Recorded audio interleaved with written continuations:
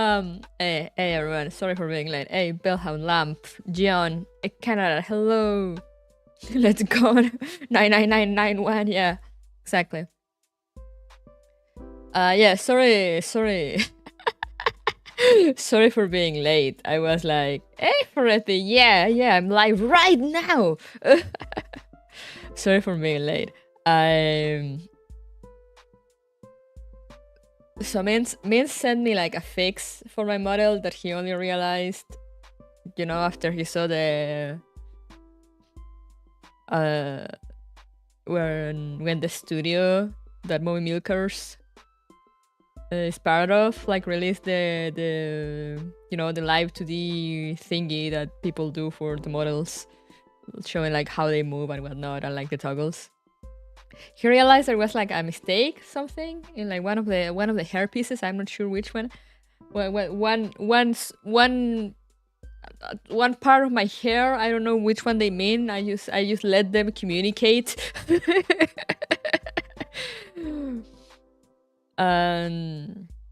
This was months ago, but like Min's been super busy, so like only like yesterday he was able to send me the fixes.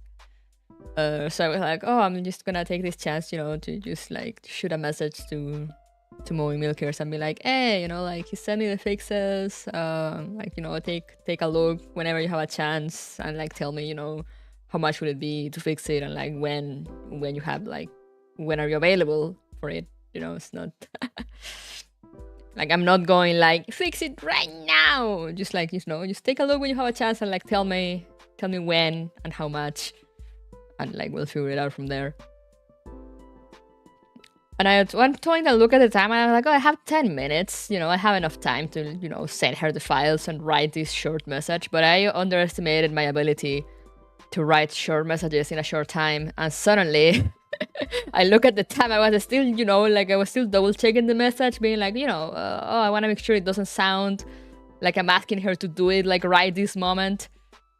That it sounds polite, but not overly distant. And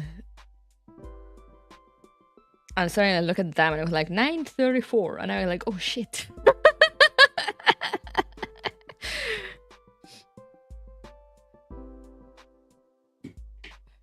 Right now. Do it right now.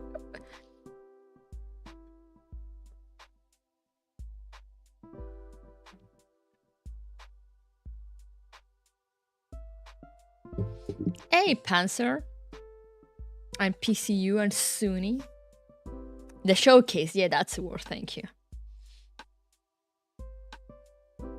I just stream to listen to while I suffer, let's go.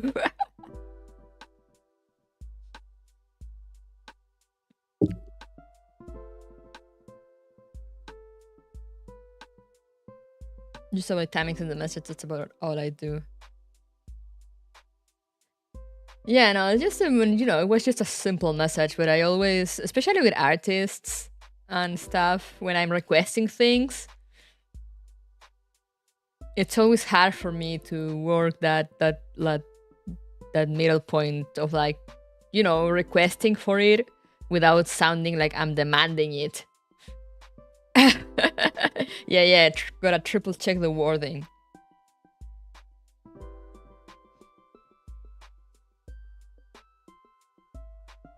I'm always like, does this sound like good enough, And I'm like, oh yeah, this is fine. And then I'm like, oh, should I add something else? Like, am I forgetting to add something?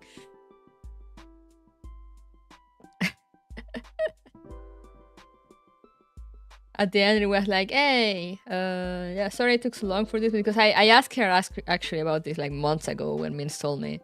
But then like Mins went MAA as he went to like Japan and do his artist things in Japan. So I kind of didn't reply to her. So I was like, oh yeah, sorry for taking so long with this. Like he actually sent me, like he got super busy and like didn't reply to me again. But like now he sent me the files now. Like, just take a look when you can. Like no rush, just whenever you have a chance. And from then, tell me how much would it be, and like when can you do it, and like we'll figure things out from there. And like I sent her the files, and like I was like, oh, like he sent me like just the fix and like the entire model with the fix. I don't know which works better for you, so like I'm just sending you both.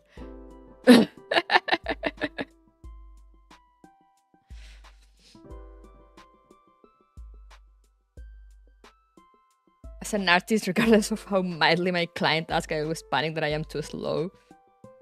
See, that's why, because I know sometimes artists will be like, oh no, you know, oh no, they're rushing me. And I'm like, no, I'm not. I just want to know.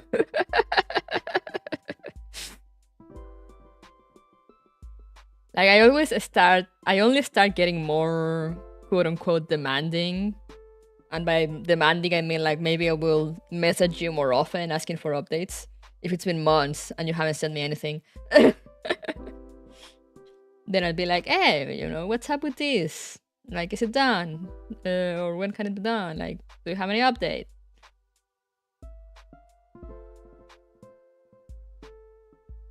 With mommy milkers, I have like the opposite issue. It's so fun because I mean,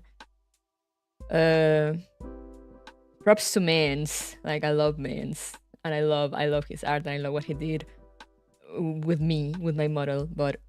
But he takes a while, and he'll take a lot of work, and then sometimes it'll be hard to like kind of reach out to him or like.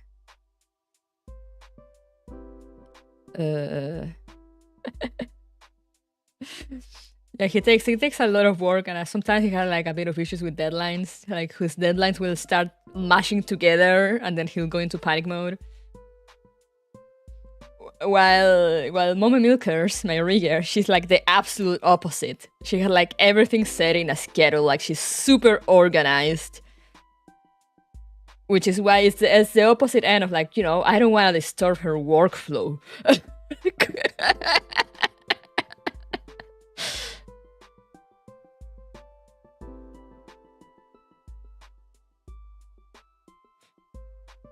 Checking the wording of every message I write, yeah.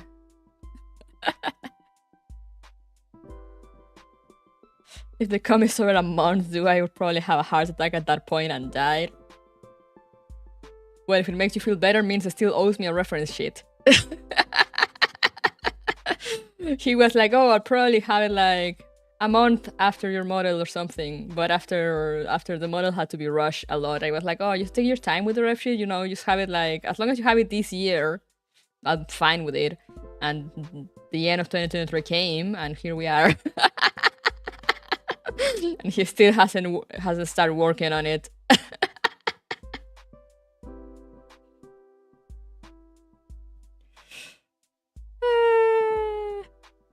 This way I like Escape. Please draw, let's not talk. Yeah, that's a good thing about Escape. That's also what I like about Escape.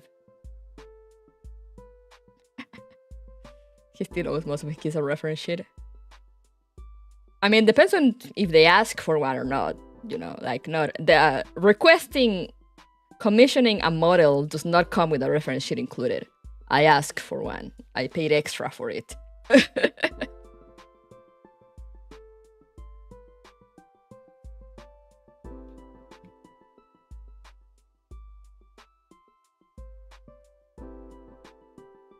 The hard mark? I don't think the hard mark.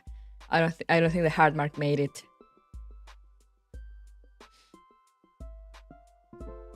I don't think the hard mark made it to the new design, but I could always ask at some point. I might ask. I do want to ask, like, as much as I might sound like I'm shit talking Mins on how long it takes. I'm like, no, it's fine, you know. He is. It's one of those things that, like, you know, he's nice enough, and he's kind enough with his fixes and stuff that I don't mind. You just gotta remind to like kind of push him gently every now and then, be like, poke him, be like, hey, remember this? Like, hey, remember this? Hey.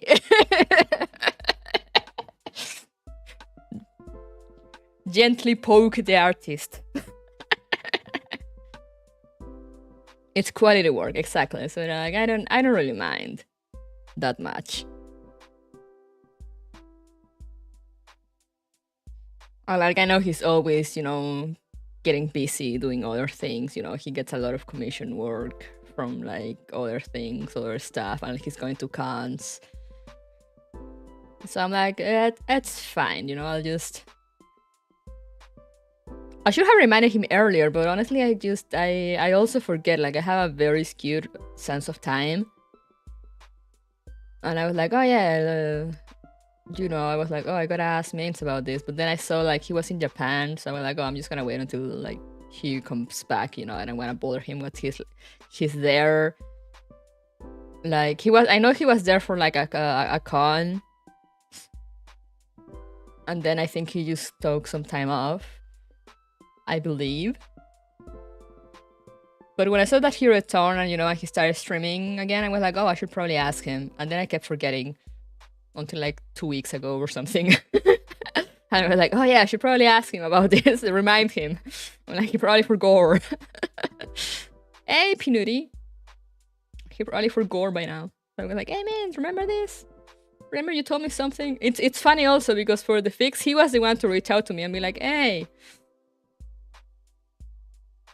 So now I was like, hey, like, do you remember what you told me about like the fix thing? Like, did you manage to get it done? Or like, also, what's up with the reference shit?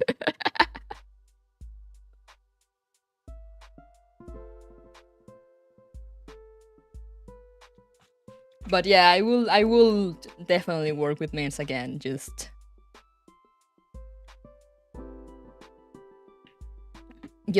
no, if you ever want to work with mains, try to not get hard deadlines set up like I did with my rigger.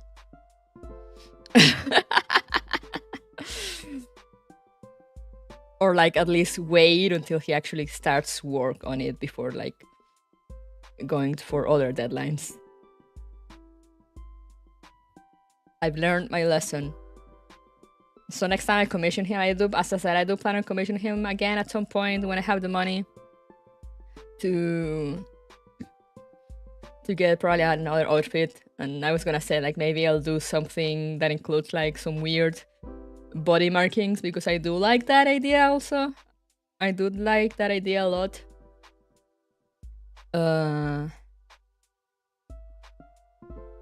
That I will definitely go back to him and be like, but this time I'll be like, just cook, you know, and like just every now and then I'll just poke him like, hey, were you able to start? Hey, any update? Hey, how is it going?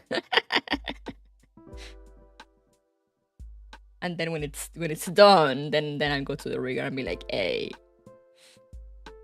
Because with her, you know, my rigger is like, it's cracked. It's like she will give you a time slot and she will start working on that time slot and then she will be done on that time slot, sometimes sooner even.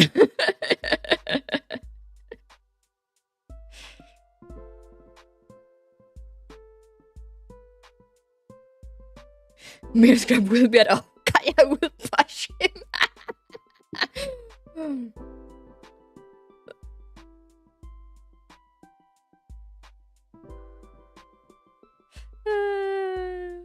I know I will bring him a day planner. Artists can keep to a time, dear lord. Yeah, no, I was shocked. I was shocked about the professionality of my rigger because up to that point I only work with artists that are more loose when it comes to their deadlines, you know, not just mains, just in general. So when she was like, okay, you know, like your timeline starts now, you have like I remember I had like 3 days to send her the model because she allocates like 3 days or so in case the model needs any fixes.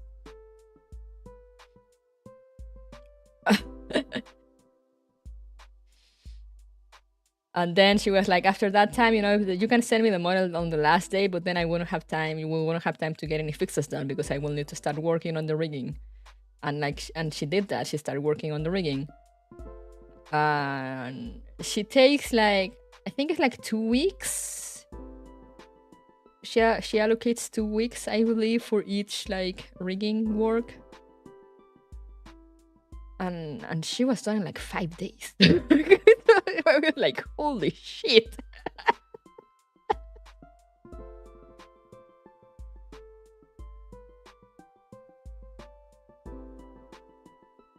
And she sent me like multiple updates every day, like videos and stuff. And then she was like, "Oh, I'm gonna take a break now for lunch, and I'll continue like working on it later. I'll send you more updates later." And I'm like, "Oh my god,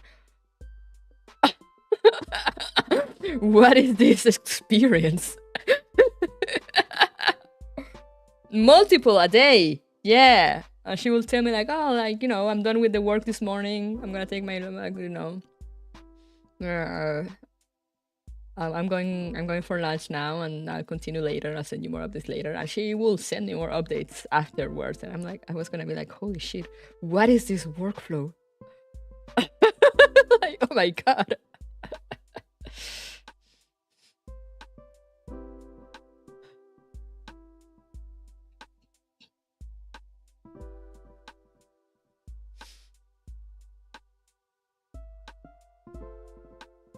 She kind of look at how the ears wiggle having lunch, but yeah, pretty much like an Instagram timeline.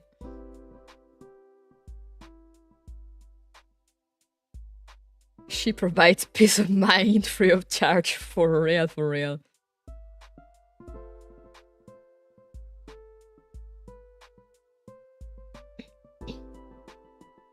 Like I think she actually pushed up my standards on working with artists, artists and stuff. So like means is the exception now. Means is the only artist I'm willing to wait for.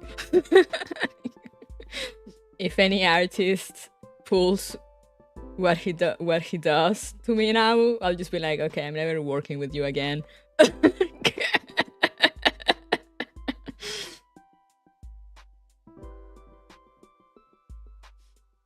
Means is a busy lad. Yeah, Means is a busy lad.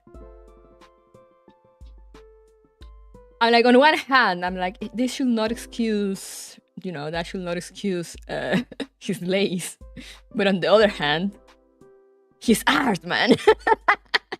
And he's so nice. It's like, Meins is just one of those people that you just can't get angry with him.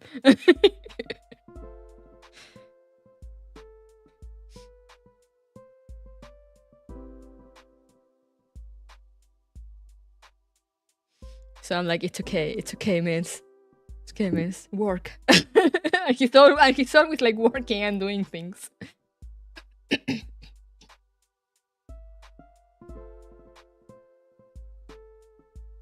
So it's like, he's not slacking off. He just takes so much work.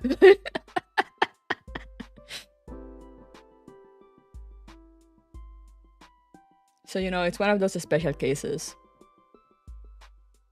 But now I usually don't really wait around for artists anymore.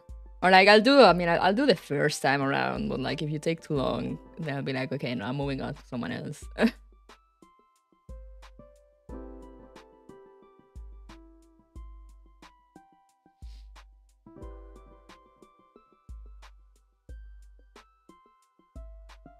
Especially when they like if they told me something like, oh, like I start working on this like by this date, and then that date comes and goes by, and there's been like no updates or like nothing happening, and then if I ask you like a month later and you're like, oh yeah, no, like sorry, I hope like something happened like now for real, I'd be like, okay, I see. Make a Kuruko poster for me to buy it off, okay?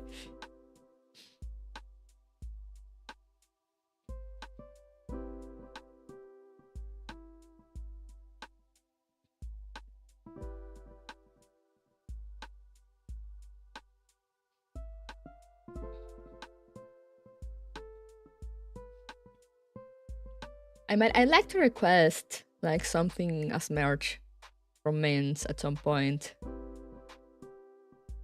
But again, Meins, the issue again is that he takes a while. So I'm like, if I have the money to commission him again at some point, I'm like, would I go for merch or would I go for another model? I probably will go for another model.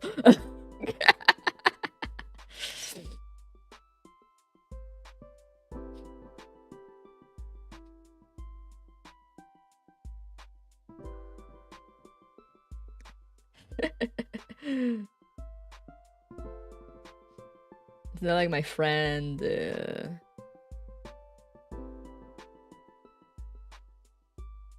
It's like my friend, the you probably see me a lot because I've gotten a lot of art from him. He made the art that I'm using right now in my schedule, the one with the Kamen Rider outfit.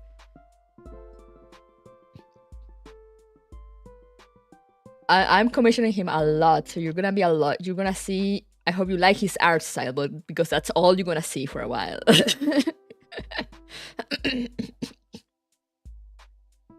Because I love his art style, and he's so fun and easy to work with.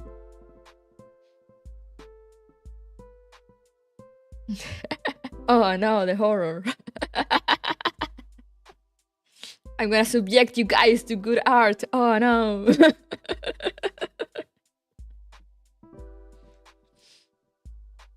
The torture.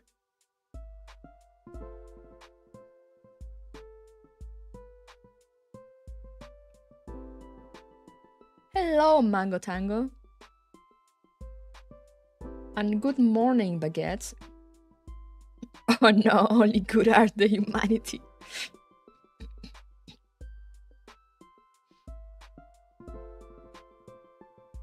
Anything about that.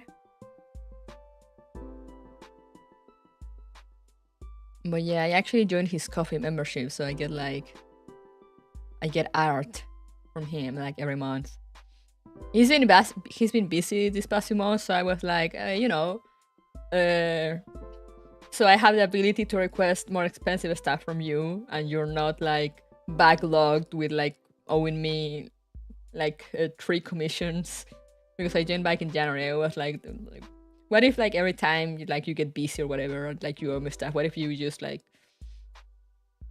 pool together, like all the money, and I just request you something at that price? And he was like, oh yeah, that would actually be like easier for me. And I was like, hell yeah, let's go. Win-win.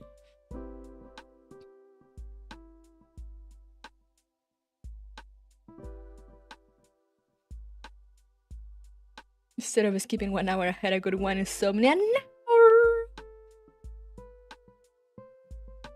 Let me open the game.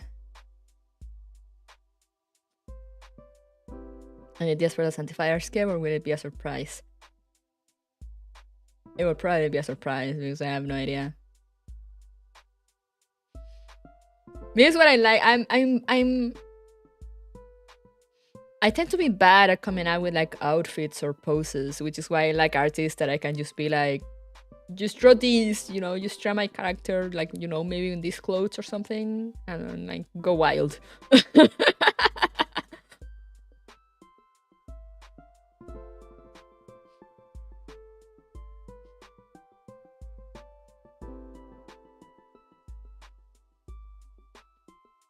A sexy type sanctifier or a brat type sanctifier? Probably a mix between cool and... I don't know if I say sexy, but like, yes, maybe?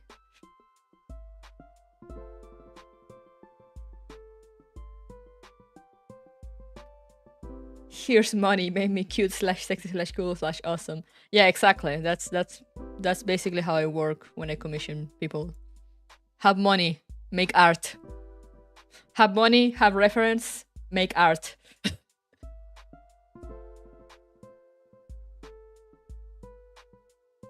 Thank you. Let me just make sure, am I on my account? I am on my account.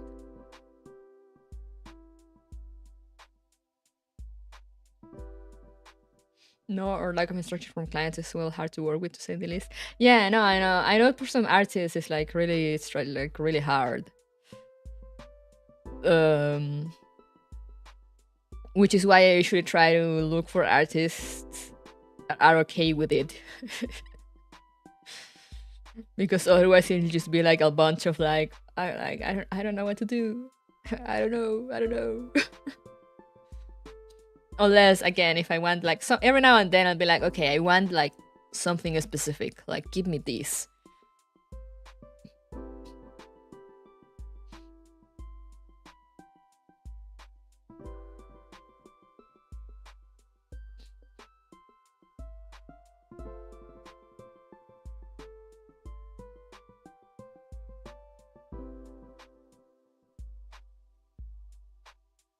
Like now I requested something. I requested something slightly more specific from my artist. I call him my artist because I mean I pretty much have him hired at this point to do work for me.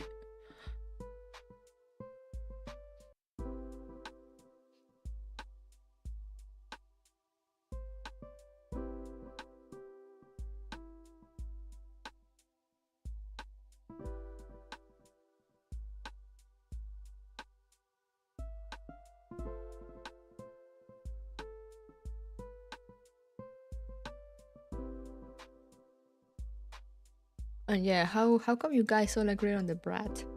What's wrong with you?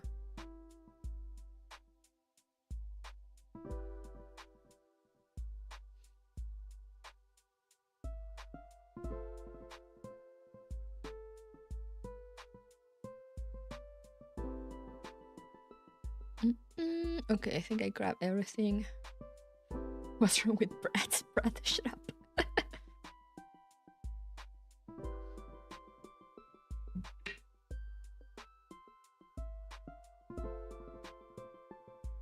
But alright, let's move on to the game now. Woo!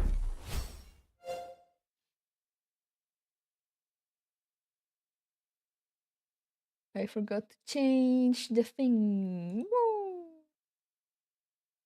Any moment now? There we go.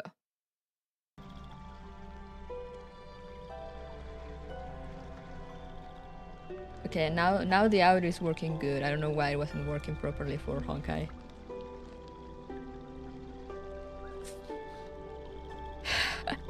Me drawing, we're talking about drawing a 99 stream. Yeah. 1930s porno clippings in the attic? I see. Oh, my apologies. Allow me to correct myself. It's the 1930s girls' sensual parts clippings. I'll look for them. I say, why are you looking for those? You want me to destroy them as soon as possible. I see. That was your introduction to people, lady. I hope you're happy. That was your introduction to everyone here. Vertin exposed, real. I do have. They're giving out free summons, so.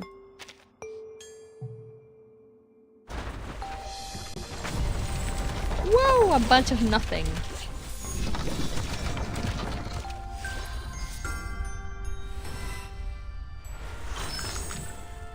$492760.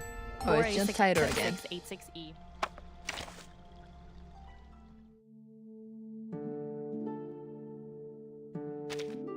Knock first. Now walk out and wait till I. 4869. A strong first impression. What do I have from Regulus here? Watch out, mate. Oh, probably item. Backpack. The backpack that Regulus uses to carry her records. Generally speaking, Regulus, who takes great care of her records, does not carry them around. However, when danger came knocking, her backpack became useful for escaping with her beloved records. I cheat. And what do I got from Matilda? Oh, is it story? I'll Okay, sweep so I'll read away that the later. dust that's gathered on the tombstones from the previous night. While the physical body might... Let me just get this out of the way because I'll forget after. They give you 2 free runs for this thing every day, and I always forget to do them. I can't wait anymore. Everyone has And it works for me to see the adjust the game volume. Don't touch my bag.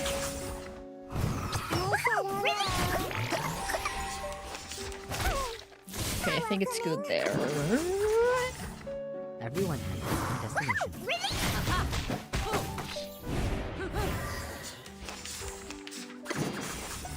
Everyone has a destination. Give me a hand, friends. I can't do this alone.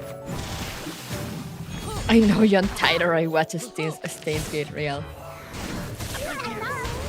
Peace and love. Left hand up.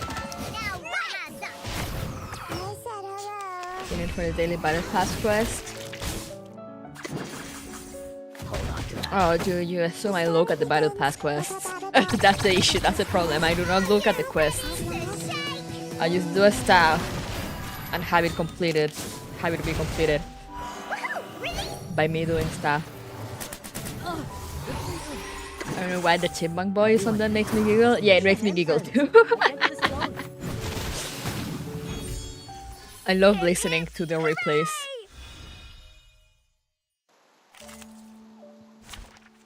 Alright, that's that.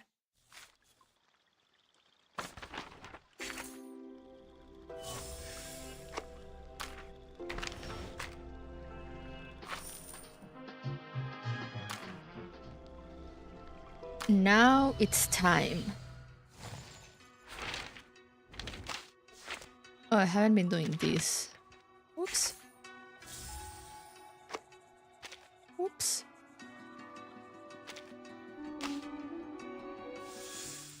What is this? Oh, is it like... Oh, okay, I guess it's like... fight bosses, something.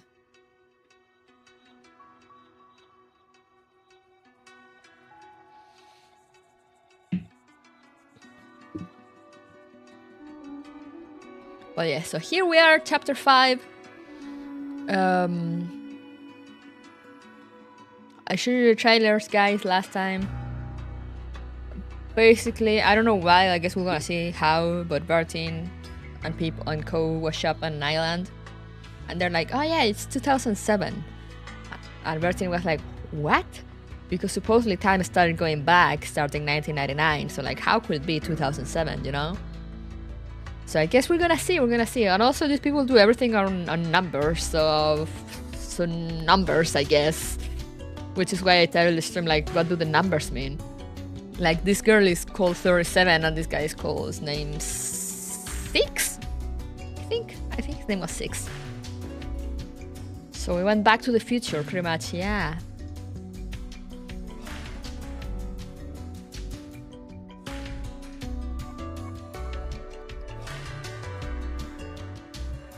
The numbers, Mason, what do they mean? Oh yeah, so let's see main story. The prisoner in the cave. Bon voyage! Anytime someone declares they are fully logic-based and use math to solve all problems, they are just lying. I guess we'll see about that. Bon voyage. Be it the Thames or the Aegean, one must navigate carefully.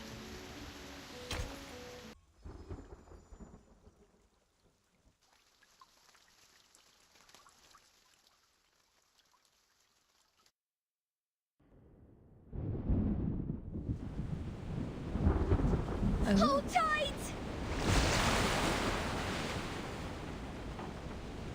Lean, there is nothing we can do. Things are going excellent, I see. We have another 10 minutes tops before this ship sinks like a stone.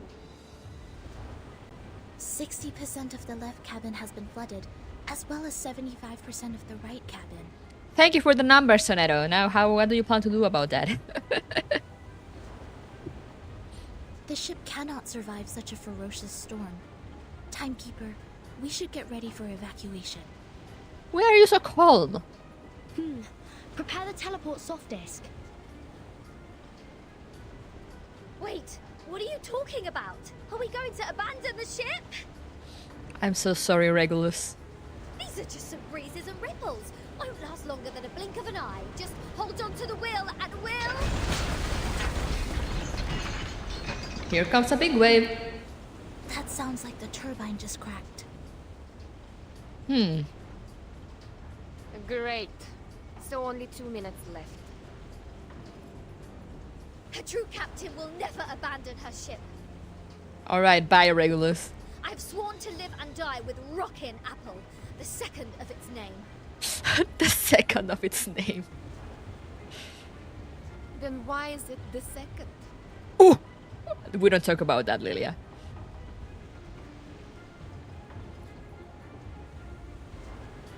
From behind her sunglasses, Regulus's gaze drifts into the distance. Damn it. Sotheby just bought us this ship. I racked my brains to think of all the assurances I could give to get that governess off my back. I think it's better for us to embrace the fact that all things would come to an end, Captain. All things end, Reggie. Sometimes, deserting is to leave for another battlefield. Oh, hello. The rain washes the radio show. The flower on top, which was once well cared for, now droops with weariness. Regulus stares at that flower blankly. Then her eyes widen as she suddenly realizes something. Oh, you're one to talk about deserting.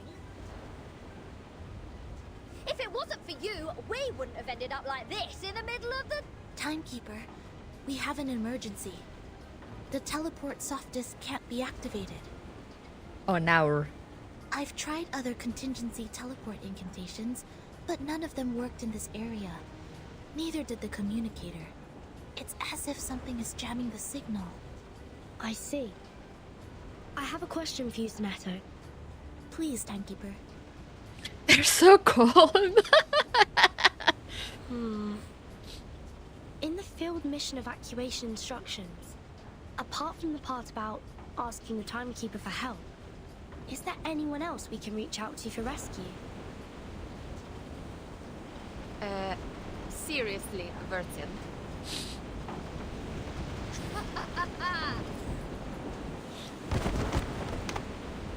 Without hesitation, Regulus pounces. What's going on now? This is a trap! Without hesitation, Regulus pounces on Miss Radio immediately. I see. Everything's the radio's fault, apparently. And you are behind all this! It is you who played that nonsense travel note from 1999 and lured us into this random sea in order to torture us, afflict us, and now feed us to the fish! Go ahead, give us the wicked villain laugh, you Manus mole! Quit playing innocent here! I don't know. I mean no harm. Nice try! See what else you got to say when this pirate opens your battery cover and finds Maiden Manus there! She lost it. Please, do not shake me. If I broadcast how to clean kitchen appliances for you now, will it brighten up your mood? What? Like hell it will! Can't you see? My ship is going down! Along with my record collection and your battery cover to the bottom of the sea for good! Even John Lennon can't do anything about it now! Why are you bringing John Lennon into this? I'm terribly sorry. I can't see. I could only touch, hear, and imagine. How about this program? Lesson 101, the express route to heaven one shouldn't miss. I think it would serve you better. What are you implying? Imagine. I can't stand this anymore. My records, my Dr. Peppers, my pirate radio, my Rockin' Apple the Second! For crying out loud, what have I done to deserve this? A soothing sound comes on the radio.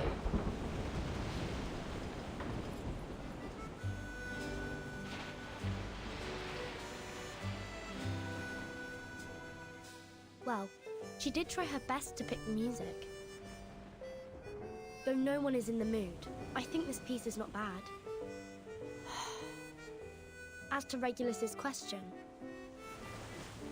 we need to slightly twiddle this knob. To 1913.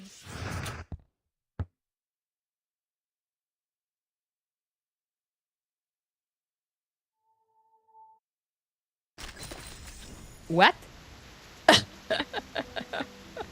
Not the Dr. Peppers! I love Regulus, yeah. We're all gonna die, but at least the tears are decent, I guess.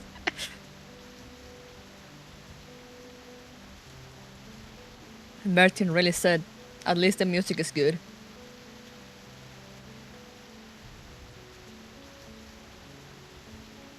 We might be close to drowning, but damn do I look stylish. You know, that's the most important part, always. 2. Treasure hunt. Secrets are hidden in the Sims. Stretch out your hand a bit further. Alright, let's go. There's gonna be a battle here.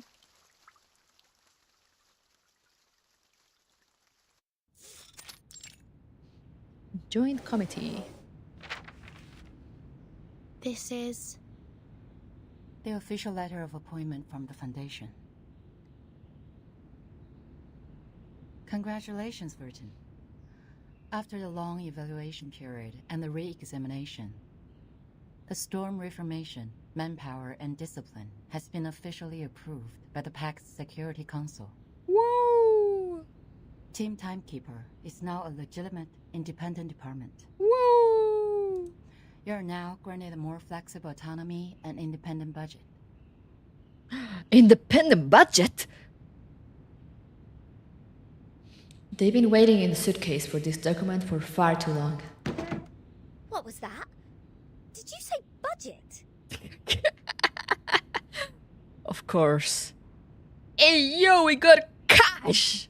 Does that mean the Foundation will buy a sign, me a new ship? Unfortunately, independent means doesn't rely on others. Damn. I can apply for a ship for you, but it's not guaranteed. Misers. Fine. Not that I wanted an obsolete ship painted in grey as shepherd check. Regulus mumbles and walks away. She has entirely lost interest in this conversation. However, the price of passing that bill is to let the Foundation keep its authority to discipline unregistered arcanists. The arcanists who have been and will be assigned to the Timekeeper's team will be put through a risk assessment procedure carried out by the Foundation. Those who are in lower risk categories only need to receive primary artificial somnambulism training, while the high-risk ones will go to the School of Discipline. But I will make sure they will be registered as members of Team Timekeeper when they enroll. I see. I have only one question.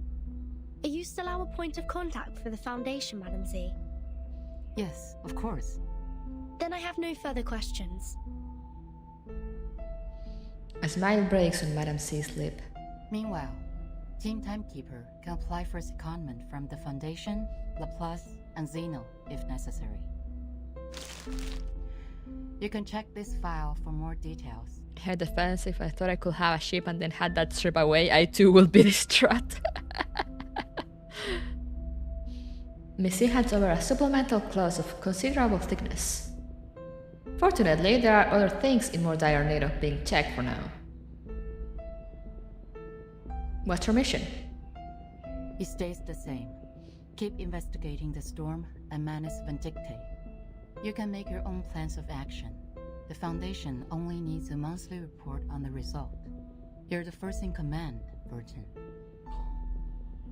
Okay. You already have a target, I assume. That base that Manus used to keep its Elite house 4 years ago. It has never been reversed by the storm. I'd like to investigate that place again. So you've been there many times. Well, that'd make a good start for Team Timekeeper. I'll arrange for some people to meet you at the base. I think you'll have a great time together.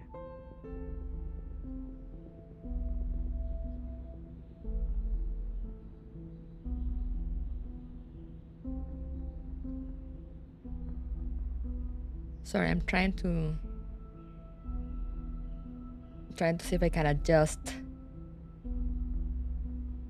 my iPad a little more.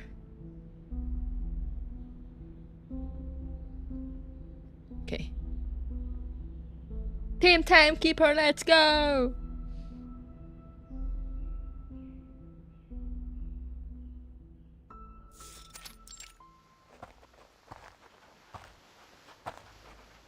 The fog is thick here.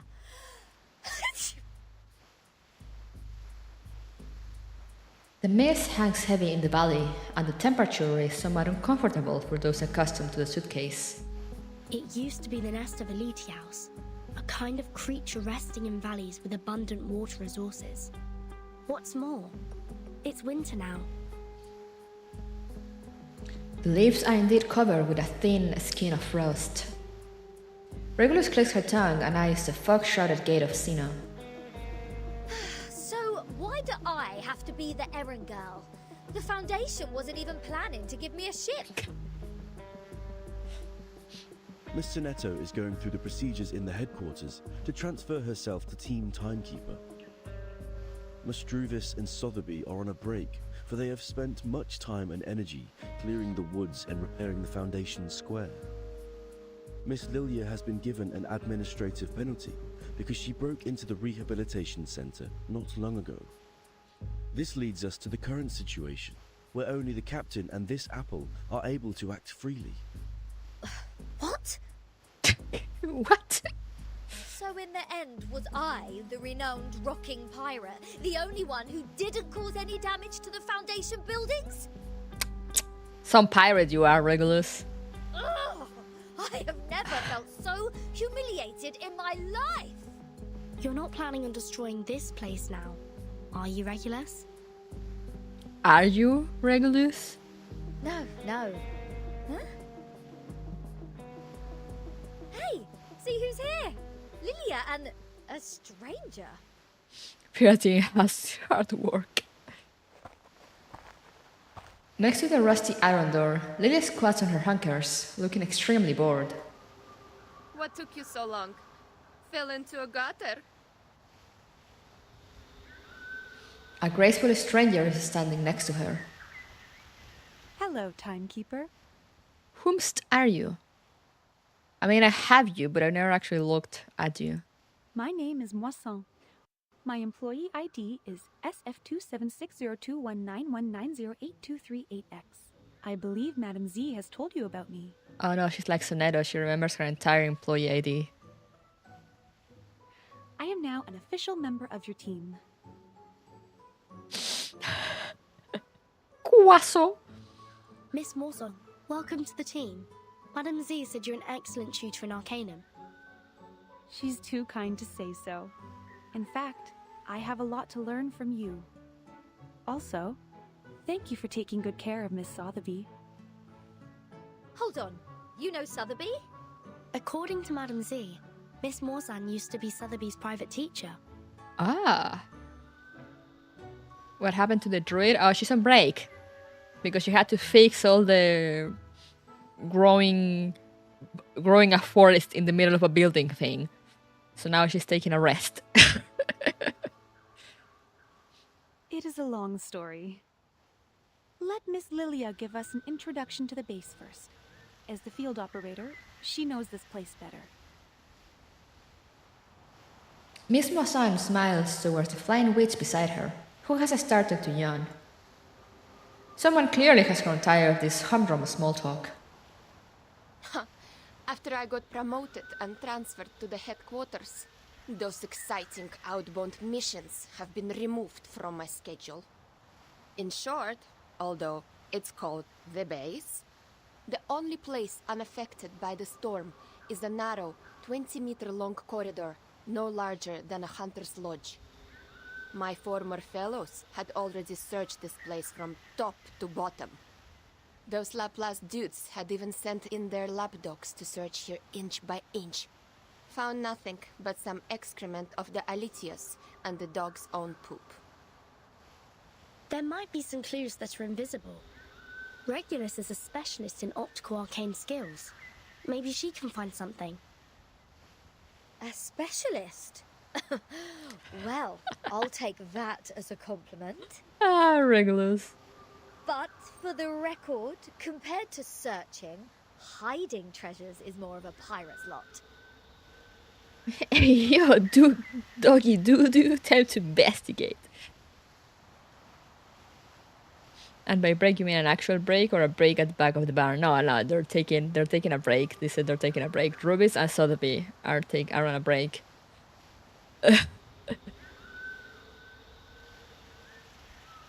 So if it were up to me to hide treasures in this place... Regulus walks into the depths of the river valley. Please hold on for a second, Captain Regulus. The fog seems abnormally thick. Regulus halts and hesitates. Slowly, she turns her head.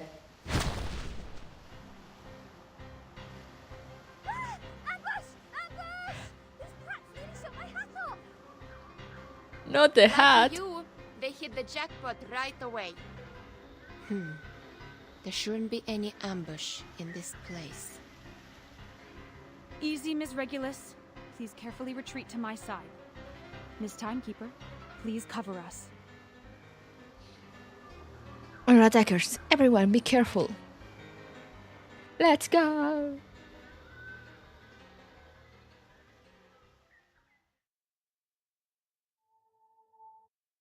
Oh, I thought there was a battle there. Oh yeah, there is. Dum, dum, dum, dum. I can't wait anymore! A brave decision. They're just little games. Everyone has their own destination. I said hello. Do, do, do, do, do, do, do.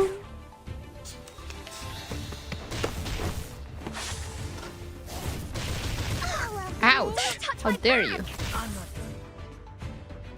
Regulus already level 50. Yeah, as you can see, I'm kind of focusing on someone.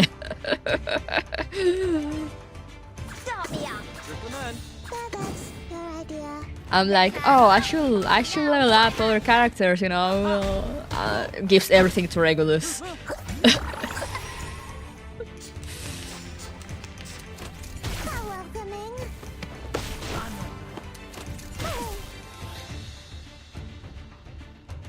Brave decision. They're just little games. Ha I said hello. Nice! I wonder who's the favorite. Man, it's a mystery, I know. Your command. Brave decision. Start me up. Now dance. Regulus deserves everything, so that's normal. Exactly, Bellhound gets it. Left hand up. Now right hand up.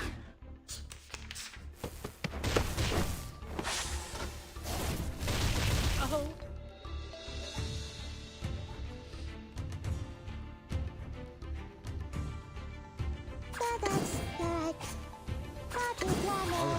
Are you ready to be blinded? But not a boat. Give me a hand, friends. I can't do this alone.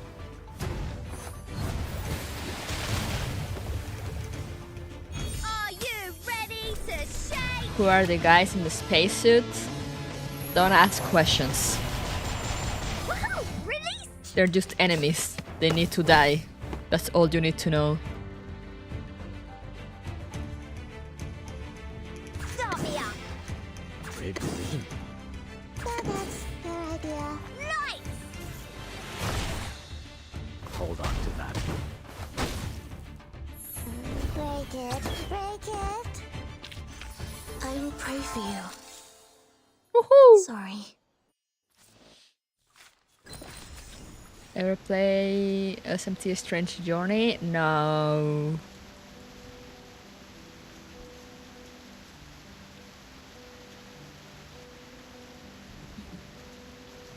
The only SMT games I played are 5, which I started and never went past the first area because it required too much grinding.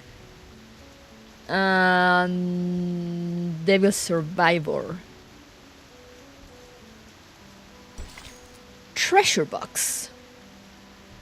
Among the dust and grass clippings lies a bright azure petal. Huh.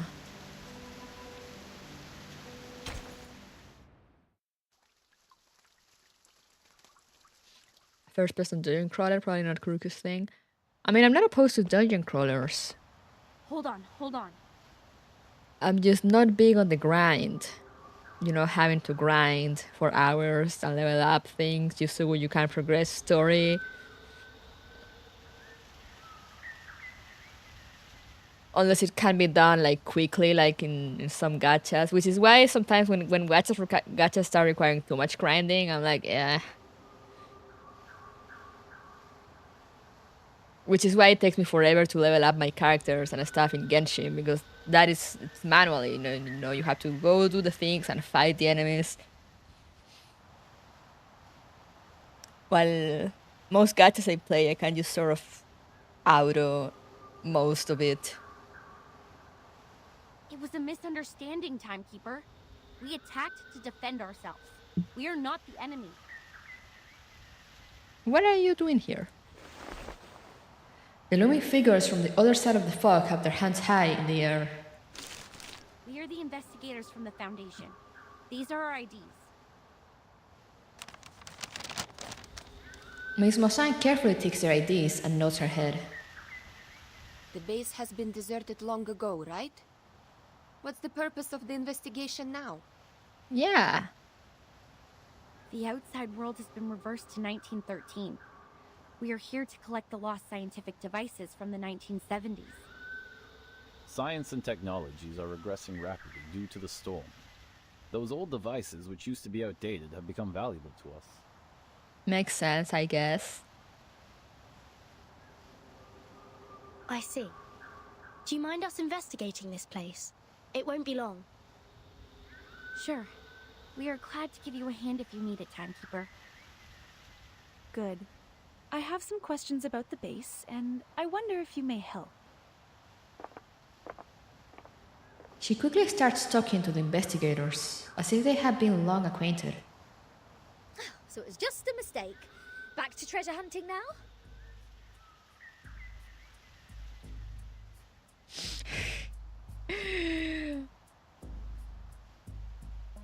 I don't trust someone who has their faces covered. Oh, all the investigators have their faces covered in this game. Regulus swaggers into the base, inspecting the dusty boxes one by one. Let's see what Zeno and Laplace have left here. Infrared shotgun. Oh, Magalev auto feeder. Kato calibrator. Oh my god! And a full box of Laplace's military chocolate. Military chocolate. I say, if you waited until 1913 to recover the 1970s text, you might have been too late. Or early, question mark. I mean, they did mention that this base is not affected by the storm. So I guess it's fine.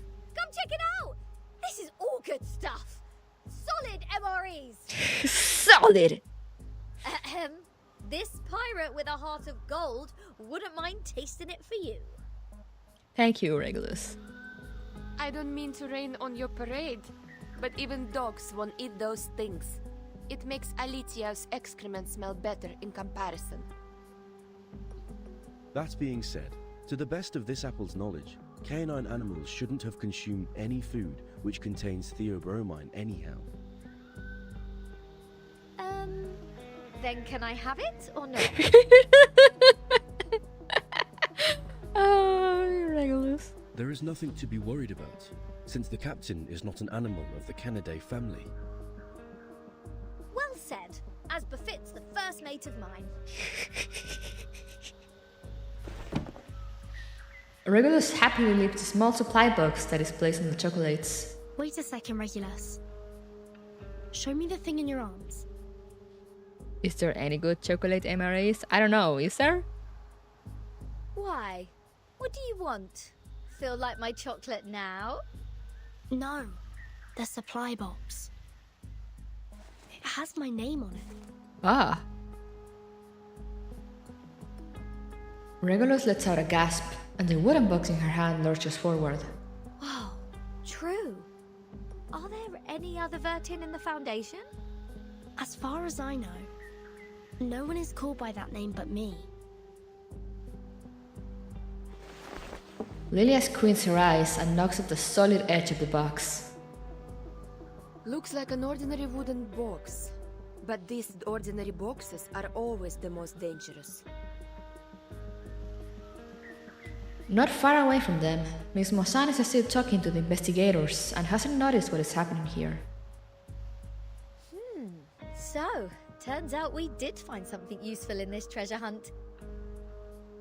It even has Vertin's name on it, like a celebrity autograph. A treasure indeed.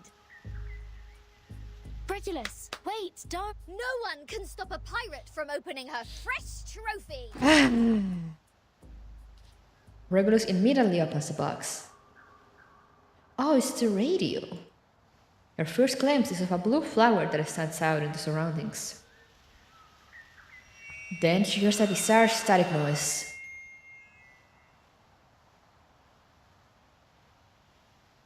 Huh. News of the day. The Outcasts held the 11,231st pep rally in the Mammoth Cave, Kentucky. They eventually unanimously passed the principle of dozing in spring, relaxing in summer, slacking off in autumn, and hibernating in winter. Practical Modern Incantations has now been reissued for the 77th time.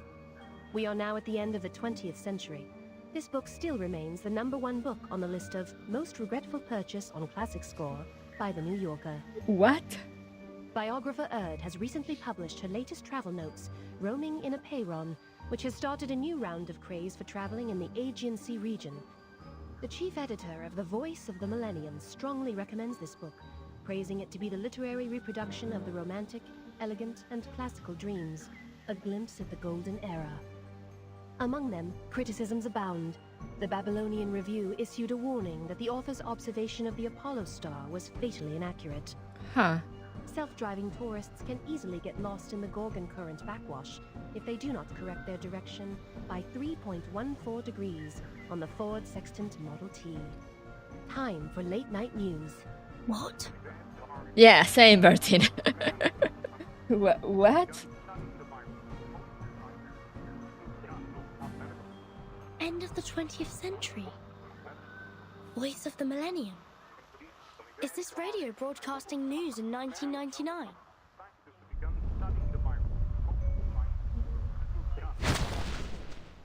Crash sound. That did not sound like a crash sound. The ritual from afar interrupts the broadcast. Just as I suspected. She puts away her usual smile, the glowing light of a spell gathering at her fingertips. Since Timekeeper hasn't reported the time of this era to the Foundation, you two, as the Foundation's investigators, shouldn't have known what year this is.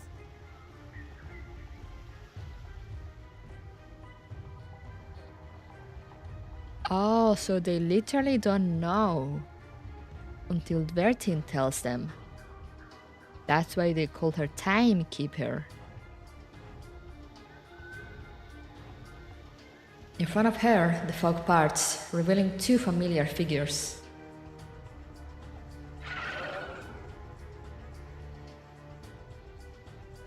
In such pouring rain, time is the best proof of identity. Ha! I get it. Not a bad plot. Miss Morzon, what's your 6? Let us help you.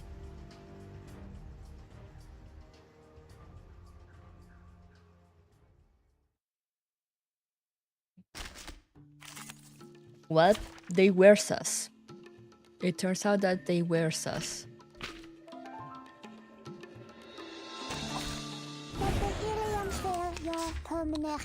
They are imposter, yes. A sword shop. That's your idea. They're just little games. I know them all, and this is an alien city. Break it. Break it. Lights! Don't touch my bag! Start me up! Party planner! I believe in you. Left hands up!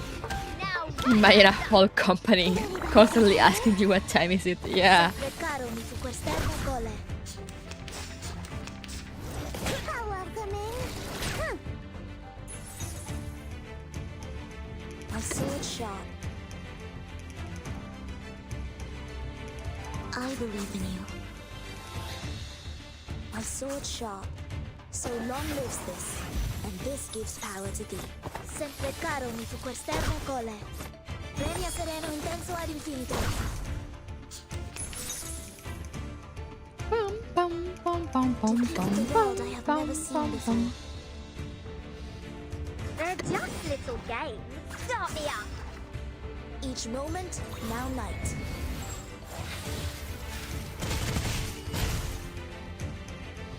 Left hand up.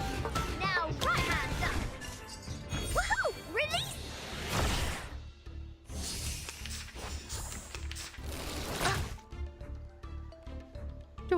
My sword sharp. That's party planner. So long lives this, and this gives power to thee. Break it, break it. Wow, how dare you? That's your idea. They're just little games. Party planner. Did anybody get hurt? Woohoo! Release! Alright, here we go. I believe in you. Where's the party start? Are you ready to be I blinded? believe in you. And this is an alien city. The story begins with a bad adult who did this first. Are you ready to shake?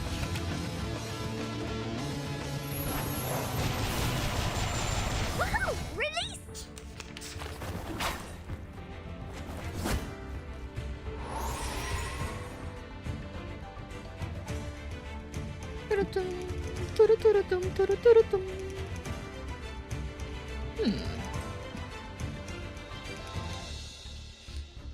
Party planner. My sword sharp. Well, that's your idea. I said hello. Sempre caro mi fu quest'ermo cole. I said hello. Ouch! I believe in you. They're just little games.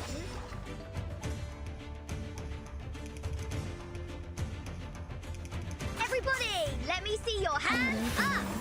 And this is an alien city. Lights! Rock, rock, rock! Change the world! There we go. This is not bad for a stretch.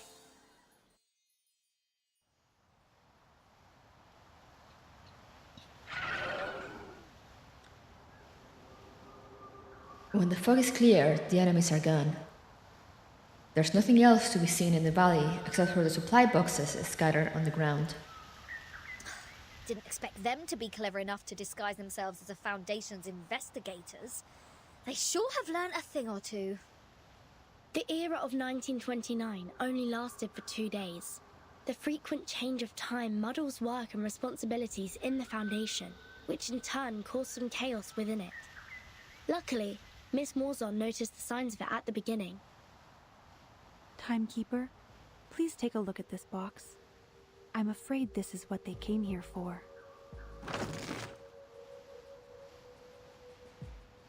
What are those? Miss Morzon turns aside, revealing the newly opened supply box in front of her.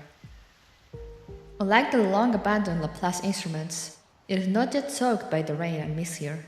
This is the Manus Marsh that used to stay immune to the storm. Huh. Why was that here at the Foundation? Oh wait, no, it was a base from Manus. Okay, yeah, never mind, I got mixed up.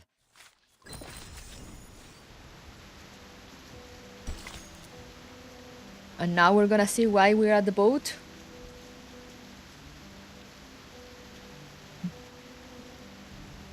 Time to set sail. A wave has come crashing down. Grab your umbrella and hold onto the railing. Let's go!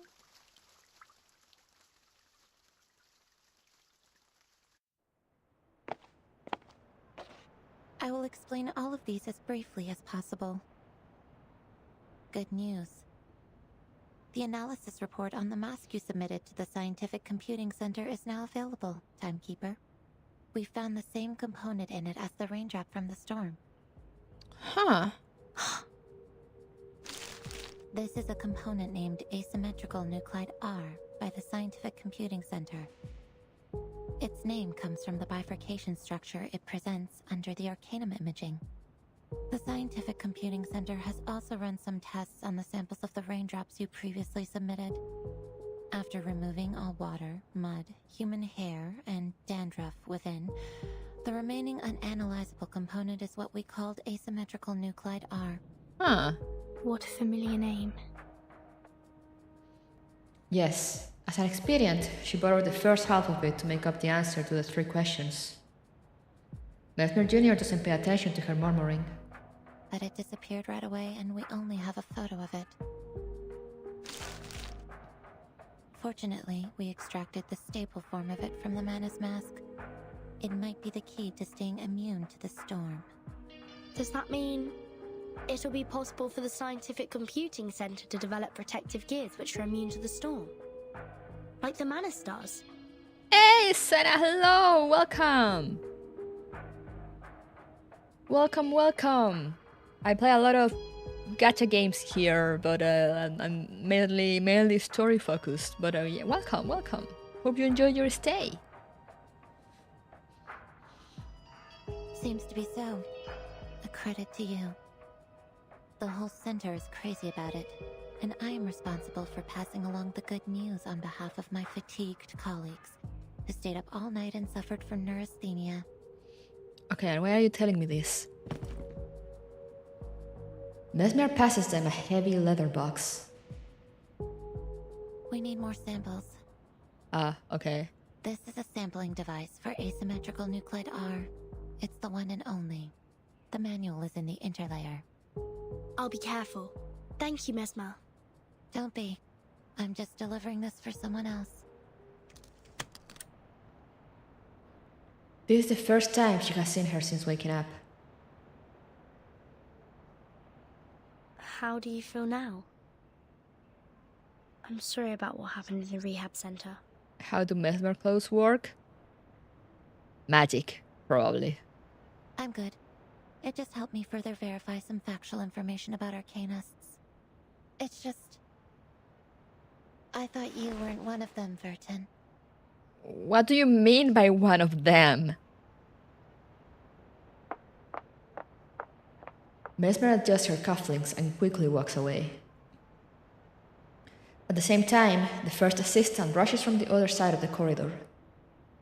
I just heard some spirit lifting news at the hall. Phenomenal achievement, Timekeeper.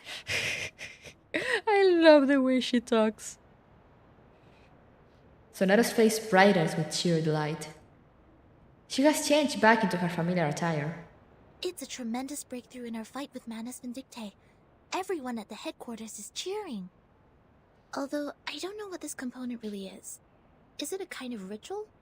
Or a unique substance? That'll be the next thing to find out in our investigation, I think. Manus Vindictae always has more information on the storm and how to be immune to it. We've been trying our best to keep up with their progress. Fortunately, now we have another direction. Oh, and these are the files you asked me to search for. Sonetta hands out a stack of magazines with yellowing covers, each corner carefully flattened. Luckily, the SPDM library has every single issue of Global Arcane Geography since the 1960s. Also, Miss Sotheby accepted your request. Thank you, Sonetto. With these files and the help of Regulus, that should be enough. Enough for what? Is that why we are on a boat? The figures of the big names are moving between piles of paperwork. And someone is in big trouble. Ha! Yeah, go on. What else do you get except for playing dumb, you cunning flower-headed tin box? Speak! Tell us what you know! Like, what were you doing in the Elitiao's base? In what way are you associated with Manus Vindictae? And who put you in that box which has Vertin's name on it? We are interrogating a radio. I have no idea. I don't know if this goes... I believe this goes beyond the interrogating a parrot in Ace Attorney.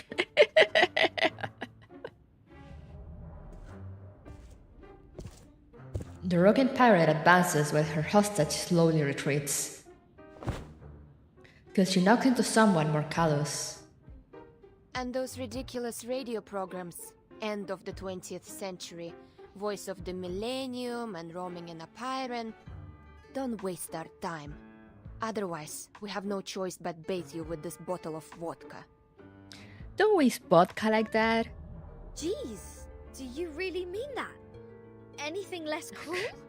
Come on, Regulus, she's trying to play bad cop here. Formalin, of course. I never waste my drinks. Yeah, that's more like it. I don't even know what they're trying to play here, to be honest. But they're an amazing duo, yeah. The kidnappers smile grimly. But I really don't know anything. On the upside, you don't need to worry about human rights in the interrogation. They're playing bad cop, drunk cop. Okay, that makes sense.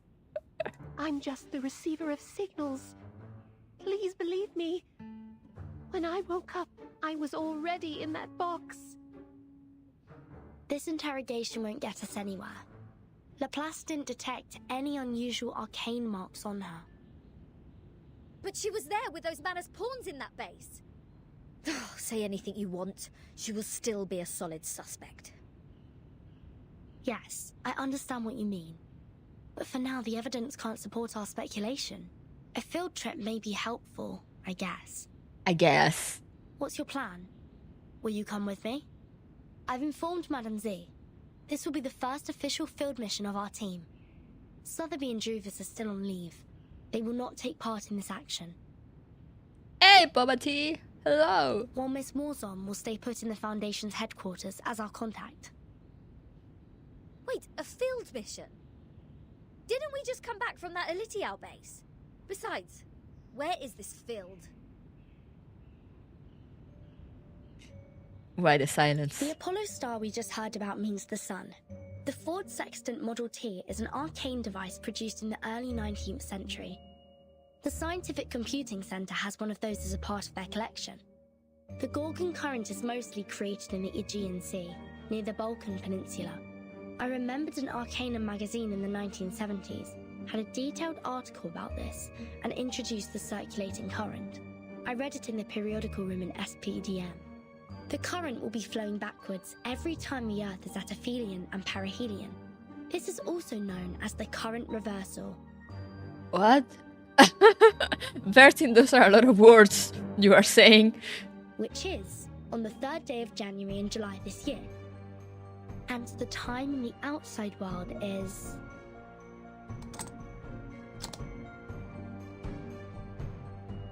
January the 1st, 1914. Are you saying that all those broadcasts are leading us to an actual place? Why? I thought we'd have a nice break after this. Just nod your head. Smile and wave. Smile and nod. Regulus, you've been longing for a ship, haven't you? Oh no, that's how she got her. What if I tell you that I've got you one?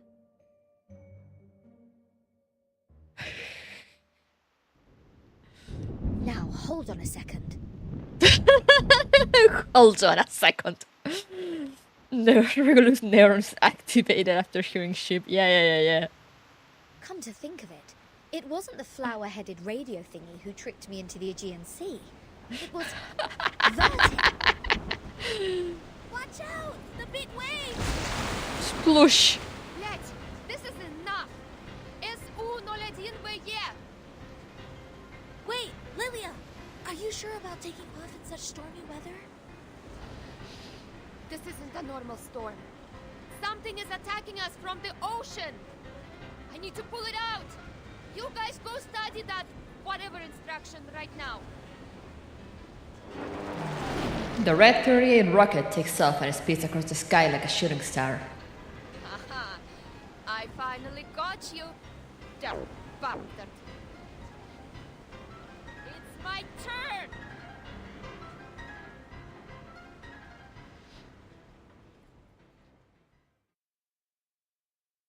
Damned bastard.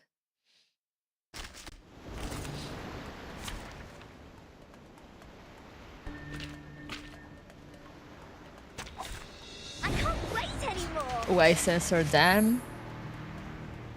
I mean, isn't Dan kind of considered a curse word for some people in the, or like some places of the US or something? I don't know. Just like hell.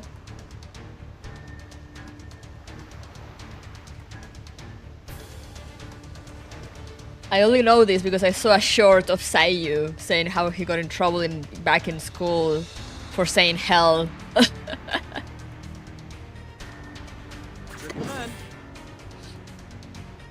And his parents were laughing at him.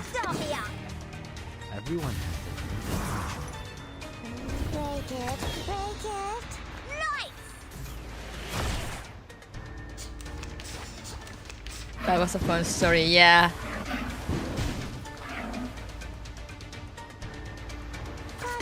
Apparently they called his parents because they were like, oh, he's saying bad words. He said hell. But they wouldn't, the teacher that called wouldn't even say hell. Like, he would like spell it out in a weird fashion. And his parents, which apparently they're Latinos, so they were like, oh yeah, don't worry about it. We'll talk with him. Yeah.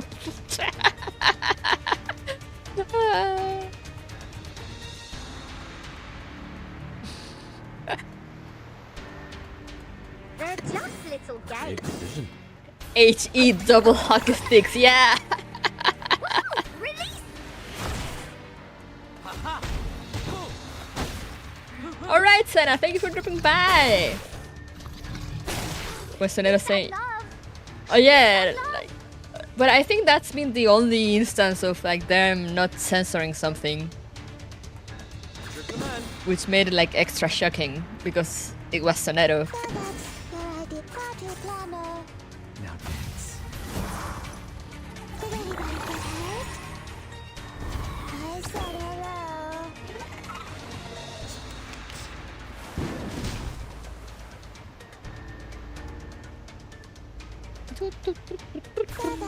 now dance.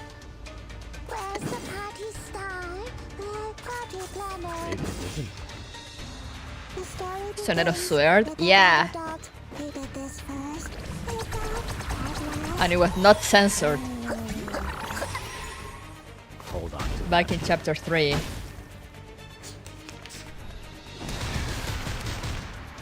No wait, was it in 3 or 4? I think it was on 4.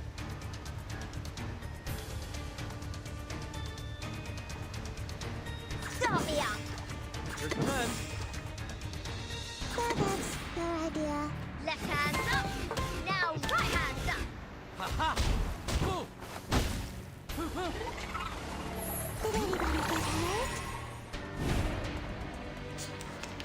This is like fucking Final Fantasy XIV Leviathan. They're just little games. Are you Breath ready in. to be blinded? Release!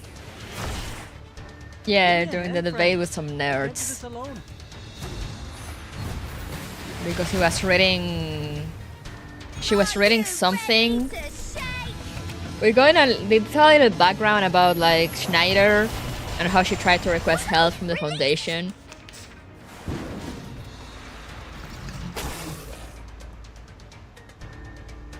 And that was basically the Foundation's answer to Schneider, was Popper's fuck off. And Sonero was reading the letter, so they didn't censor that. We were like, ah, censored, fuck!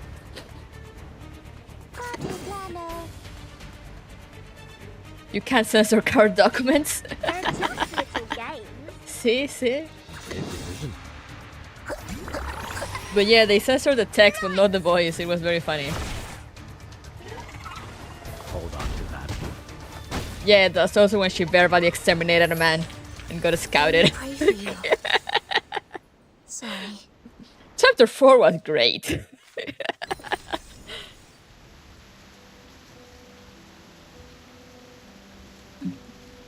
Oh fuck, I splashed water all over my glasses. Like a dumbass.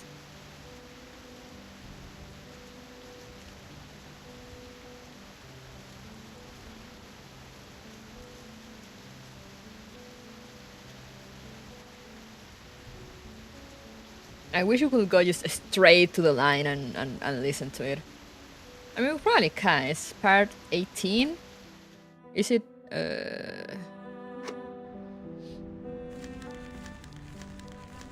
just real quick.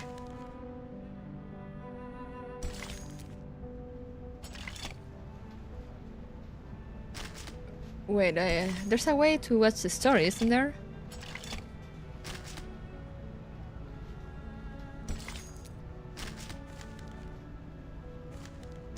Or is it... Oh, this must be only a battle, I guess.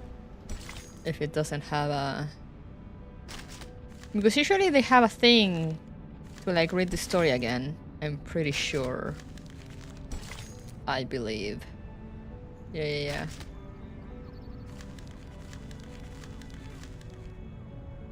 Through the archive. See that?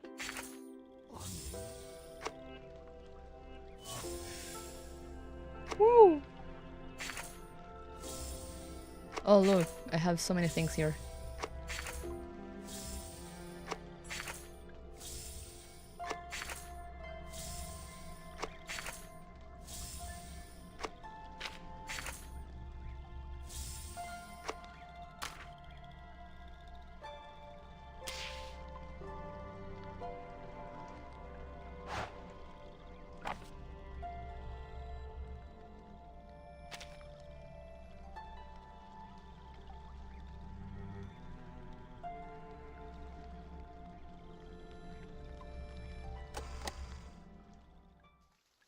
Let's just speed run this and get to the... Just get to the dialogue. As witness? Yes. If I say something wrong... The Supreme Court... No. I will do my best.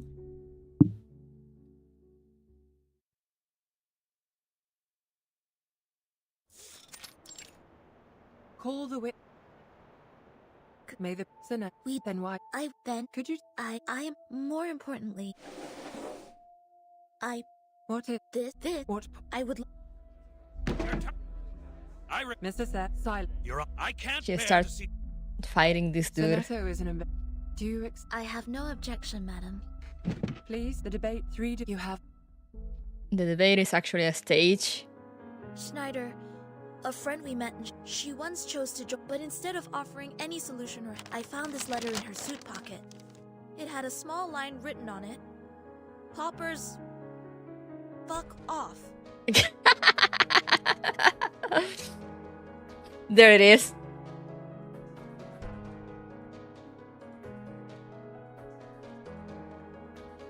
Well, yeah, the way she hesitates before saying it. It's so cute. She said the line! Woo!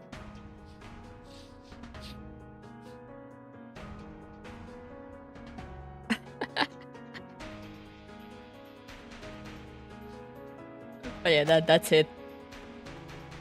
I had completely no idea what this was about. It had a small line written on it. Poppers, fuck off. It's wonderful, truly. Anyway, let's get back to...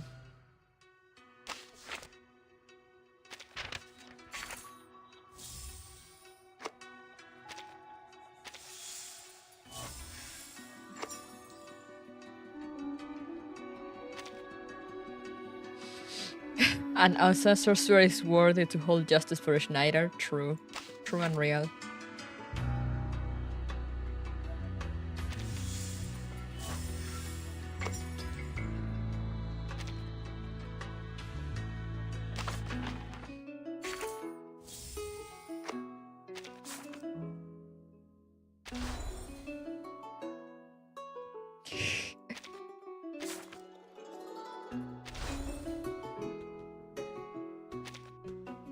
Right. Let us continue. The watch losing time. This had 21 parts, right? If I believe, yeah, 21. So we're probably gonna end today at around 11. Part 11. I think it's a good decision to not censor that one. Yeah. Oh yeah, 21 plus 6. Like what, 27?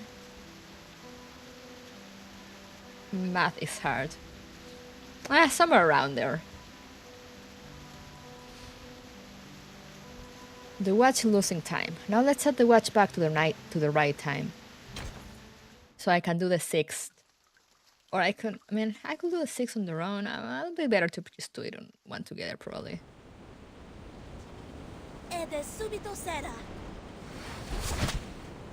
A glow cuts through the air. The mainsail halyard breaks in a snap. Well done, Sinetto.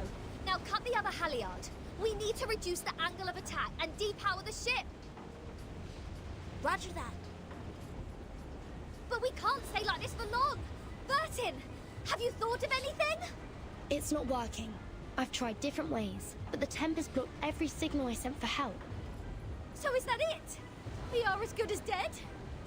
Wait, there might be another way. I'm sorry, Miss Radio. I need to borrow you for a second. Huh? The radio whimpers helplessly, but that voice is soon drowned in the fierce storm. Field mission evacuation instructions. Article 21. There is another way, just ahead. Whenever there is an emergency, the field officer may send an SOS code with their wands through any transmission device with round buttons on it. Huh. Any Foundation member nearby will provide immediate humanitarian aid. To send the code, please turn the knob 1 time to the right, half to the left, and then 1 time to the right. If you succeed, you shall hear... The knob is turned fully to its endpoint. May the peace be with you. I've never seen such a tremendous ritual. When the light of the ritual fades, 3 people dressed in white show up on the deck. They are wearing uniforms that look completely different from those of the usual investigators and Foundation staff. Or Foundation staff. We are the Special Mission Squad Razor. Please show me your ID. Thank you so much. We are... Oh, we know you, Timekeeper. Even in our Special Operations Squad, you have quite a name. It seems you're in big trouble, huh? We were under attack by a giant sea monster when sailing in the Gorgon Current. Please help us ashore safely. Right down to business. Good, good. I like a straightforward person. All right, William, Todd, better get a move on.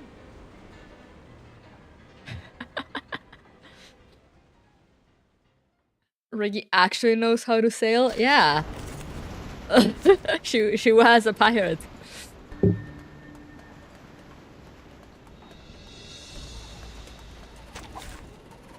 Like, it's not just in name, she actually sailed and stuff. It's perfect chaos! From Sonic Adventure DX! The Wheel of the Cold Sea Breeze. The enemy purifies all stats and effects at the start of each round. Oh, okay. Great position. My sword sharp. They're just little games. Good idea. I know the moon, and this is an alien city.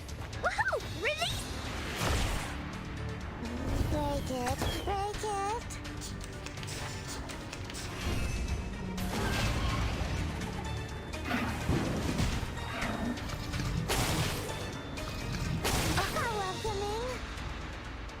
It's fine, I can just apply the buff continuously.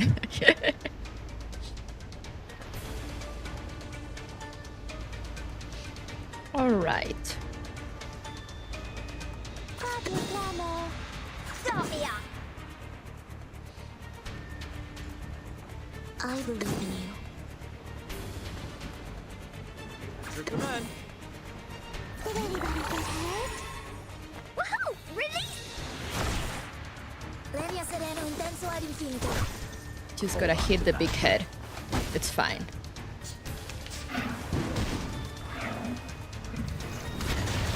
I'm not careless.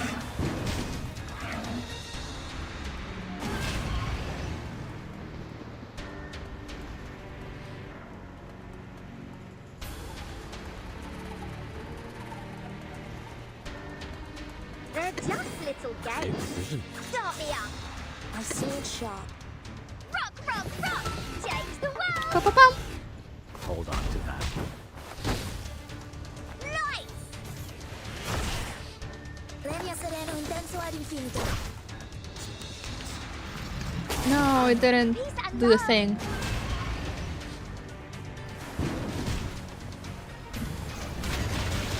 Oh, good for you. That's your idea. I believe in you. Your command. Are you ready to be blinded? It's fine. And this is an alien city. Are you ready to shake?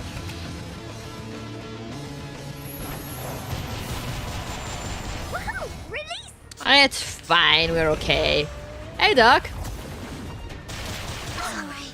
Don't touch my bag!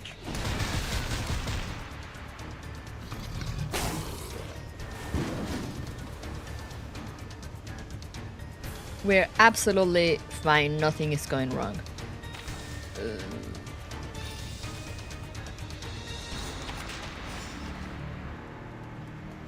Party planner. Winnable, yeah, for real. Depicts a world I have never seen before.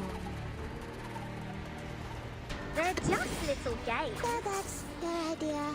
Did anybody get hurt? Each moment, now night.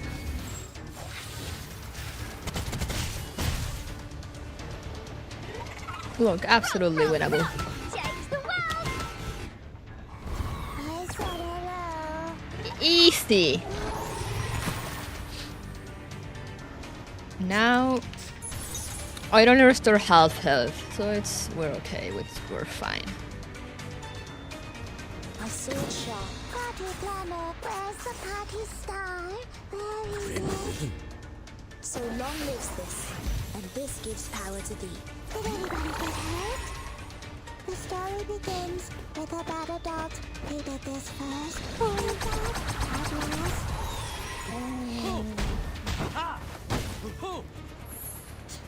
Oh, okay. Looks like. Ah, okay. I understand.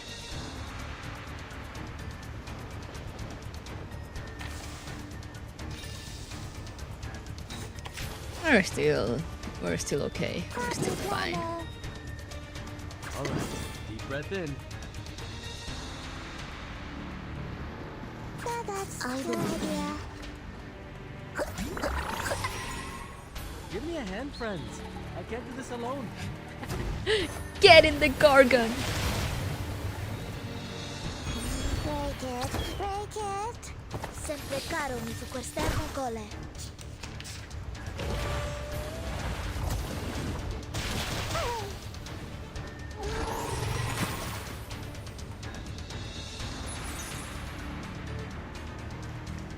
Alright. My sword sharp. Good command. Brave decision. Start me up! I know the moon, and this is an alien city. Everyone has their destination. Left hand up! Now right hand up!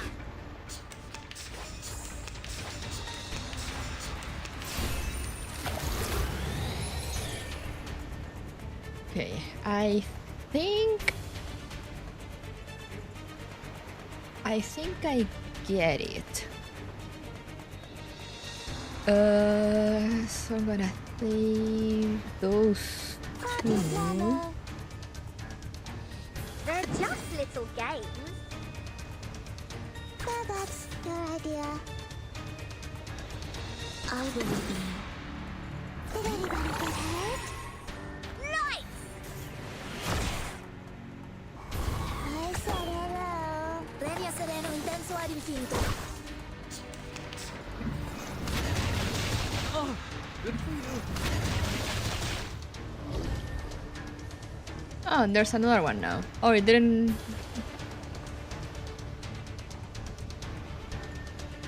It didn't push the jelly now?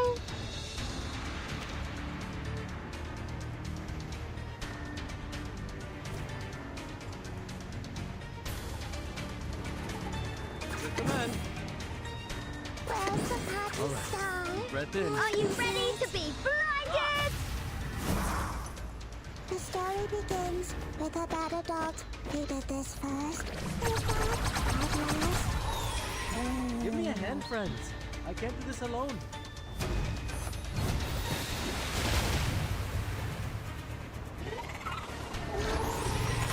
Ah, okay, I get it, I think. Are you ready to shake?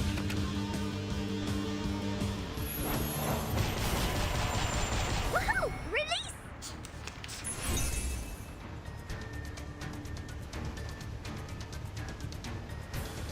Dum, dum.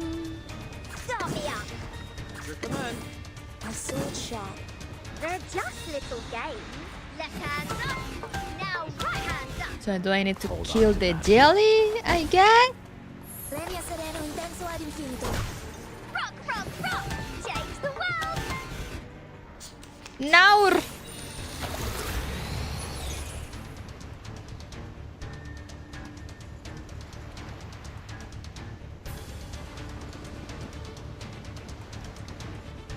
Start me up. I feel like I need to restart this battle, if only to do it faster. Great decision. They're just little games. A sword shot. Your command. Start me up. Light! So long lives this, and this gives power to thee. Hold on to that. Left hand up. Now right hand up.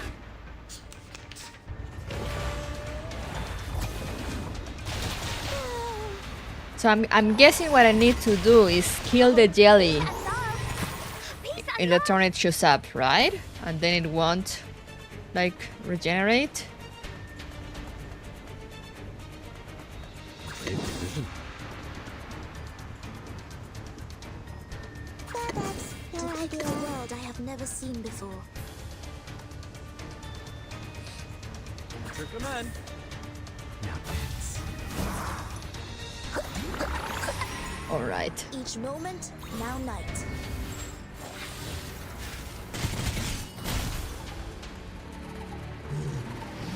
Okay, so that was it.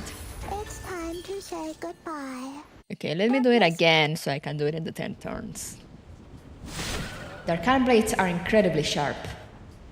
The razors pierce the monster's scales. Several snakeheads are cut off and fall into the sea. Incredible. Is that a full-sized Gorgon? I've only read about this ancient sea monster in literatures. Watch out! Its eyes will turn you into stone! Ah!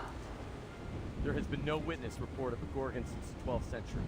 I thought the current was simply named after the mythology. Well, it's my privilege to have the chance to fight against it, huh? William, Todd, let's see who gets it down first! I like this dude. I hope he doesn't die a horrible death. Entity should not be multiplied necessarily. Captain, I hope you still remember our founding motto. A broom passes by the ship swiftly. A playful, interested smile comes to Lilia's face. Want to compete with me in speed? Have a try, if you dare. Oh, you have guts and I appreciate it. Bring it on! The yell is a pilot, you kill it to make it useless. Okay. Speed up, my friends! We need to rush back to the Balkan Peninsula for another mission! Everyone, please wait a minute. The size of the sea monster. It's shrinking. What's happening now? It's gone out of sight. Oh, I have a bad feeling about this. She's holding all her records. Not good. It's crawling into the cabin. Ah. It plans to tear the ship apart from the inside. Everyone watch out. Well, rape everyone.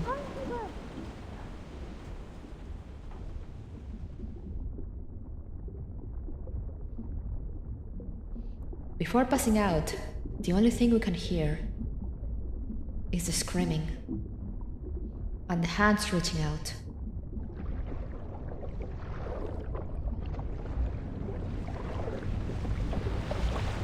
Rip Apple the second.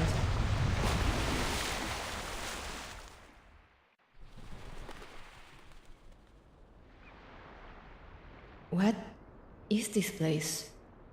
Blue sky, white clouds, and the beach. A strange island. The waves are gently washing over the body. And someone is staring at us.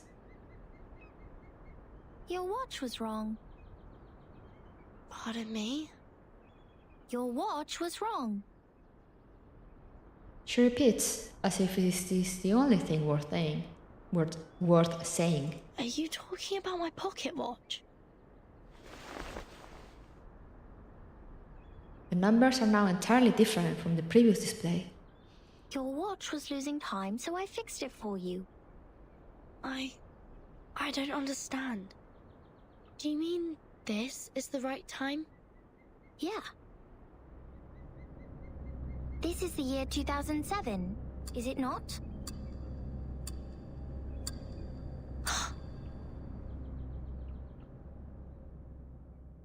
Hehe. Is it not?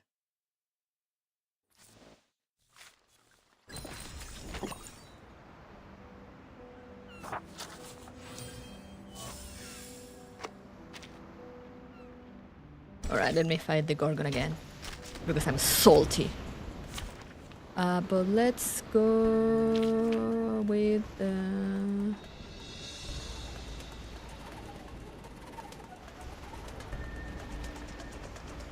Yeah, let's go with this team.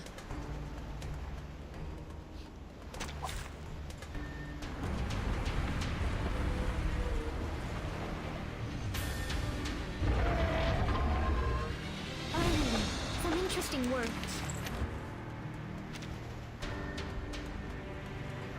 Alright. Which is... okay. I hear some just little. Wanna watch the aerial stunts?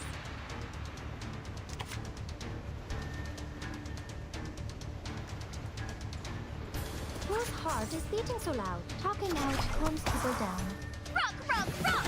Change the world! Right wind. Radio waves are everywhere.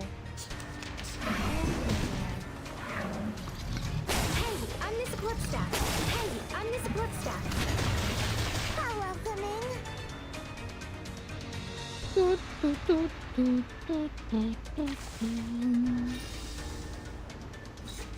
They should start countering right away.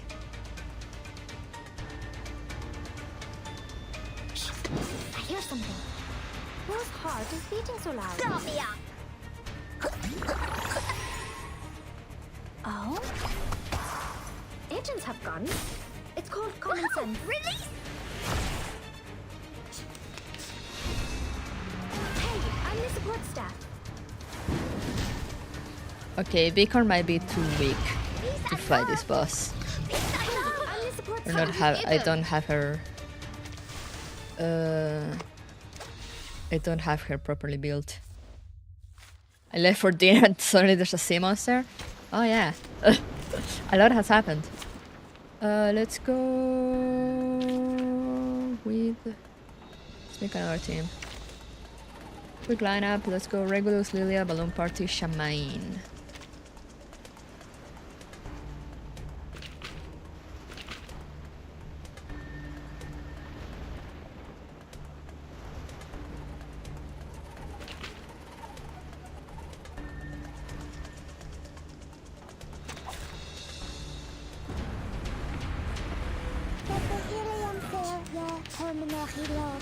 All right.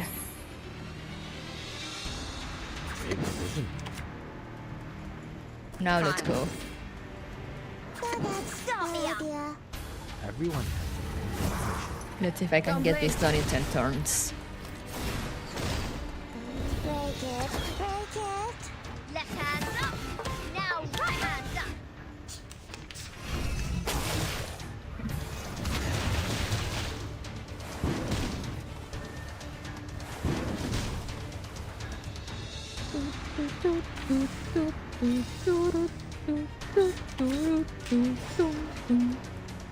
Party planner.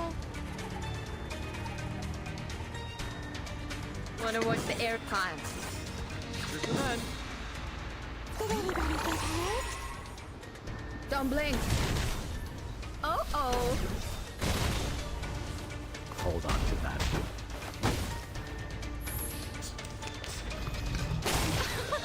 Haven't you eaten?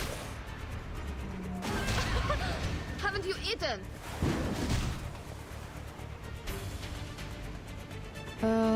Cool, I can't get anything. Never mind.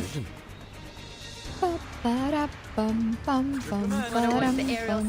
just little games. Now dance. Hold on to that. Don't blink. Left hand up. Now right hand up.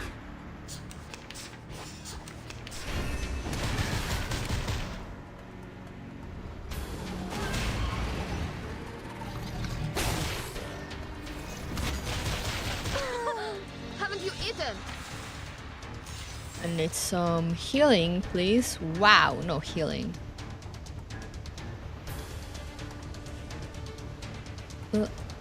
Division. That's your idea. Time.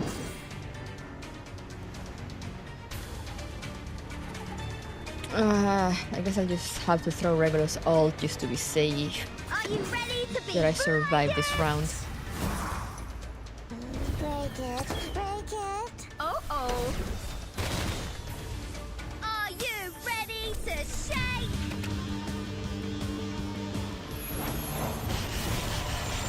Woohoo! Release! Alright, there we go. And now we go for Mr. Little Jellyman.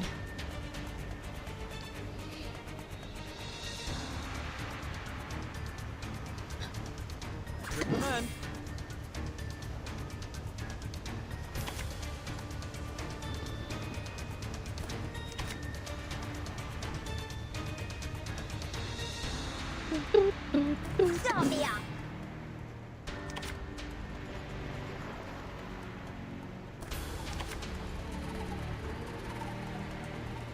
All right, deep breath in. ВДВ. Сколько побед? Rock, rock, rock. Let's see if we can get this done. Give me a hand, friends. I can't do this alone.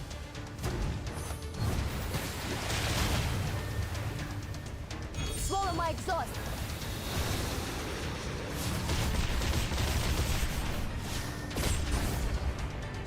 Oh, so close. Party planner.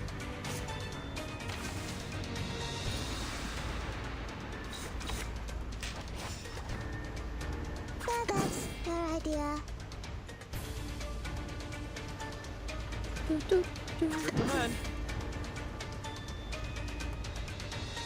They're just little games. Wanna watch the aerial stunts? Did anybody get hurt? Left hand up. Now right hand up. Right wing.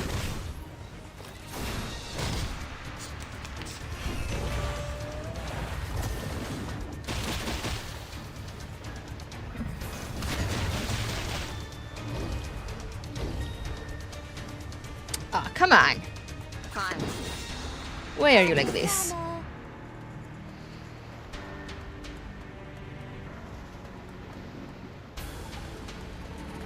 Start me up. That's your idea. Oh.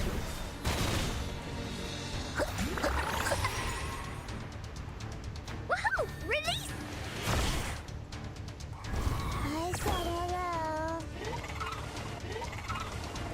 Alright, and now jelly time again. I have 2 ults. At the very least. We should be able to get this done. Breath in. Now dance. How's the reverse going? Hey, it's going good. Okay, yeah, now. Give me a hand, friends. I can't do this alone.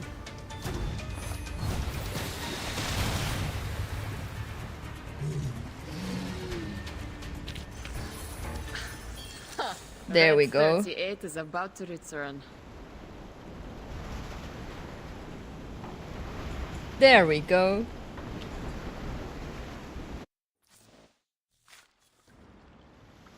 Everything is in order now. Everything is good.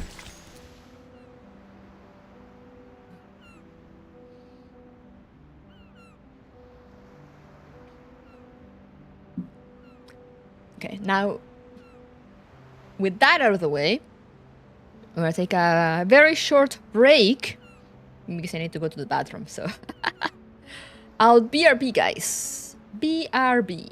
Don't go anywhere.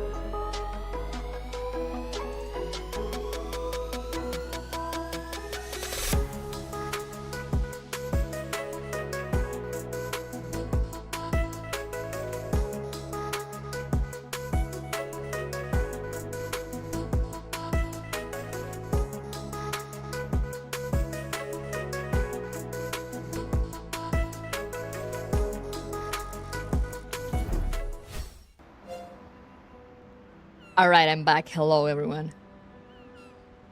I probably need to stand up after this story segment again to go pick up something. I'm going for a package. But hello, welcome, welcome. Thank you for waiting.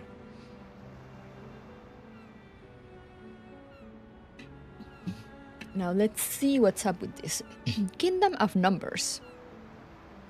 Look, those numbers are no longer curled up on the manuscript. Is there anything fine? It's food.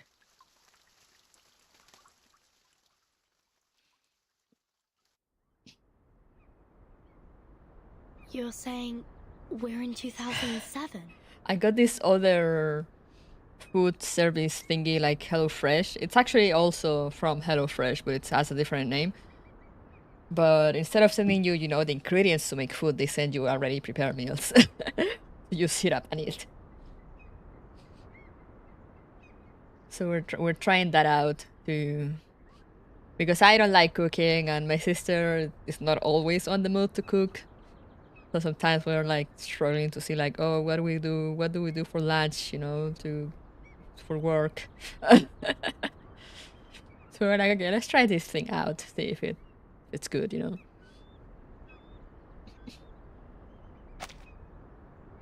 You are saying we are in 2007.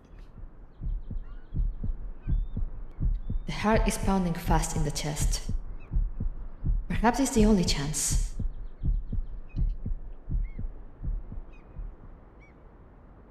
She nods her head. Do you know the storm? Is that how you call it? We call it the emanation. The tide of Numa is pouring down from above and converging. It would raise as a tsunami and break the world of matters where darkness abounds. I don't understand. She tilts her head and seems equally confused. This shouldn't be hard for you to understand. You are also a real number. Ah? I am 37. What's your number? What's your number, guys? I'm Vartin. No. I'm asking your number. The scripture says only the people who are still in search of their essences would identify themselves by a combination of meaningless phonetic symbols. Damn! 420. Well, so you don't know your number yet. Just like Sophia.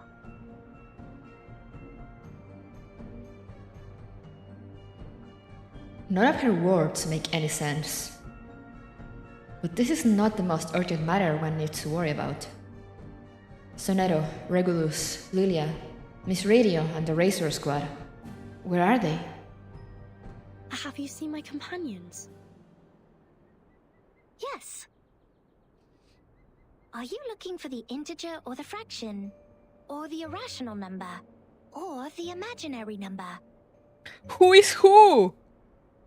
Didn't you get already that I do not know these things? Aren't you so smart? What? Integers are the living example of virtues. Fractions can be understood through specific means. Irrational numbers are the free spirits, while imaginary numbers are the existence which doesn't belong to this dimension of the number axis. Of course. Which one are you looking for? I'll ask something else instead. What is this place? Island. No shit! What island? Have you seen another island? Yes? There are many islands? Maybe another question. Did a biographer named Ard visit here before? In 1999? That takes her a while to think about. 1999. Oh, 1999. Fair point, number woman. 1999 is a lovely, centered triangular number. But I believe this number has been abused in the Doomsday stories. I mean, people are too invested in its meaning. In fact, 1999 is nothing special compared to 1991 and 1993. That is not the question I asked. However, 999 is a brilliant number. It is a Capricorn number, a palindromic number, and the largest 3-digit natural number. Sorry to interrupt, but I only meant to ask about Earth the biographer. She'd been here on this island and written a travel note called Roaming in Aperon. Does the name or the book ring a bell? I am sorry. Once again, she shakes her head. I have no idea about the fragments of matters you're talking about. Fragments of matters? Let her cook about numbers, no. Fucking mad majors.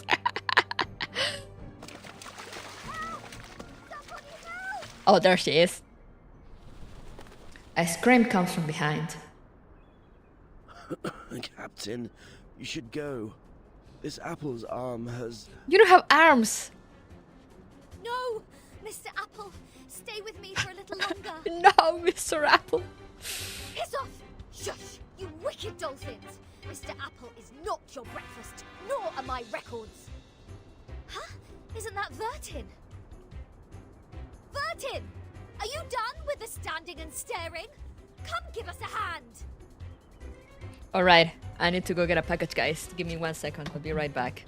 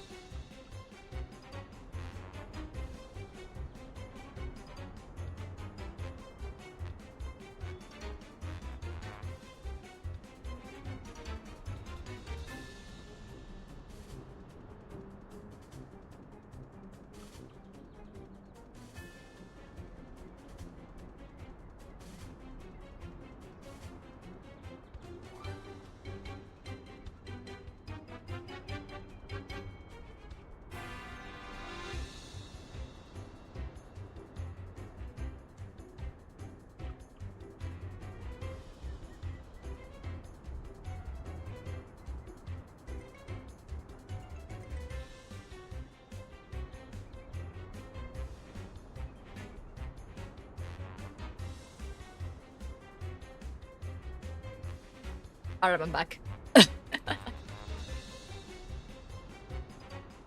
My cat is smelling the box.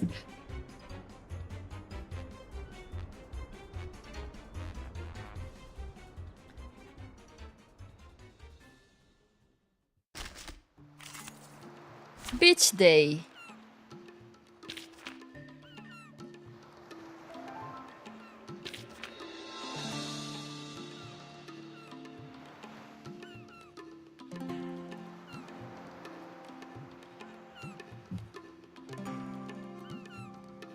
What do you get? Told you, a box of a bunch of pre-prepared meals. I don't even remember what I ordered. I need to go check.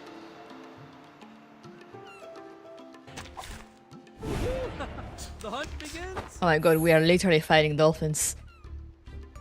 A brave decision. So that's your idea. Start me up! Everyone has their own definition. I'm at the meals. Yeah, I will need to look. I mean, I have the app, so let's see. What the fuck did I get? I think that is refrigeration. Everything, kind of, but it has some things that keep it cool, keep it cold. So I'll put them away later. Got some creamy lemon pepper chicken, garlic pork tenderloin, Indian style butter chicken, beef taco bowl, red chile ground pork tamale bowl,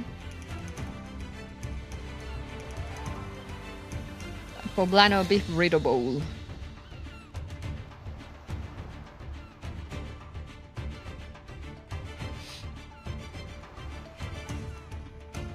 That sounds so good, yeah. Why are we fighting dolphins? Because they're trying to eat Mr. Apple.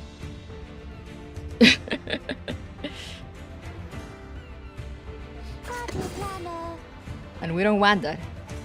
They're just little games. Rock, rock, rock! Change the world! Ha-ha!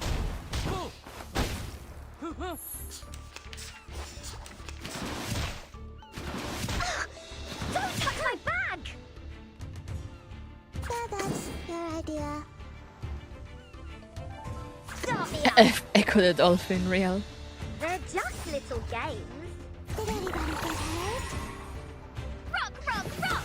Change the world! Woohoo! Release!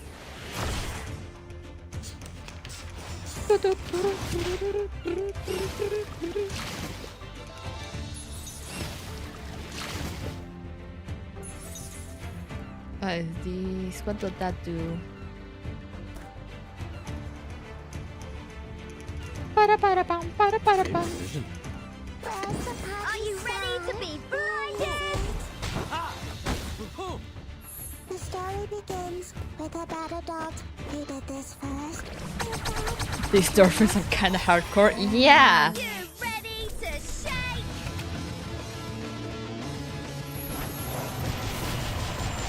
Woohoo! One dolphin down.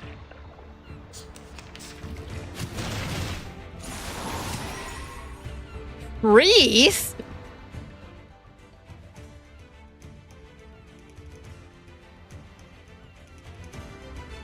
Damn, okay.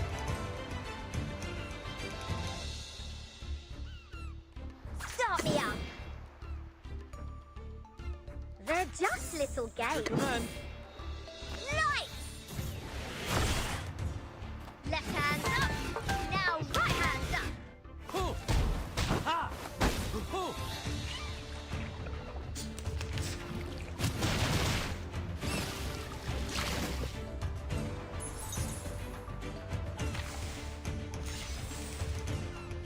So that's your idea. Start me up. Great decision. Dolphin truly OP, yeah. Sheesh. Change the world. And now wave 2. 3 more dolphins.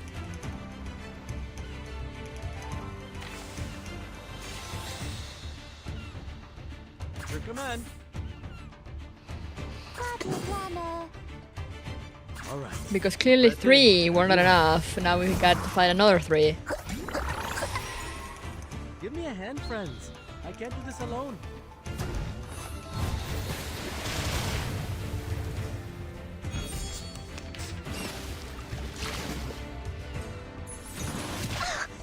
Don't touch my bag. Why are they so beefy? So that's your idea. They're just little Great decision. games. Did anybody get hurt? Left hand up. Now right hand up. Ha ha! Oh! Oh! Good for you. When dolphins took over the world and exiled humanity to the sea. We might be seeing that plot here. Because goddamn, they hit hard. Party planner. Your command. Why do they hit so hard? All right. Deep breath in. Did anybody get hurt? Now dance. Give me a hand, friends. I can't do this alone.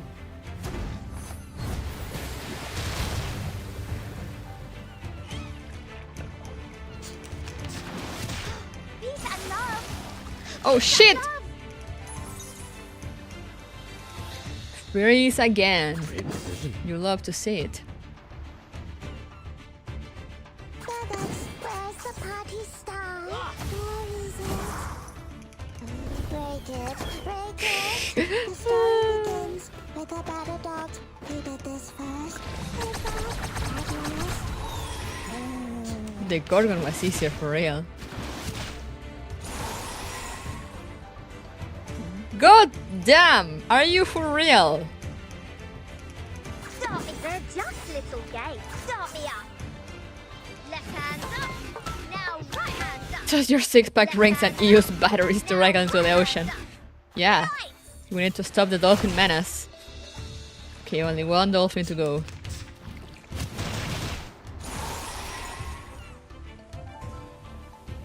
Woo-wee! Are you ready to be blinded? Are you ready to shake?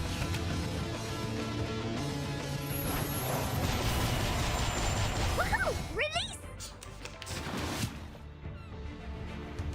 All right. Recommend. So that's your idea. Brave decision.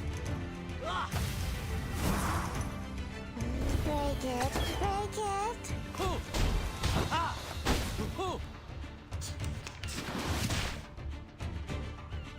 Where's the party star?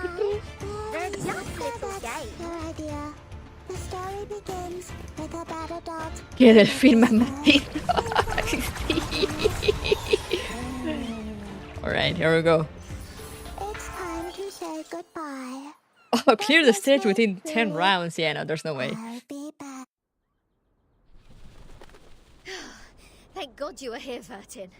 Mr. Apple and I were this close to being made a stargazy pie by these clever bastards and served to the dinner table. You've also been incredibly helpful, Regulus. Is that so? Like how? You rebuild my confidence in communicating with people. What? Have you seen Sonetto and the others? No, I woke up on a dolphin's back. Thought they had saved my life at first and was quite grateful to them, but the next moment they just started all the beating and biting. They think you are an irrational number. That's why they bit you. Whoa! This little lady made me jump. Vertin, who is this long-haired stranger? A familiar voice calls from a distance. Timekeeper. Do you know what a stargazing pie is? Is it the one that has like a fish head looking up or something? Thank goodness you are all safe and sound. Lilia's on her way. Now we only need to find the captain and his team members. Next to her stand several strangers in white garments. Sonetto. These people are... They are the Apuron believers. They lent us a helping hand after the ship went down. The row of figures stand unspeaking and motionless, until one steps forward to break the silence. Not at all. An integer is under an obligation to help his kind. Miss Sonetto, have you found your friends? Yes, only the members of the Razor Squad are still missing. They also belong to the St. Pavlov Foundation like we do. Imaginary numbers are not of our concern. Oof. Imaginary numbers? You should not linger here if you have already found your lost friends. We will provide a boat for you to leave. Our school of thought does not accommodate uninvited guests. Damn! Wait, we have something to... What if we know about the emanation? The man halts. We are the investigators from St. Pavlov Foundation. We are glad to share the information about the storm, or the emanation. Please grant us entry to this island so that we can share them. Timekeeper? I'll explain to you later. Trust me. Please, Sonetto. The white dwarfs whisper to each other. Come this way. We will talk. However, only integers and fractions are welcomed here. Damn. Hello, Tabore. The man puts out a finger, directly pointing at Regulus. No irrational number is allowed on this island. Damn! Throw her into the sea. Damn! Huh? Wait. Now hold on a second. I said hold.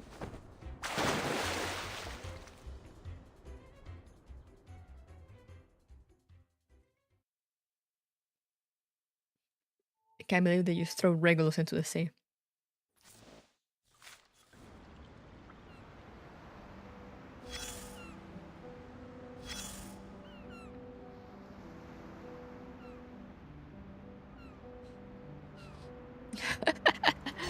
You still look confused. I know, darling.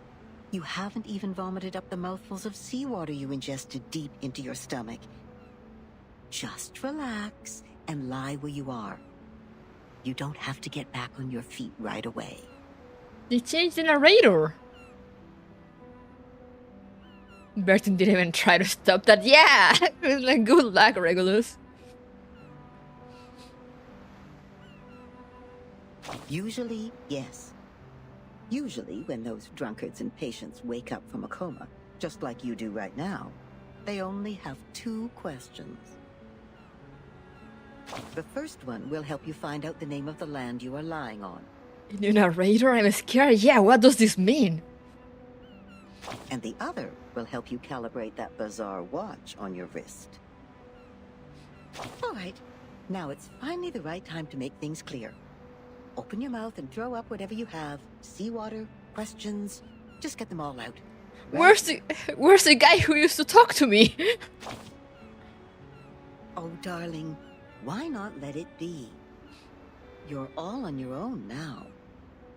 Don't ask for more when you already have someone to talk to, even if I'm only nagging most of the time. We gotta let the past be the past. Like how we deal with old newspapers. Because all I speak is one simple fact after another.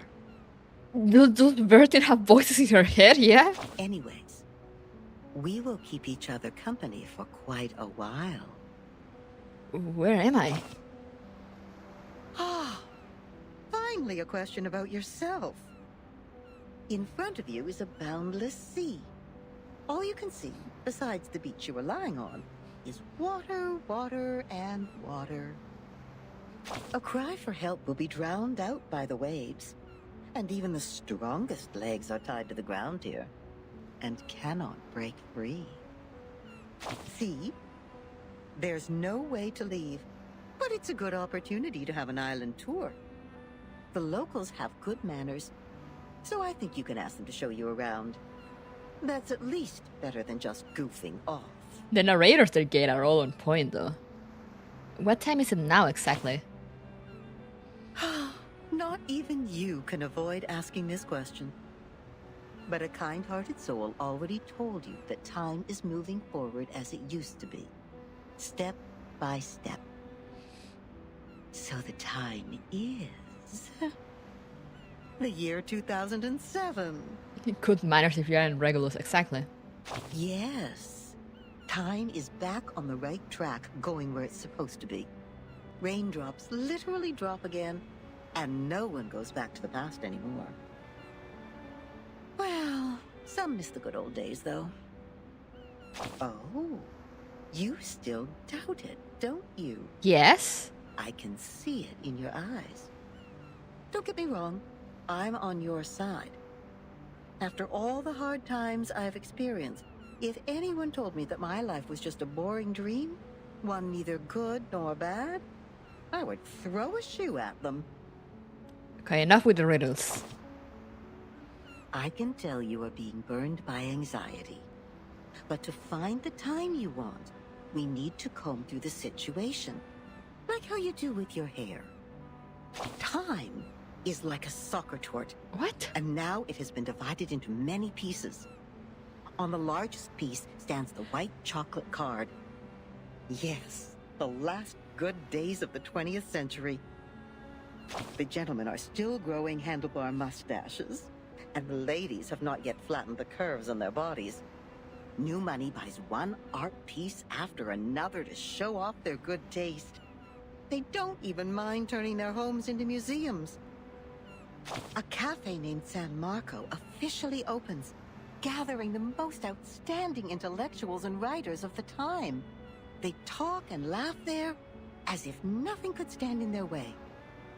Then the cafe receives a neurologist whose briefcase carries the interpretation of dreams. And celluloid film and projectors become a new means of expression for artists.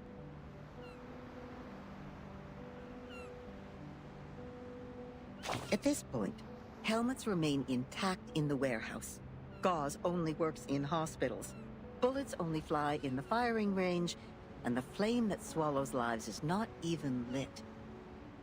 But soon enough, the young people who swore to retrieve their homeland will take up daggers and guns to fulfill their oath. Buildings will shake like a leaf, and rocks will fall off and hit the walls. Screams will try to break free from people's throats. And at that moment, a clip will be loaded secretly in the name of supreme honor. The golden age is about to end. A vortex of blood is already swirling in the river of time, waiting to devour everything that passes by. When that actually happens, all the beautiful curves derived from nature, the B-shaped brooches, the punch, the eiderdown duvets, everything will be destroyed, leaving only an insurance contract behind. And it doesn't even work. Even this cafe will be smashed into concrete pieces. What? See? We have combed the hair now. Everything I just talked about is the time you want.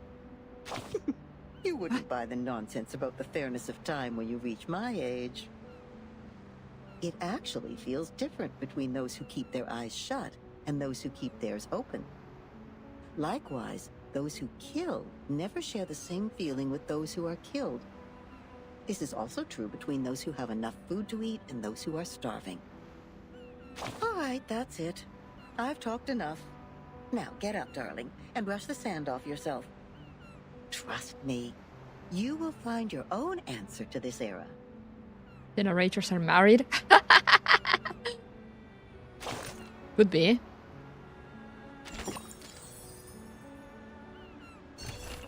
The third party in confrontation. Dolphins, curious about terrestrial creatures' communication, try to join the confrontation. No, no more dolphins! And they are tagging out so they can sleep.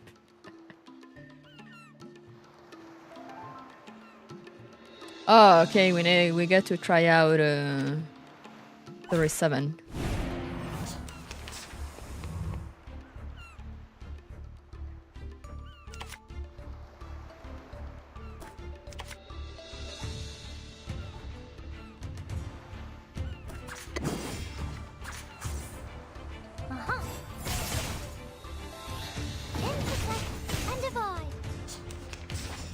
Ah, nice.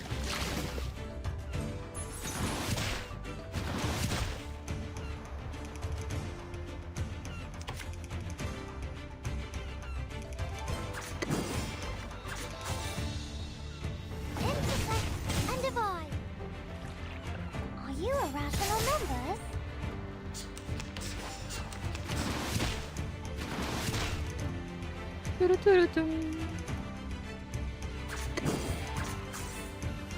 Welcome to the world of numbers.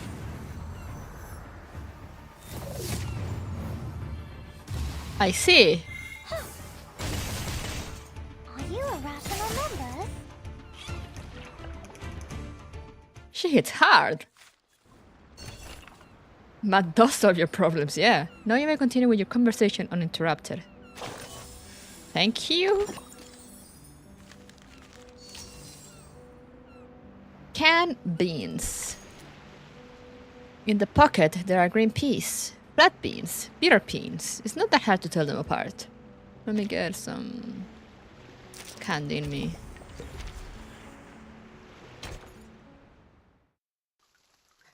Dolphins can do math, so deals bonus damage. I see.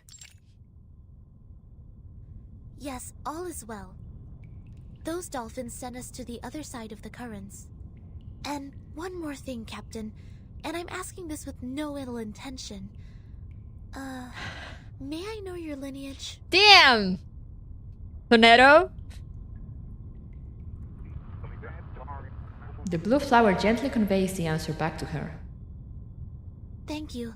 I wish your next mission would be trouble-free too. And we did not get... Why are there so many people walking by? We did not get an answer.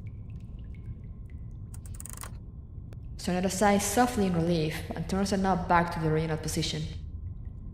The members of the Razor Squad are all humans. It's clear then.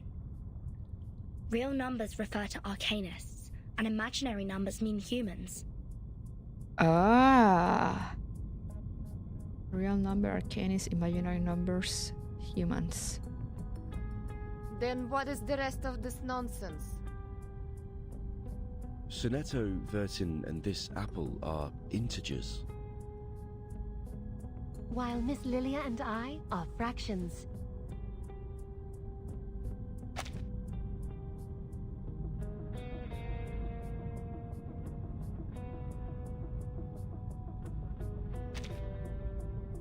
Don't bother asking. I'm pure blood. This apple is also made of pure apple juice. Pure apple juice. I only consume 1.5 volt DC. So it's not determined by our lineage, or Regulus would have been an integer too.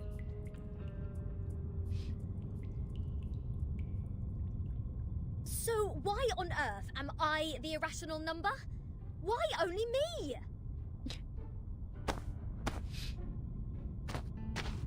Unfair. I demand the ruling to be changed. Shut up. We grappled hard to get you on this island.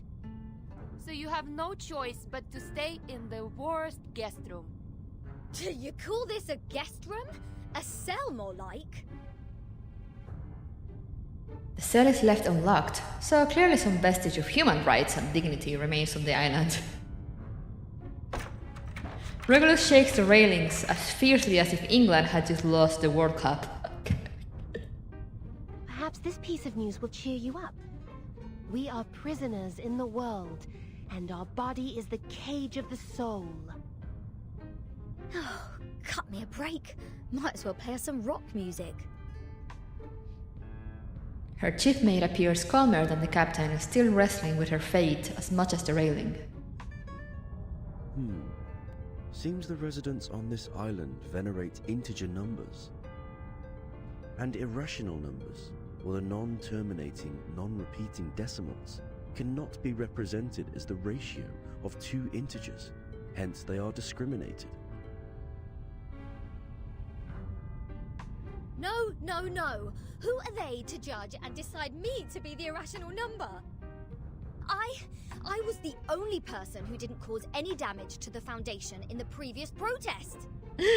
Oh, why do I get to have the worst of both worlds? Ah, poor Regulus.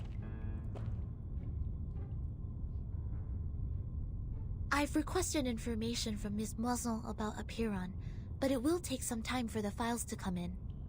The captain of the Razor's Special Operations Squad told me this might be a settlement of a group of Arcanists who have been long cut off from the world.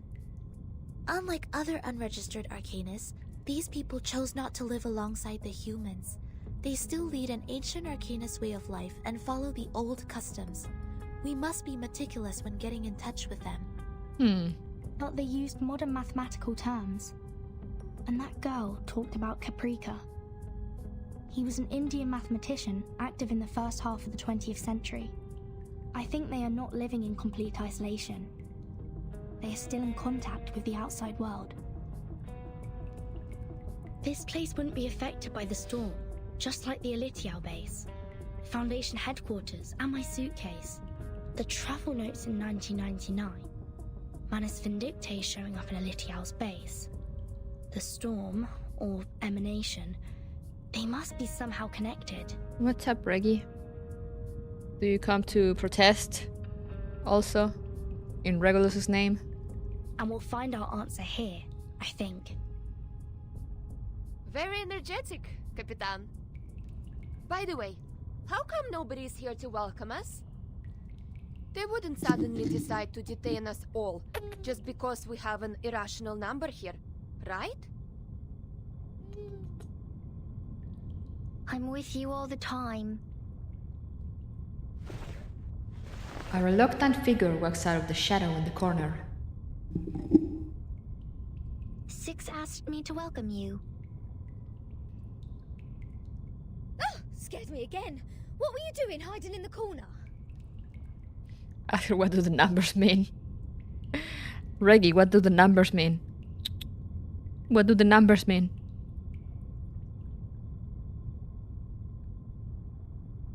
What do the numbers mean? What do they mean, Reggie? What do they mean?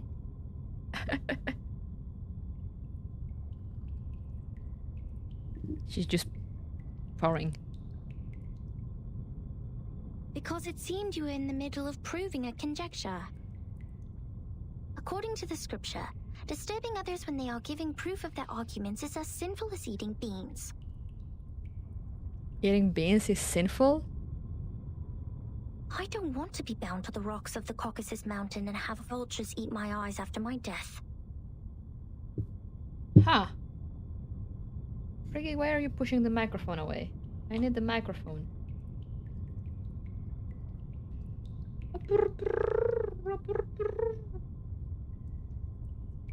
Eating beans?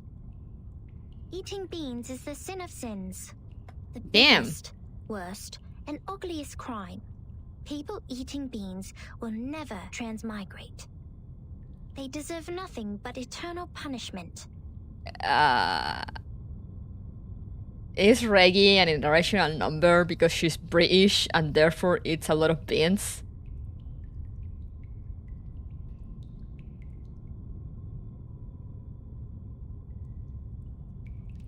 What? Are you serious? Is this rule only for soybeans? What about broad beans, snow peas, chickpeas? The British are doomed. Oh, wait. And what does it say about other bean-based products? Beans are beans. They saw beans on toast. You're funny. This doesn't even make sense. By this logic, aren't the coffee drinkers going to rot in hell?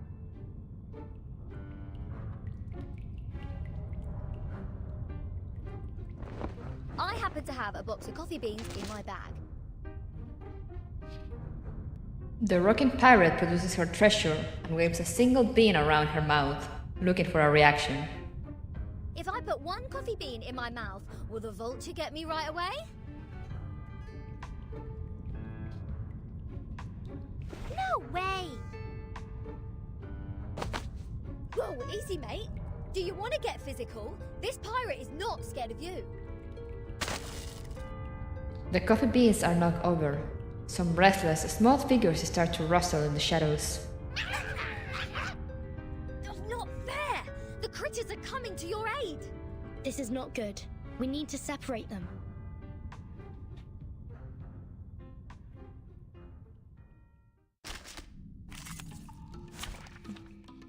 Damn. They really said beans are illegal.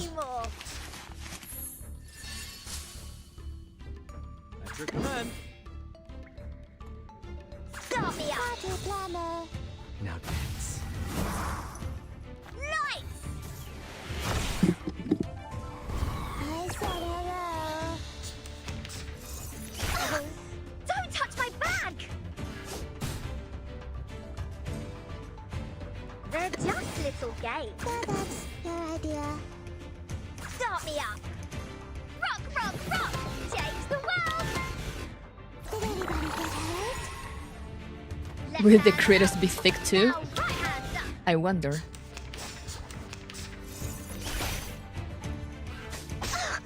Don't touch my bag! How welcoming. Stop, Reggie. Brave decision. Party planner. That's your command. Everyone had their own. Did anybody get hurt? Hold on to that.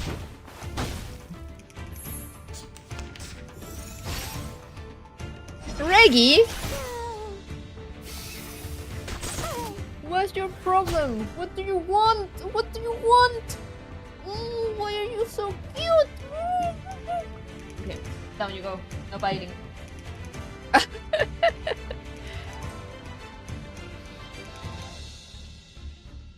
I keep telling you, no up, no up, no up. It's not food time yet. It's not food time yet.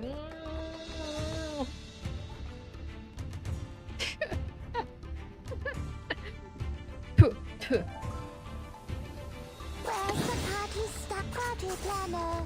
Brave decision. Oh, I didn't look at the HP because I'm too busy dealing with Reggie. Hopefully no one will die. I said hello.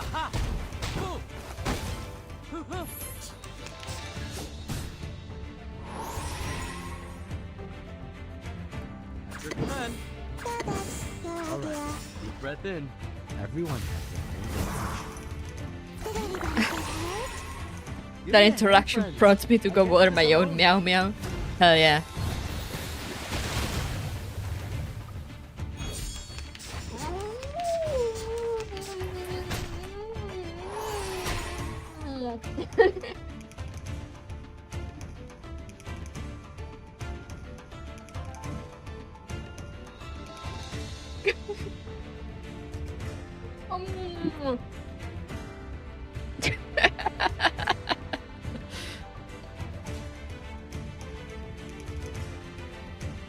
Alright, deep breath in. They're just little games. Party planner. Give me a hand, friends. I can't do this Why do you alone. keep getting up? Do you want more kisses? Do you want more kisses? No, you don't. Change the world. Break it. Break it. I think he finally got tired of me messing with her. You took my ult away. How dare you? Are you ready to be blinded? Break it. Break it. Are you ready to shake?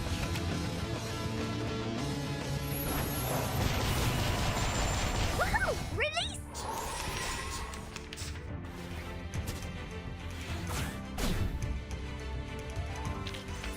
It's time Damn. to say goodbye. Don't miss me, really.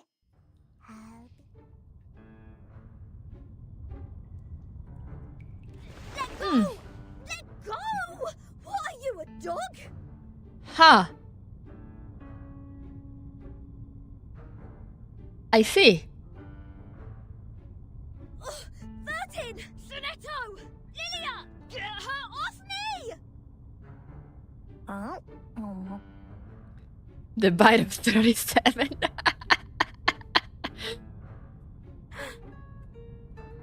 What is going on here? 37, let go of the guest's head. Now.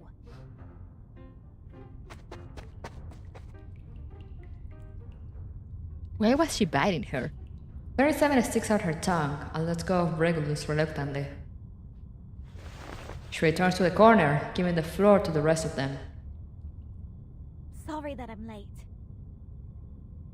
I'm Sophia, the corrector of Apiron. I will take over from here. Oh, finally! We have an ordinary person here. Please, let's talk on the way to the outside.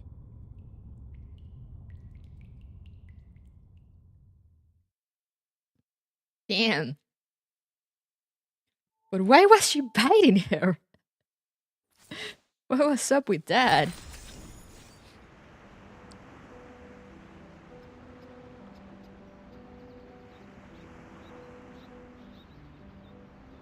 Ancient rules.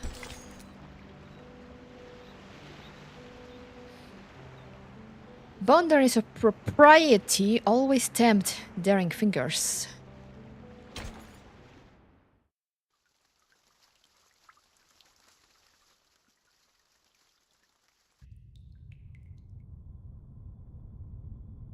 We believe everything can be translated into numbers. Things are made up of numbers, and mathematics is the key to opening the gate of truth. It is like the fire that lifts us from the darkness. This world may decay in time, but numbers will transcend the limit placed for all other things in existence. And if one can take up the challenges and improve oneself with practice, they may clear their thoughts and find out their truth. As they speak, at the end of the long tunnel, there comes light. That is, to find out the number of their soul. Oh, this is more like a place for proper conversations. Broad, open, as vast as the high seas. Hold your horses, Miss Regulus. Oh, an hour. If you were to speak of consuming beans again, I will have no choice but to send you into the depths of the sea. Damn! What do they have with beans? Fine, fine. I haven't done anything yet. Miss Sophia, could you please repeat all the taboos on the island? It was too dark in there. I didn't take them all down. Worry not, Miss Sonetto. I have them all recorded. The blue flower shakes in pride, showing the result of her attentiveness. 1. Abstain from beans. 2. Do not pick up what has fallen. What? 3. Touch not a white rooster. What? 4. Do not poke the fire with swords. Okay, that makes sense. 5. Do not jump over a crossbar. What? 6. Do not cut wood on a main road. I mean, I get. 7. Do not enter the hall in new garments. Enter the hall from the right, and leave from the left. 8. Do not keep swallows around your house. Huh. 9. Do not sleep on a grave. 10. Make the bed as soon as you wake up, leaving no imprint of your body. Huh. I think it's based on the Greek math of the Greek math cult from the classical era? Huh. I did not know about that. Sonetto frowns slightly as she instantly takes the notes. Nerd. Yet next to her, Regulus is utterly agape, as if she just saw a killer whale running on the ground with 2 new feet. What strange obsessions are these? Even the police in London would be less officious. This is an archaic arcanist group we're dealing with. I assume they have their own reason for these. But what else are we going to do if we can't pick up the things on the ground? Just let it rot? Oh, this doesn't even make sense. You are indeed an irrational number. Damn! Huh? What about me? Though I can't identify the exact number of yours, it's never too hard to tell the number types. Like you are a very typical irrational number. Irrational numbers are disobedient, sometimes unreasonable, and they hardly play by any rules. Just like the non-terminating random numbers following its decimal. These numbers are the floating points, or the noises. People of this type are the random ones whose actions show no pattern whatsoever. Damn. Disobedient, unreasonable, never play by the rules. I mean, it does sort of apply, I guess. So that's what their judgment is based on. Oh, she even gets the rock and roll part right. But how do they know in like first glance? Stop pulling my leg. This pirate will not so easily be defined. What about you? What's your number then? I'm still learning. My time to reveal my number has not come yet.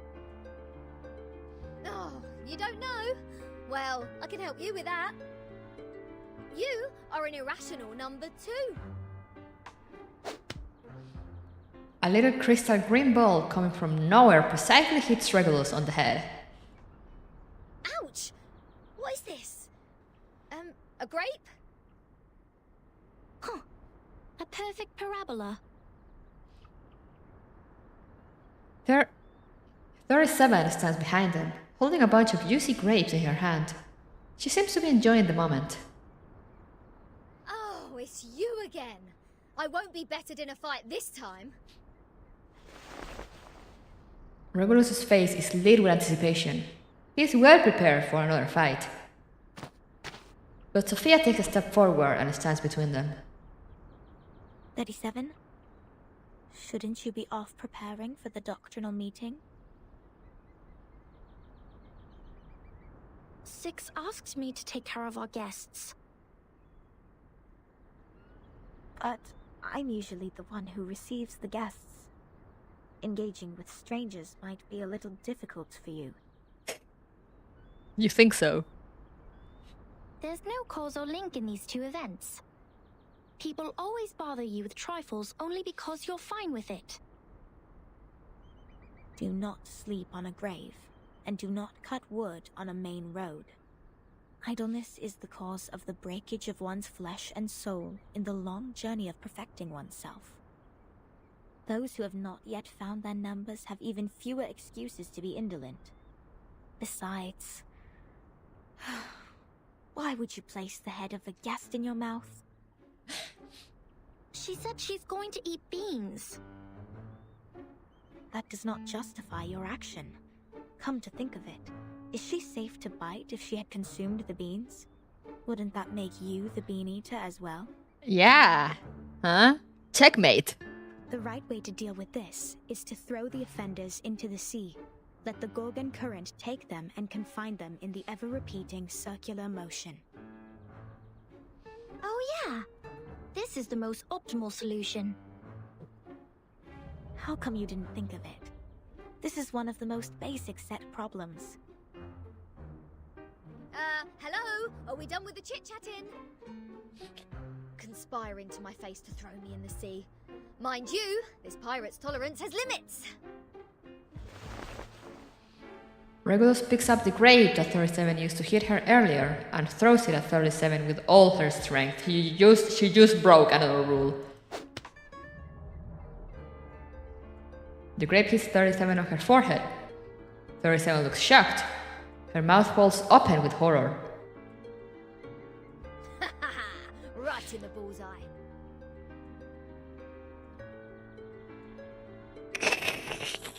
The silence. What? What's that look on your faces? An eye for an eye, a tooth for a tooth.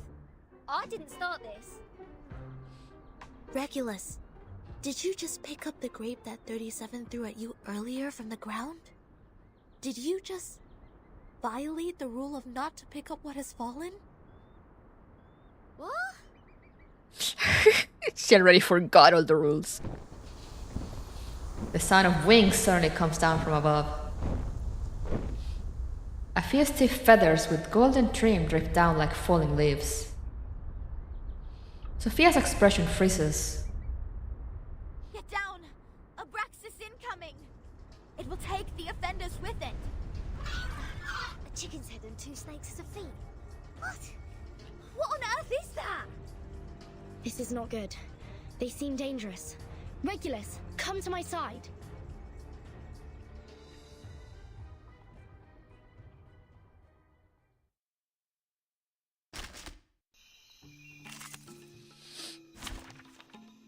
There has to be a huge amount of trash in the ground. Yeah. Reggie, come on. Stop it already.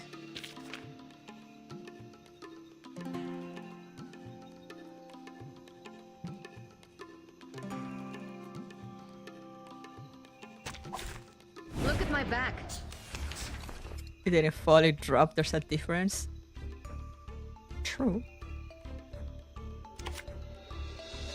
Start me up. Wanna watch the aerial time? Lights! A little trick. Don't blink.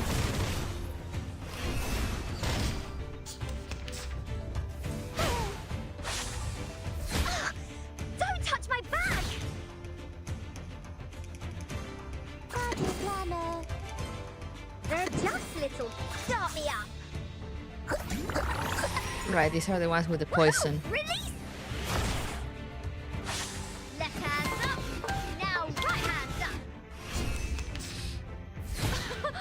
Haven't you eaten? Don't touch my bag!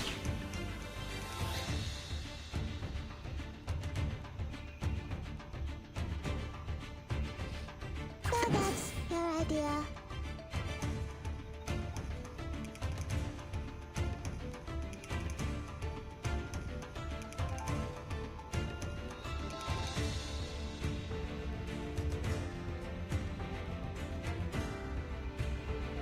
Wanna watch the aerial stunts?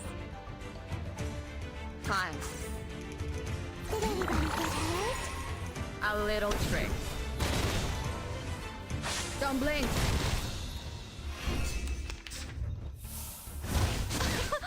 Haven't you eaten? Peace and love. Peace and love.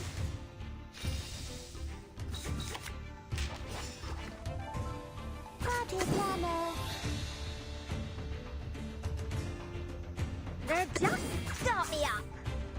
Did anybody get hurt? Rock, rock, rock, change the world. Rock, rock, rock, change the world.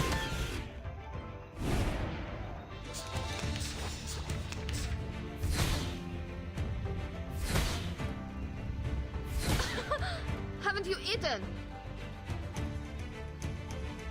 If you admire you... you barely hear... What? Oh, it's fine. So that's your idea. Do not worry about it. They're just little games. Are you ready to be blinded? Did anybody get hurt? With the healer? Light! That's fine. Are you ready to shake?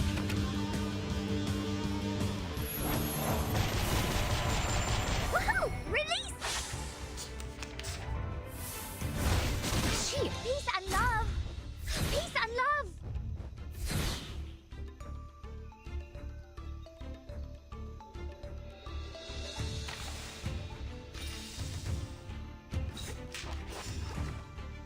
Party planner.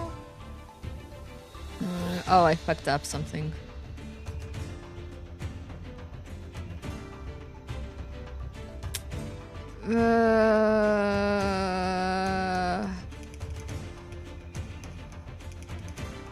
That's fine. The party starts. Wanna watch the aerial stunts?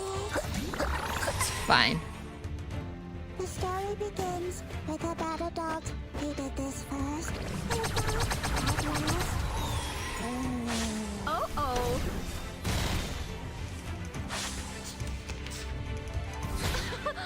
Haven't you eaten? Yes, and exactly. Don't touch my bag!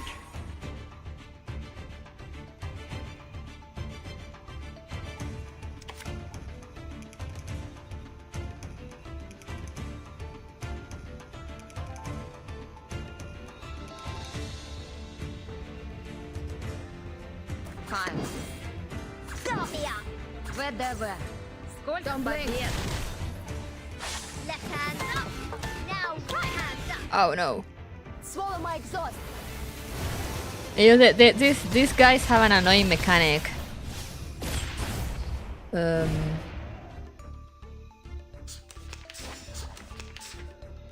So you see this feather counter thingies they have on. So every time I hit them, they lose a stack, but the character that hit them get poisoned.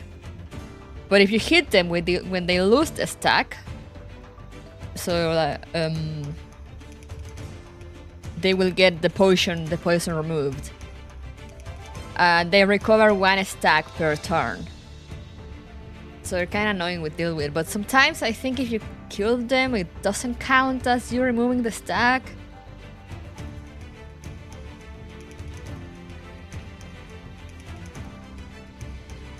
So I don't know, it can be kind of annoying.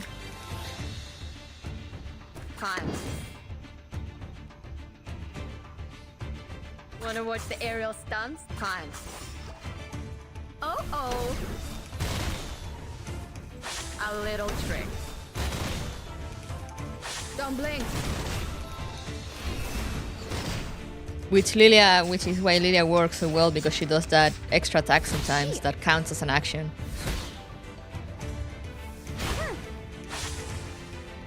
Yeah, I do need healing, please. So that's your idea.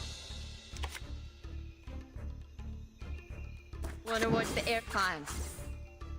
Did anybody get hurt? A little trick. Right win. See, she got poison and now she got the poison off of her. Don't touch my bag!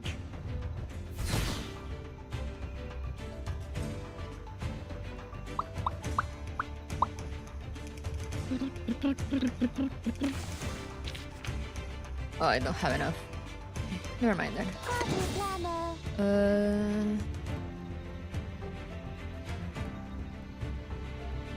They're just start me up!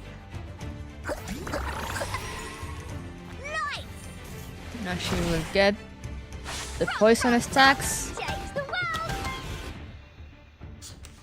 See, when it kills them, it doesn't count, and that's kind of annoying. If you kill them at the hit that did it.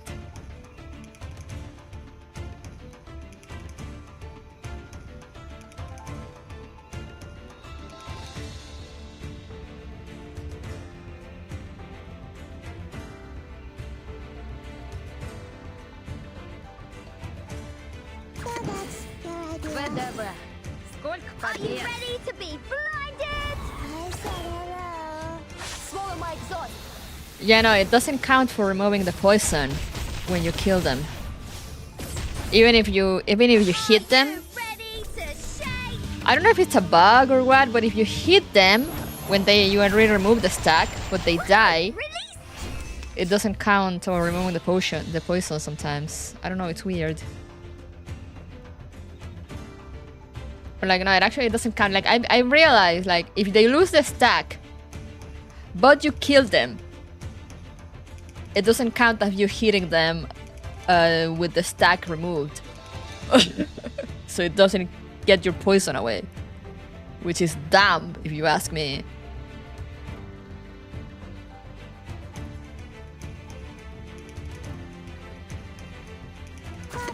Wanna watch the time? Right win. Red 38 is about to return.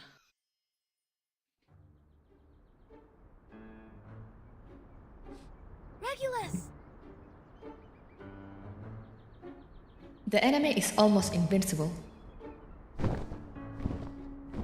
One of the Abraxases holds Regulus with its snake feet, like an eagle clutching a turtle dove, leaving for the dungeon.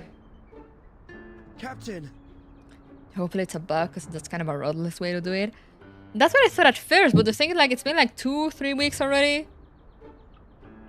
So I'm like, is this meant to be that way? That's kind of BS.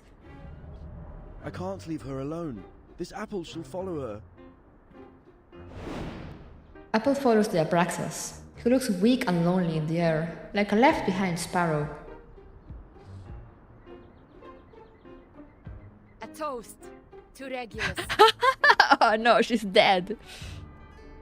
To her ever-fighting spirit of breaking away from jails, no matter how many times she has been put behind bars. Luckily she didn't have any beans. May her soul be cleansed in the dungeon. Can't believe Regulus is dead. What a mess. Ena eftegramot mima. Schematizate otan enosume dios semia. Aha, of course. Sophia gently touches the brass rod on her waist. As the glow fades, the grassland has been flattened to its original state. Timekeeper, did you see that? The arcane skills cast by the congregation on this island are very different from those we have seen. Mr. Apple is with Regulus. She won't be in danger for now. Let's follow Sophia.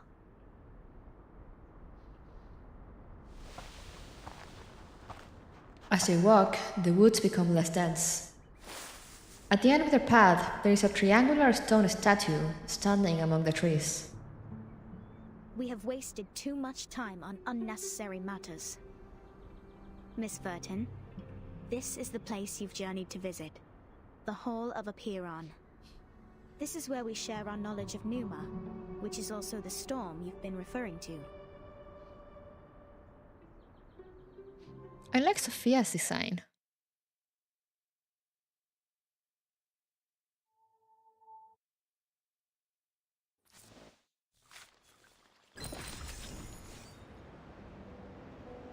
Silent meeting. Silence is golden. We do well to possess this virtue.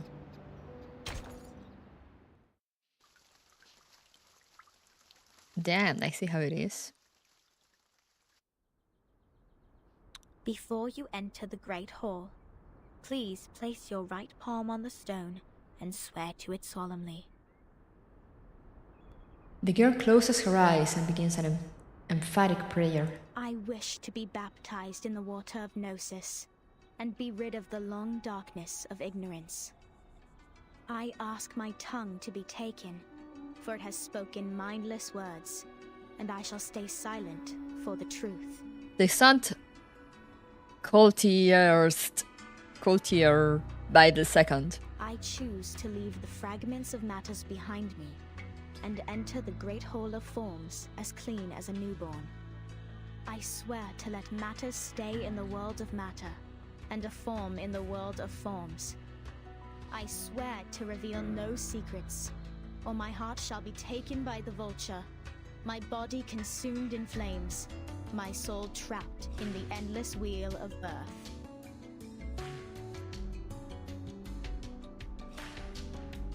I see. Now, knock 3 times on the stone. Put on these ceremonial dresses.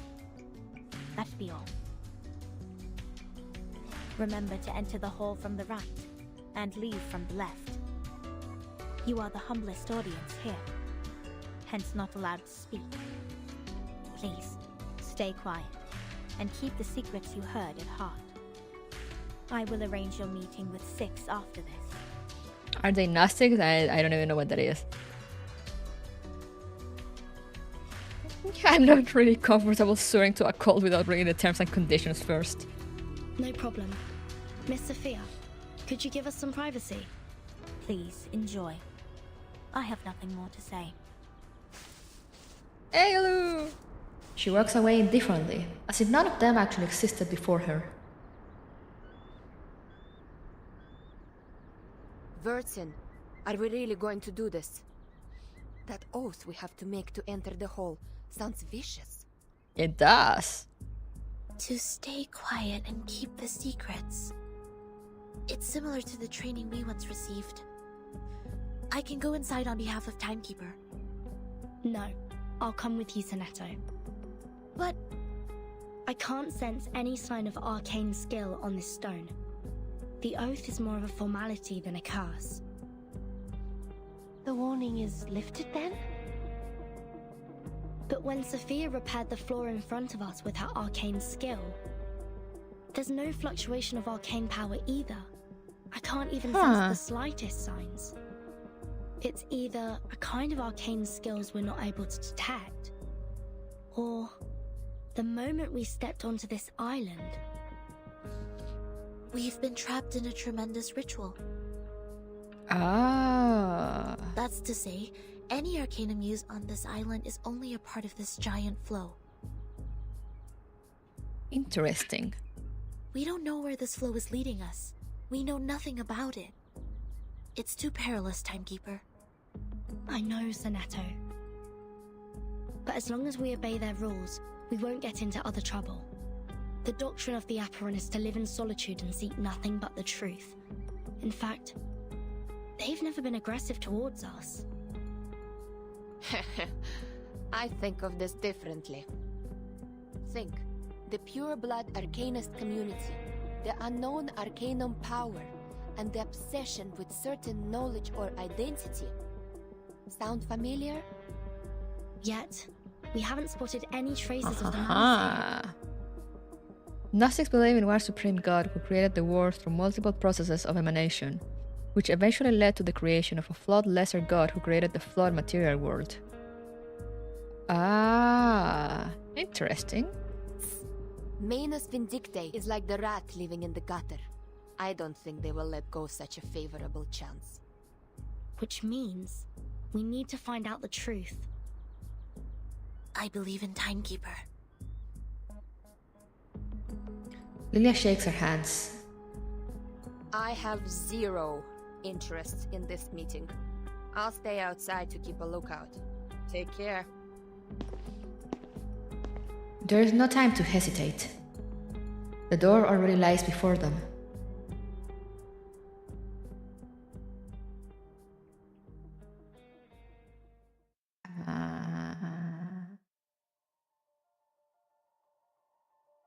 Hands on hands, and recite the vows in mind.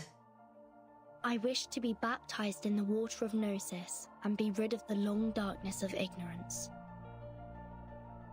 I'm with the drunk Russian who flies on a broomstick, personally speaking, honestly same. I ask my tongue to be taken, for it has spoken mindless words, and I shall stay silent for the truth. I choose to leave the fragments of matters behind me and enter the great hall of forms as clean as a newborn. I swear to let matter stay in the world of matter, and a form in the world of forms. I swear to reveal no secrets, or my heart shall be taken by the vulture, my body consumed in flames, my soul trapped in the endless wheel of birth.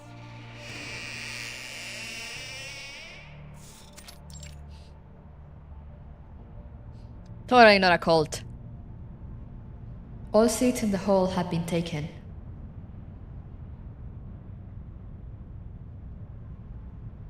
Fellow brothers, sisters, our quest for Gnosis had suffered 3 unprecedented crises. Who is this 90s shoujo anime protagonist? Or love interest? Or also he does look also like he has like a yaoi man face. It's either or.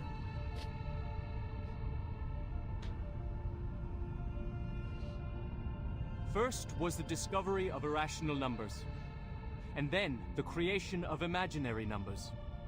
Last was the loss of the grand unification of different lineages. The truth was buried, and history was rewritten. But the emanation is not a crisis. Instead, it's our last salvation. The supreme existence has once again shown itself to us. The door to the everlasting transcendent world of forms has opened once again. As Numa pours down, things are rewound to the world of light. Everything in the world of matter breaks into pieces, for they are as delicate as a petal before it.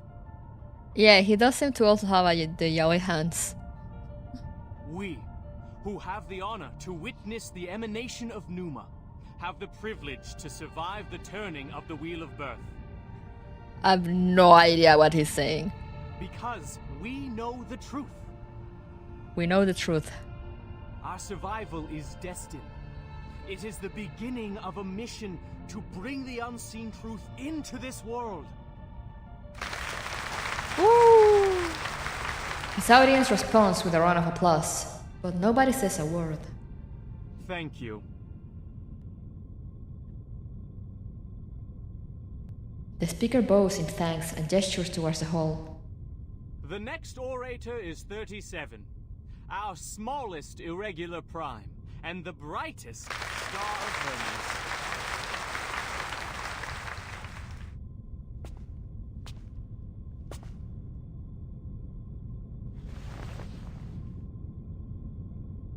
The applause stops. A moment of silent reverence passes, a dedication to truth. The emanation in 1929 only lasted for 2 days. All methods to calculate the Numa emanation failed. We found no pattern in the occurrence of time reversal. All our efforts in the past 4 years have gone completely wasted. That's the end of my speech. Whoa! Something something math, something something truth. Silence. Long and dead silence. Abruptly, someone starts to clap.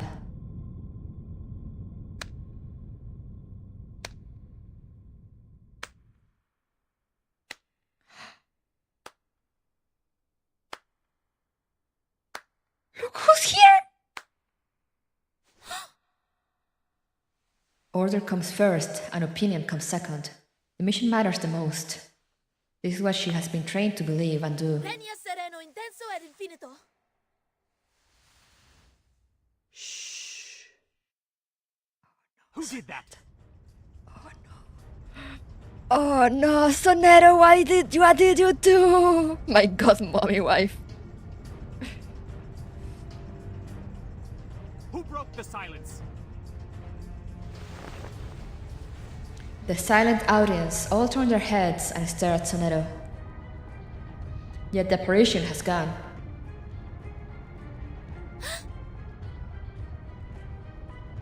Sorry, Timekeeper. I just... It was number 127, I thought you were do it. Get ready to run, Snetto. The Abraxases are coming.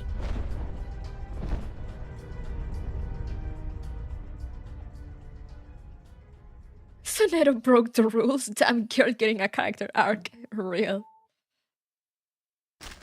Abraxas round 2. Now I hate the Abraxas. Okay. Look at my back. Oh, and here's the big one. Okay. Yeah, I know how this works. I hate this dude. Okay, I have... Fine. Wanna watch the... Fine. Oh. Right wing. Don't blink.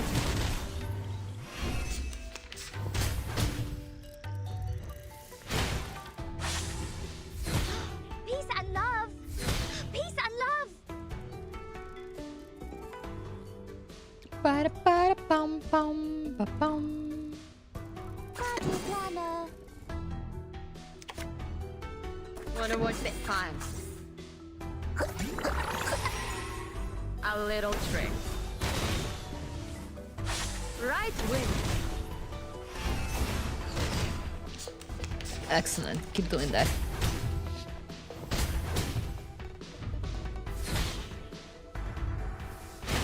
Peace and love. Peace and love. So that's your idea.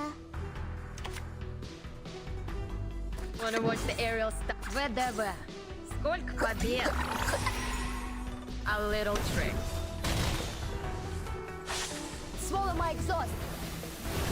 Dun, dun, dun, dun.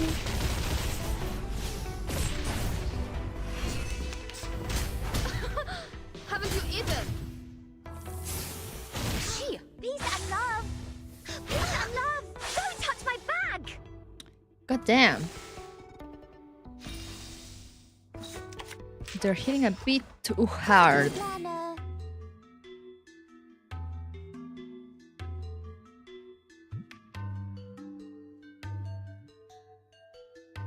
They're just start me up. Nice. Rock.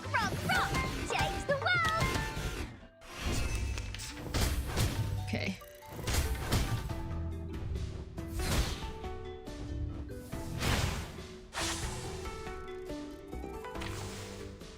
Oh god, they hit so hard, I hate it. Who got the poison? Lilia. Let's see. Wanna watch the... Fine. Wanna watch the aerial stunts? Oh.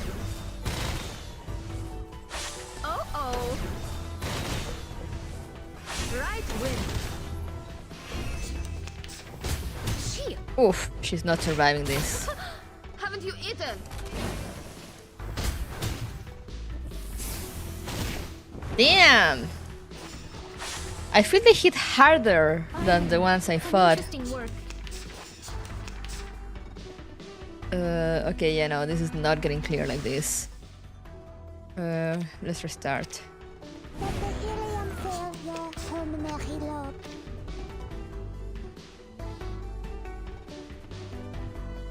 You know, these guys are, as I said, they're super annoying.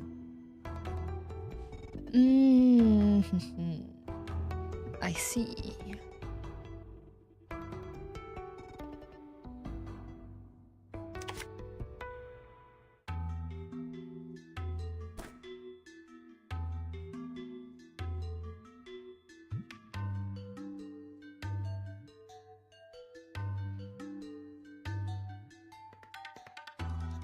Party planner. Start Stop! They're just little games.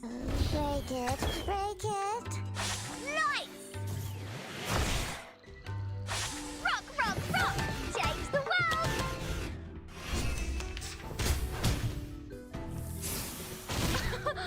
Haven't you eaten?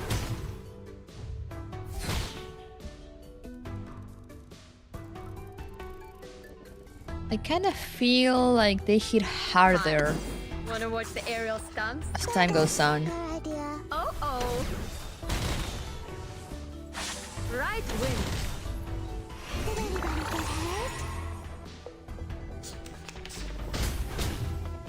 How am I supposed to clear the van if I can't brute force everything? Exactly. Don't touch my bag!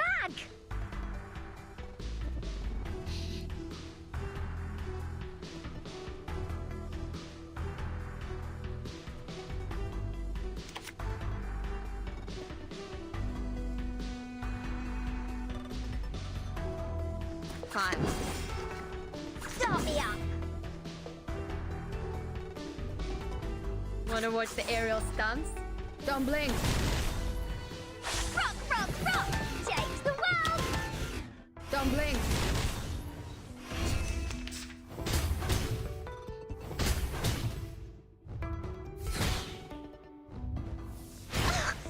Don't touch my bag! They hit super hard after a while.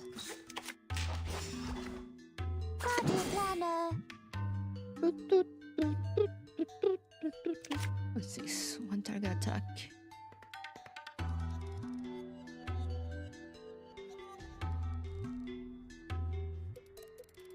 They're just start me up! Woohoo! Release! Left hand up! Now right hand up!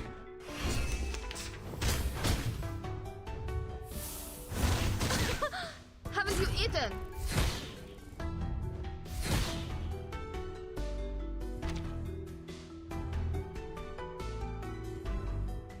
Oh, I don't remember what was this. Judgment is coming. What do they mean by this?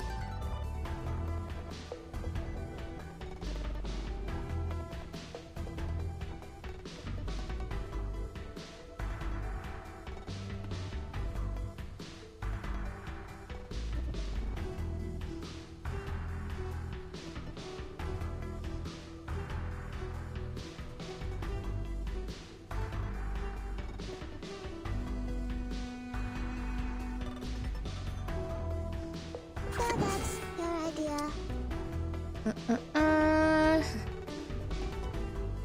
They can just have attacks too. Maybe I'll just stay in chapter 4 where it's safe.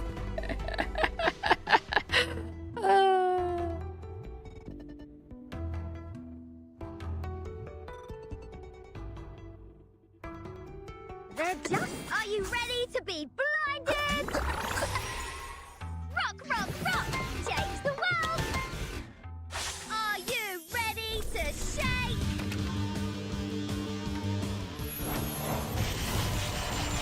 Woohoo! Release! Hey! Don't touch my bag!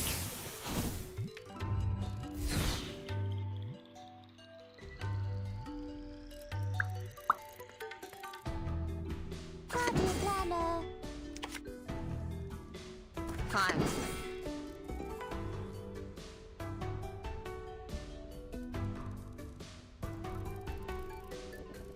ВДВ. Сколько побед? A little trick. Oh, I should have done the counter thing. Too late.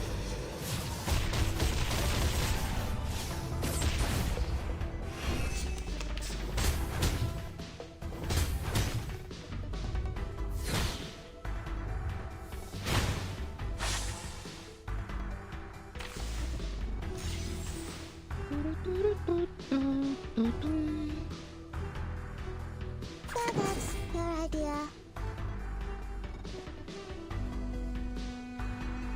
Where's the party planner?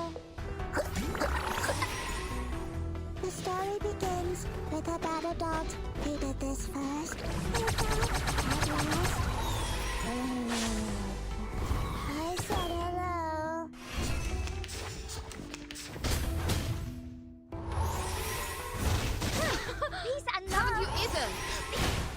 No, do not disarm my healer! How dare you! Oh, but she can still heal. We're okay, we're fine. We're fine!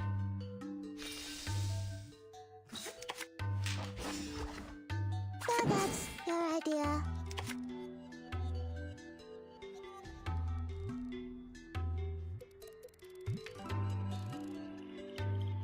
Start me up. They're just little games. Did anybody get hurt? Lights! Rock! Change the world! If a multi-attack hits more than one enemy and remove the stack from one and not from another, does remove the poison, no?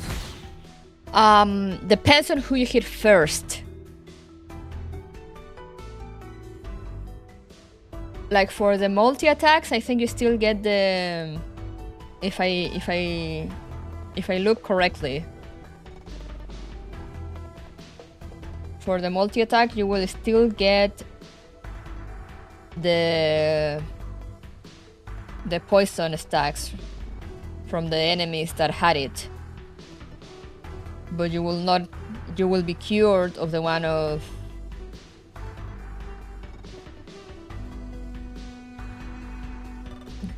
If you hit one that doesn't have the stack anymore, you will get its stacks removed, like the stacks that that monster gave you removed. But that is for multi-attacks. But...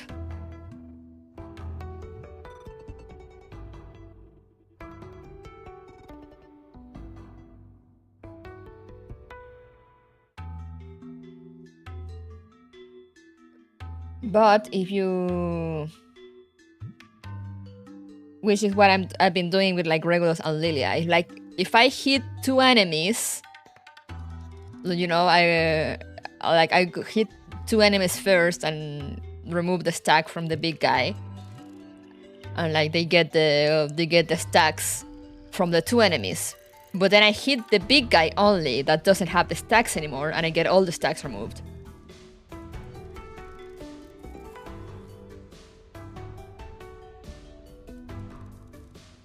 But if, for example, if you see, when I did the ult with Regulus, I did an attack and I removed the stack from this guy first, so she got the stacks from this guy, and then I did the ult, and it removed the stacks from this guy. This guy has two stacks. It has a poison and infestation, but she still got the stacks from the other two guys.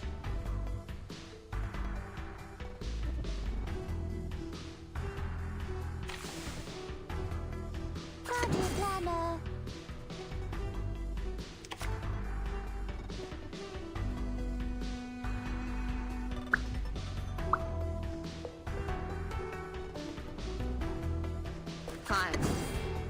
Wanna watch the aerial stunts? Oh. Don't blink.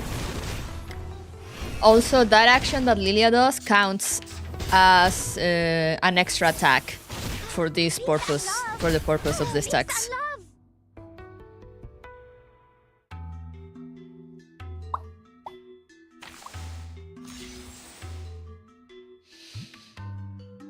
And as I said, I mean, the most annoying thing also is that if you kill an enemy, like if you hit it when it doesn't have the stacks anymore, so like, you know, when it should heal you, but you kill it, it won't remove the stacks from you for some reason. So that's your idea. Start me up. They're just little games. Lights! Rock! Change the world! Peace and love!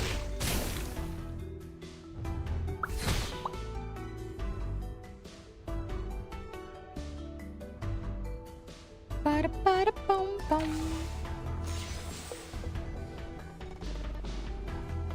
planner. Where's the party? So that's your idea. Did anybody get hurt? The story begins with a bad adult who did this first. Which is honestly like the most annoying mechanic of them. It doesn't really make sense either.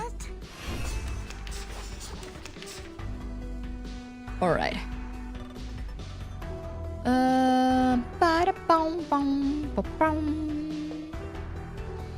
Okay, so yeah, Regulus, hit it, hit it, hit it.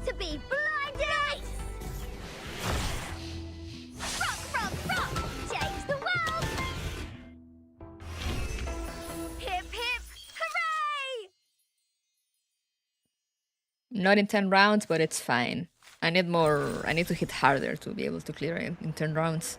They hit hard. I mean, they're tanky.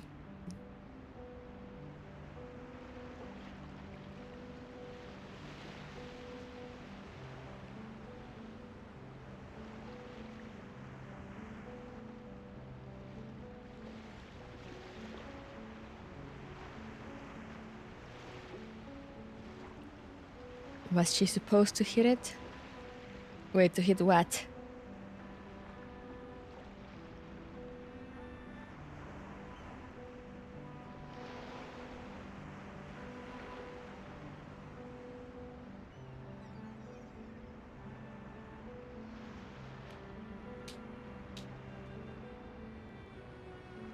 The bird? Ah.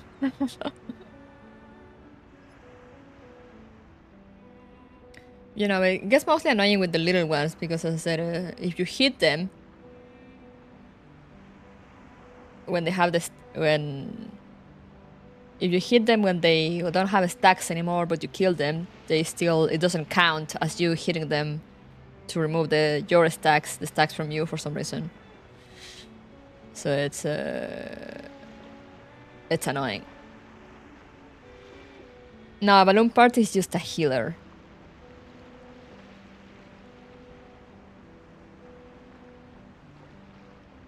Like, it still helps if you have no one that cleanses the stuff. Can those stacks even be cleansed? I don't remember from what I read. I'm assuming, yeah.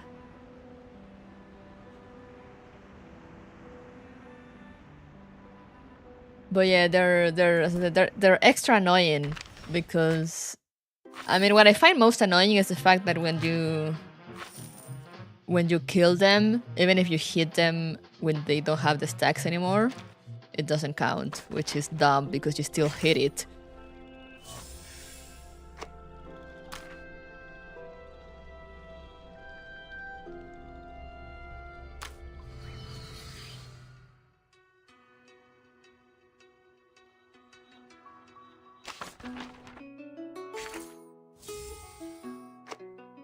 Woohoo!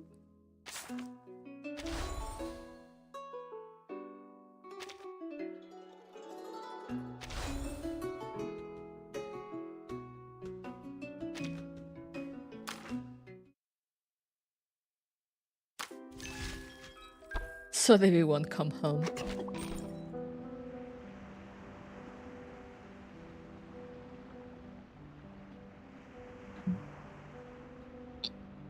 Alright, let's go. The Pirate's Proof. Sheesh! Crossword King. Lucky for once.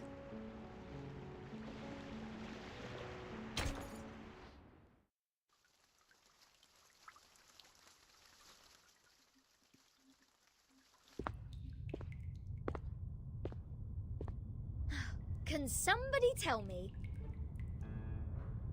why I constantly get locked up ever since I've known Vertin? I don't know, Regulus, why? In a now neglected corner, the rocking pirate is deep in thought. First locked up in a suitcase, then a Foundation cell, now this! Oh, what else could it be if Vertin weren't the jinx? Lads! I know what's going on! You got the wrong person! She is the most irrational number here! Uh-huh. Clearly. The dungeon gate remains tightly locked. The wood made of it wouldn't understand her words. I'm knocked. What does it say here? freedom will be granted once the proof is completed.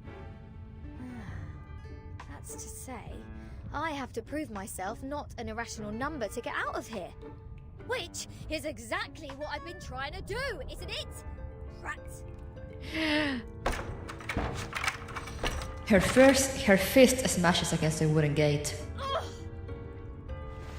She drops to a crouch because of the pain. Captain, maybe you're in the wrong direction. This apple presumes that the followers on this island have a close connection with Pythagoreanism. Pythagoras? That ancient Greek mathematician? The guy who said something about the opposite side of a right triangle? Yeah, he said something about that. Isn't he the guy who lives in sometime BC? Maths is only a part of the Pythagoreans' achievement, but from a more universal perspective, they are a mysterious group of scholars. Believing things are made up of numbers, venerating integer numbers, abstaining from beans, and the religious collective lifestyle. These are all pointing to Pythagoreanism. Sometimes BC. The earliest Pythagorean school perished because of the discovery of irrational numbers, which explains their odium of it.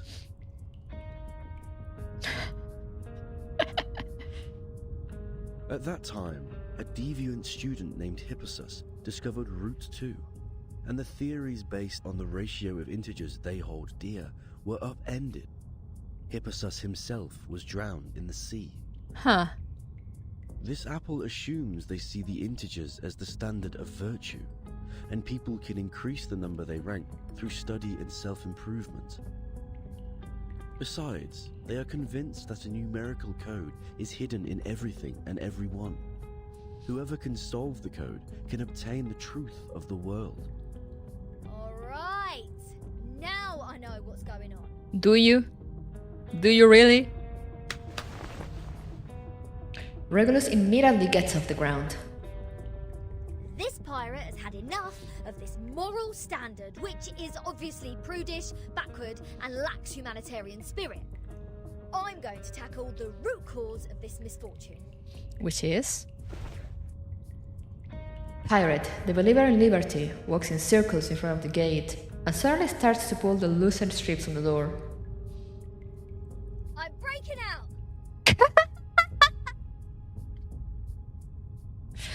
Ah, yes, of course. Hello, good luck. Thank you.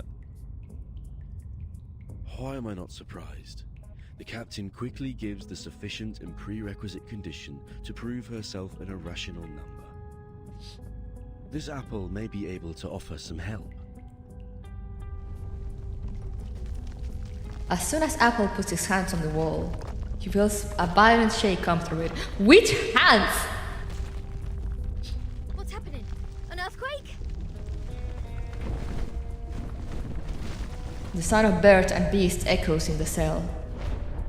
Chief Mate Apple floats out from the gaps of the guest room, making a thorough inspection. All Abraxases are flying in the same direction. Is this their habit, or...? You know, the hands of an apple. I see. The mighty apple hands. The roof is about to collapse.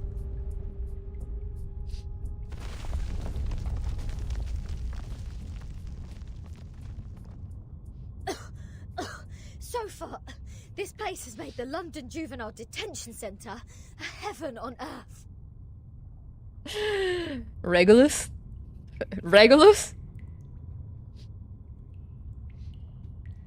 Fortunately, the scattered rocks were not enough to fill...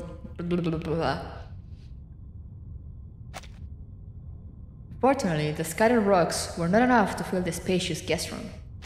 Regulus pulls herself together and resumes her prison break once again. Perhaps the collapse made the cell drafty. A cold, gloomy fog descends to the room. The wooden gate, however, stands still. Oh, is there a piece of paper? He does have small hands. Did one of the Abraxases Where? drop this? Strange.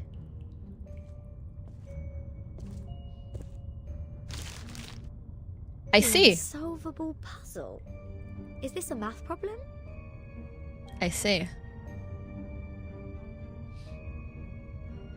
0.4, 0.7, 1, 1.6, 2.8, 5.2, 10, and 19.6. 8 numbers in total are listed in this order. There are 8 symbols below, respectively representing the Sun, Mercury, Venus, Earth, Mars, Jupiter, Saturn, and Uranus.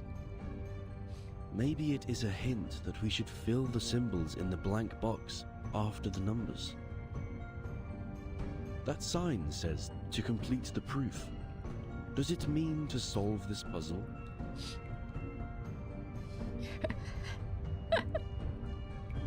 I'm not an irrational number, guys. That's Regulus. Ha! How unsolvable can it be? Clearly, each of these 8 numbers should represent one planet.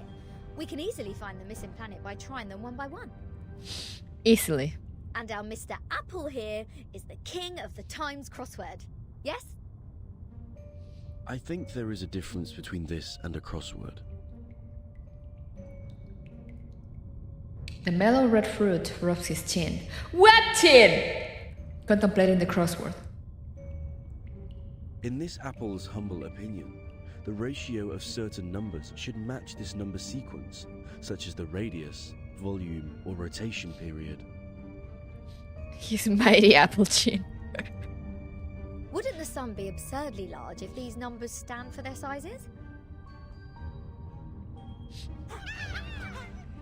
A tiny squeak interrupts Regulus' thoughts.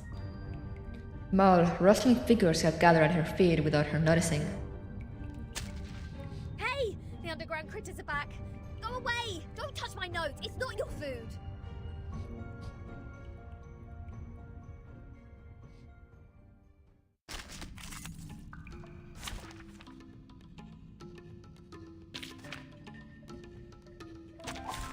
Let the helium fill your pulmonary lobe. You've seen the lower part of an apple, right? That's the tune. Okay, and what are the hats? That's your command. Brave decision. Start me up! Party planner. Everyone Light!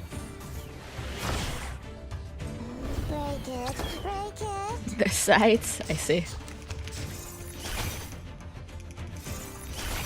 Peace and love! Peace and love! They're just little games.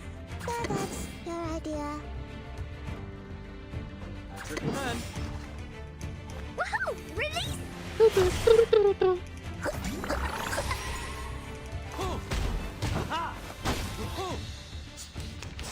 Oh, nice.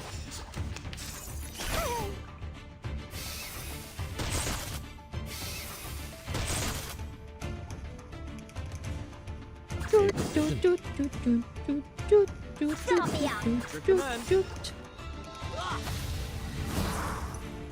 Left hand up! Now right hand up! Hold on to that. One down.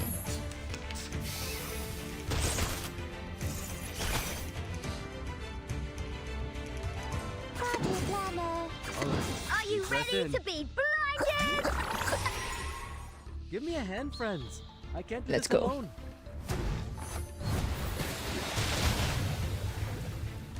Are you ready to shake? Woohoo! Release!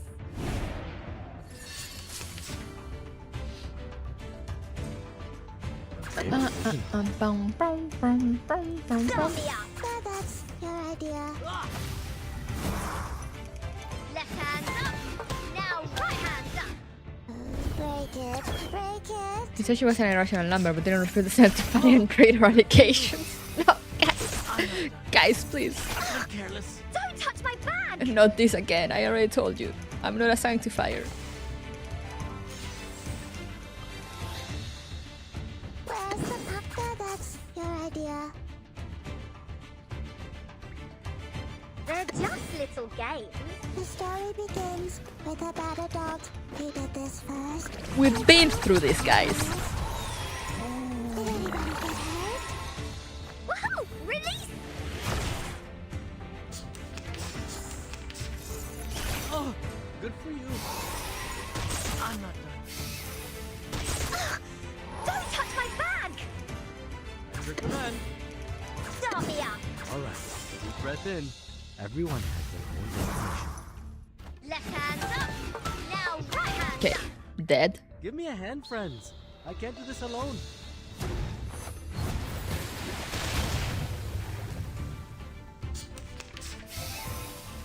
Oh.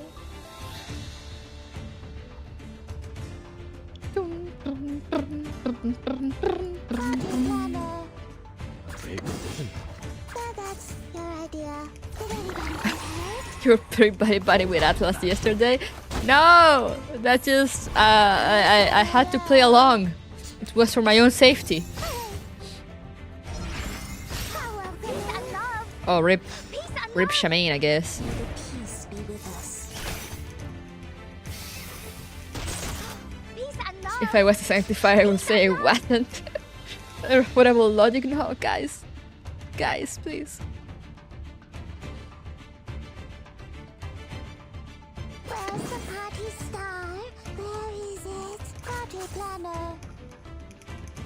They're just little games. The story begins with a bad adult who did this first. Break it, break it. Rock, rock, rock! Change the world! Ah, so close. Don't touch my bag! Ah, rip. It's time to say goodbye. Don't miss me. Hold on, please, Captain. Seems like the critters are trying to tell us something. Critter to critter communication. They are pointing at the sign of the sun. Is that so? Even the critters on this island know math. The sun. What if the sun is just here to serve as a reference point? I read an IAU's report in the Times 2 years ago. You know, the International Astronomical Union. Earth's average distance to the sun is approximately 93 million miles. As for Mercury, the average distance is 36 million, and Venus 67 billion miles. Hey? Let's say if we take the distance between Earth and the Sun as one astronomical unit, then the distance between the Sun and Mercury would be approximately 0.4 units, and Venus 0.7 units. She's actually smart. There you go. These numbers are the ratio of their average distance to the Sun to the Earth-Sun distance.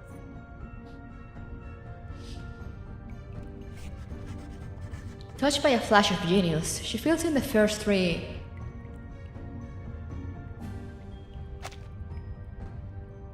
Touched by a flash of genius, she fills in the first three celestial bodies.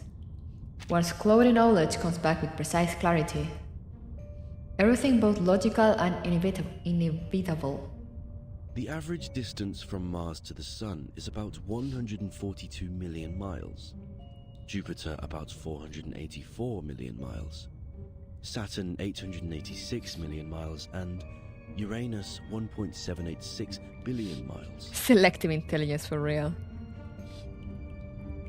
By rough calculation, and if we round the results to one decimal place, Mars would be 1.6 unit, Jupiter 5.2 unit, Saturn 10 unit, and Uranus 19.6 unit. That's weird. All these numbers one can hardly remember have become so clear in my mind. But if these numbers stand for the ratio of distance, what's the planet for 2.8? There's no planet between Mars and Jupiter. If the Sun is the reference, we will have one planet missing here. Is it really a puzzle unsolvable? Aha! Nothing is unsolvable. You are looking at the solution. There must be one planet out there, unknown to us as of yet, located between Mars and Jupiter.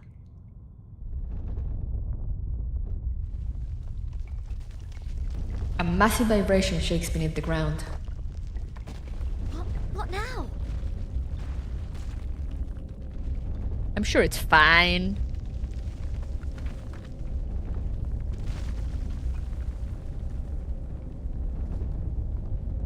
I'm sure it's fine.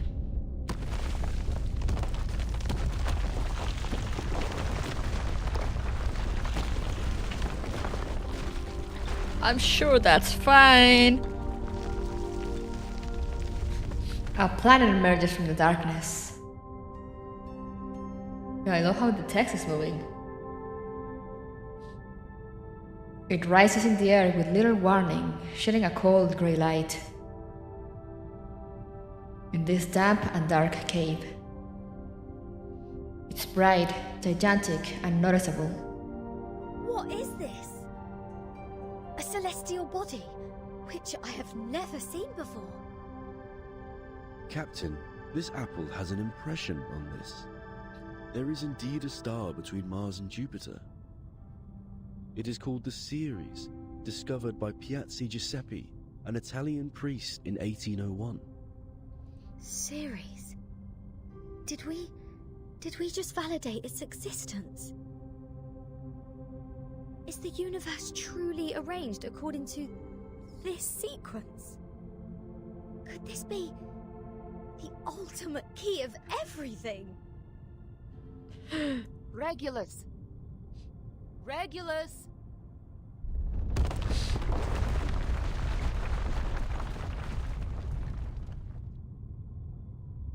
Someone is eagerly shaking her arm. What are you doing? Good food poisoning after accidentally eating one of those critters? She didn't see the biggest planet. Odd. My head hurts. What was that? All the stars have disappeared. Now there are only cold walls and damp air. Oh, and Lilia, who is looking grave. I'll make it short. Stanetta is in detention. They're planning to sentence her to death by giving her the poisoned wine. Whoa! Hey, what? I love Lilia. It's like, okay, I know you're confused, but I'm gonna go straight to the point. They're gonna kill Soneto.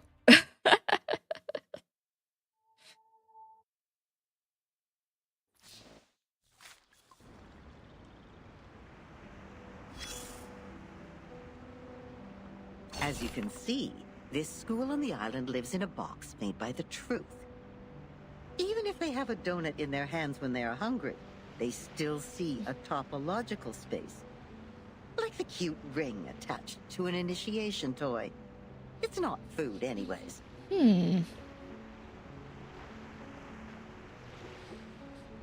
Just means they are going to make her addicted to wine. But if you give them a puzzle, they will enjoy it like the best Kaiserschmarrn. Oh, my apologies. I was not talking about the one you are holding. What? It doesn't taste good. No. With all due respect, that thing in your hand is pretty old. The mold on it seems to come from the 18th century, judging from the smell. I'm sure you know it will make you sick if eaten. Vertin, what are you eating? But we have to admit, it is not just ordinary mold.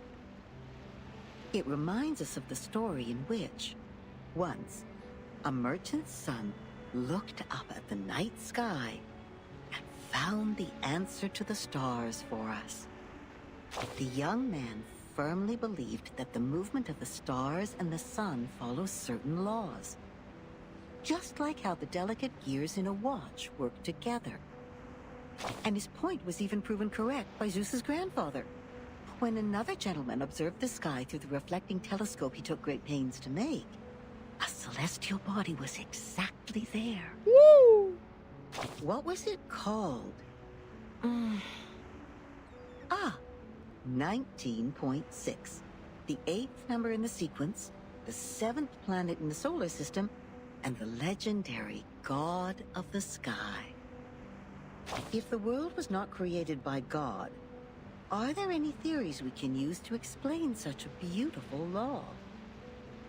Yes, the one that says it never actually exists. Anyone can see the breach in this number sequence. That is the planet, which is supposed to be the 5th number in the sequence. I mean, how come we have never seen it before, if it does exist? Either God is wrong, or we've been blind all this time. What do you think? We've been blind all the time? Yes, such a planet definitely exists, and as expected, it was discovered in the end. Yes, that's the Ceres. It only took that great mathematician an hour to find its orbit through calculation. Oh, what great astronomy! What great mathematics! What great creation! It was a beautiful dream, but it was still ended, eventually, by another discovery. The 8th planet. Not the Ceres, nor the Uranus, but a new planet. People found it through more precise astronomical data and calculation, proving that the number sequence found by the merchant sun was only a myth. Now we are clear of what we've been talking about. It's an unsolvable puzzle. It makes no sense from the very beginning. We found the Ceres because it happened to be there. It is real, and no one can deny its existence. In other words, we can perfectly prove the rationality of mathematics because we invented it.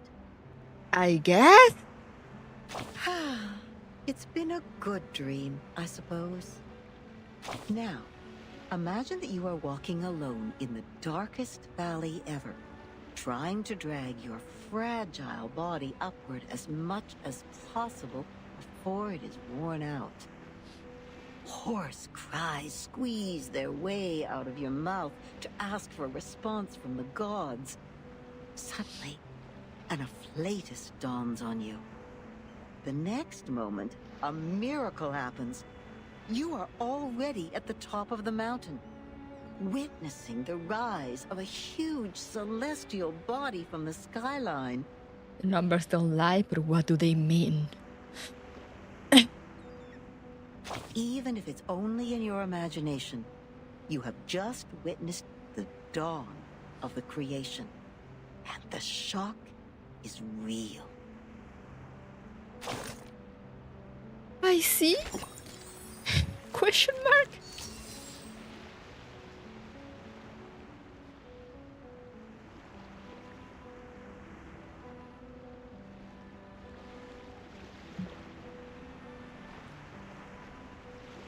Whoa, 1 second.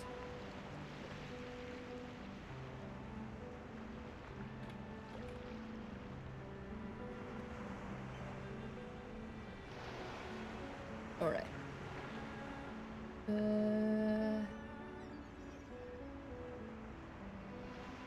Okay, nothing from my sister.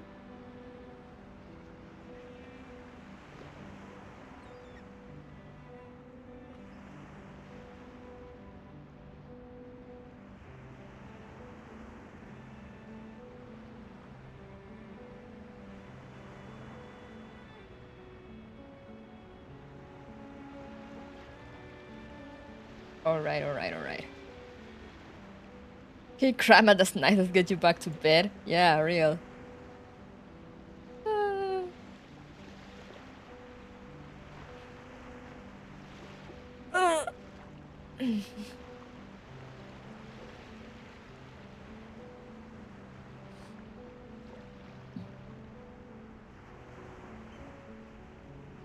are you looking at? What? What's your problem?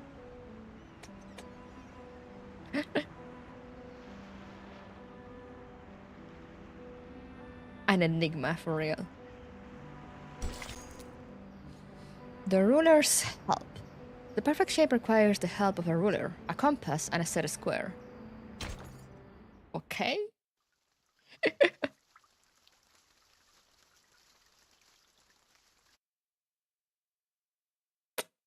An old admonition is engraved here.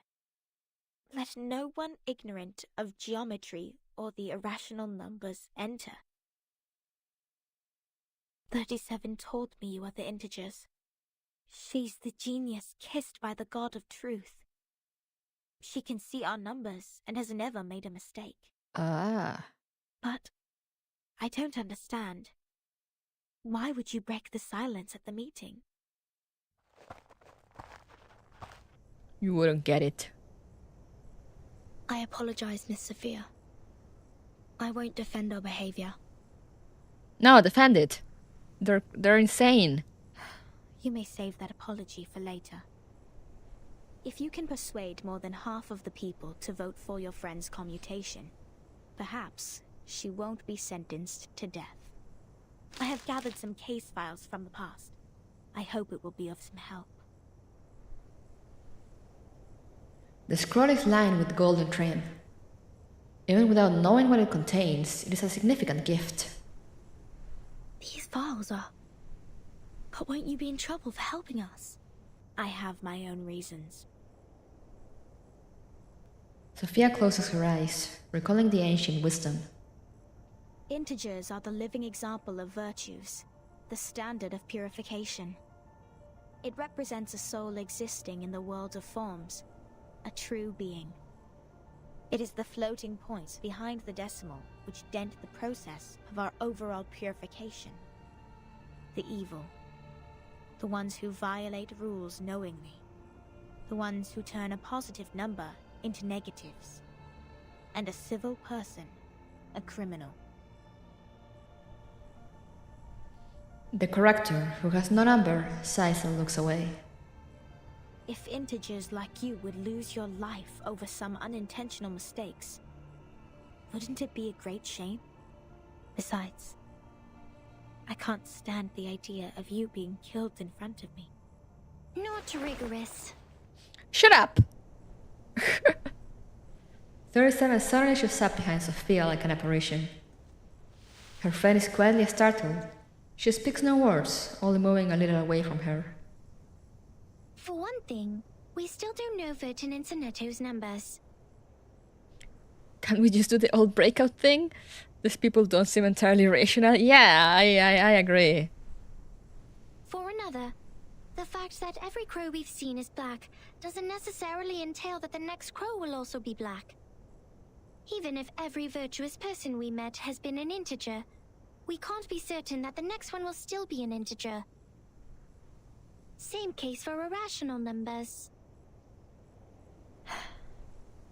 You're right, 37. But people always tend to believe that virtuous people are integers. That is what we call belief.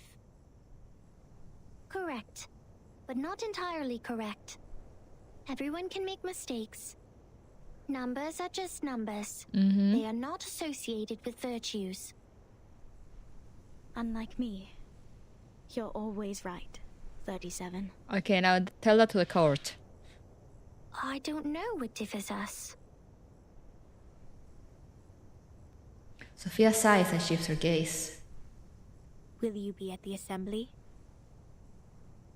Yes. Then I will leave them with you.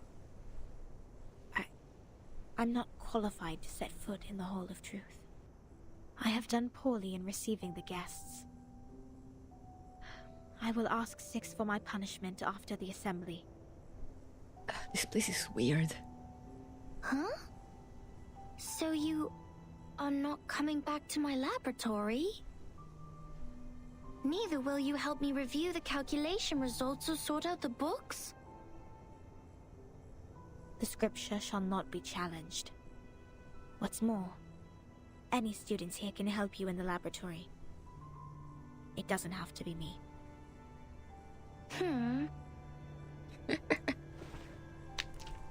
37 is disappointed. She lowers her head and kicks away a tiny piece of rock. Had I known, I would have let someone else welcome Vertin and her friends. Like 210.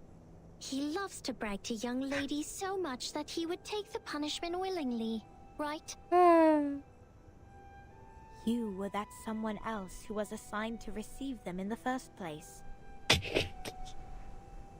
Damn.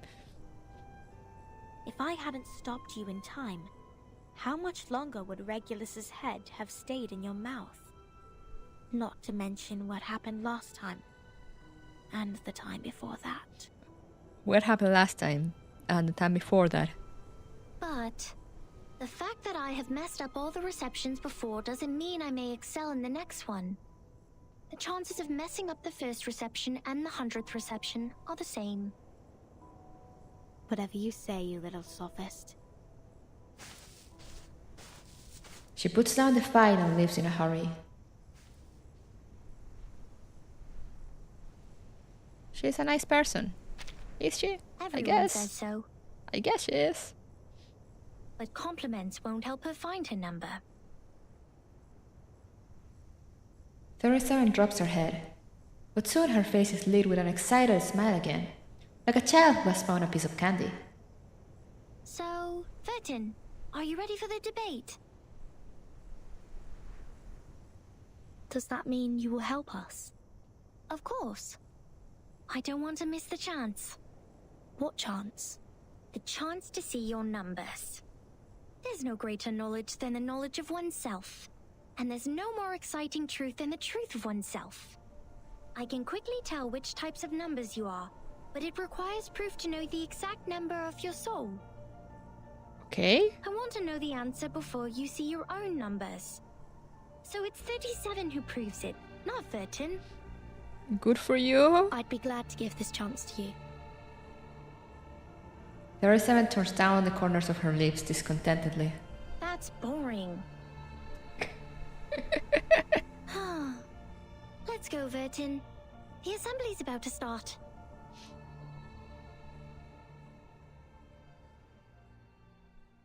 Woo, another debate. Will we murder someone this time? For me, Vertin is a 10 out of 10. Real.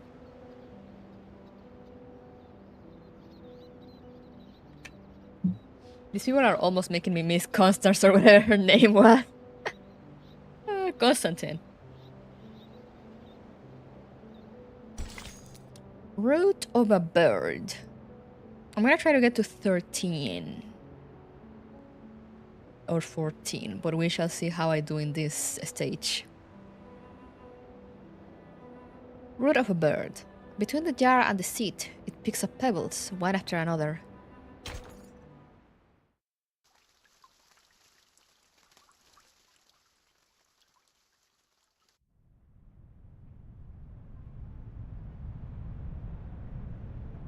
In pairs and dozens, the appearing believers enter the venue.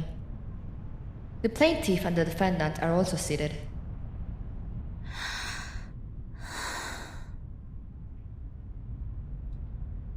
Are you alright? Don't worry, Timekeeper. I'll defend myself. She looks pale, but she is gazing steadily at the front. Back in the Foundation, I once won a public debate of a similar nature. Yeah, she absolutely murdered a man. This is my duty. I won't let it get in the way of the team's investigation. Sonetto. Sonetto lowers her head in silence, then sets off resolutely to the center of the hall. This scene is all too familiar. Inside the hall, a judge sits in authority. By our tradition, Miss Sonetto will be given the poisoned wine, so she will be muted and stay that way forever. However, Sophia raised her objection against the decision. After giving the matter some discreet thought, I have decided it is necessary to hold an assembly and take care of it democratically. Woo! Democracy! Those of you who agree to the death sentence may remain seated. Those of you who wish to commute Miss Sonetto's punishment, please put your pebble into the pot in the middle of the hall. Now, Miss Sonetto, Miss Vertin, you may defend yourselves. Until the sand in this hourglass falls to the bottom. Truly, this is a formidable war. Relax and take a deep breath. Do as the training taught you. I am Sonetto from St. Pavla Foundation. I wish all the honorable audiences here would lend me their ears to hear my defense as a humanitarian gesture. What number are you? A sharp question is thrown at them from the auditorium. Defendant, the court requires an answer. What is your number? What? Me? No, I don't have a number. Don't waste our time. People without a number cannot stand in the Hall of Truth. All her words are void. Sentence her to death now. Damn!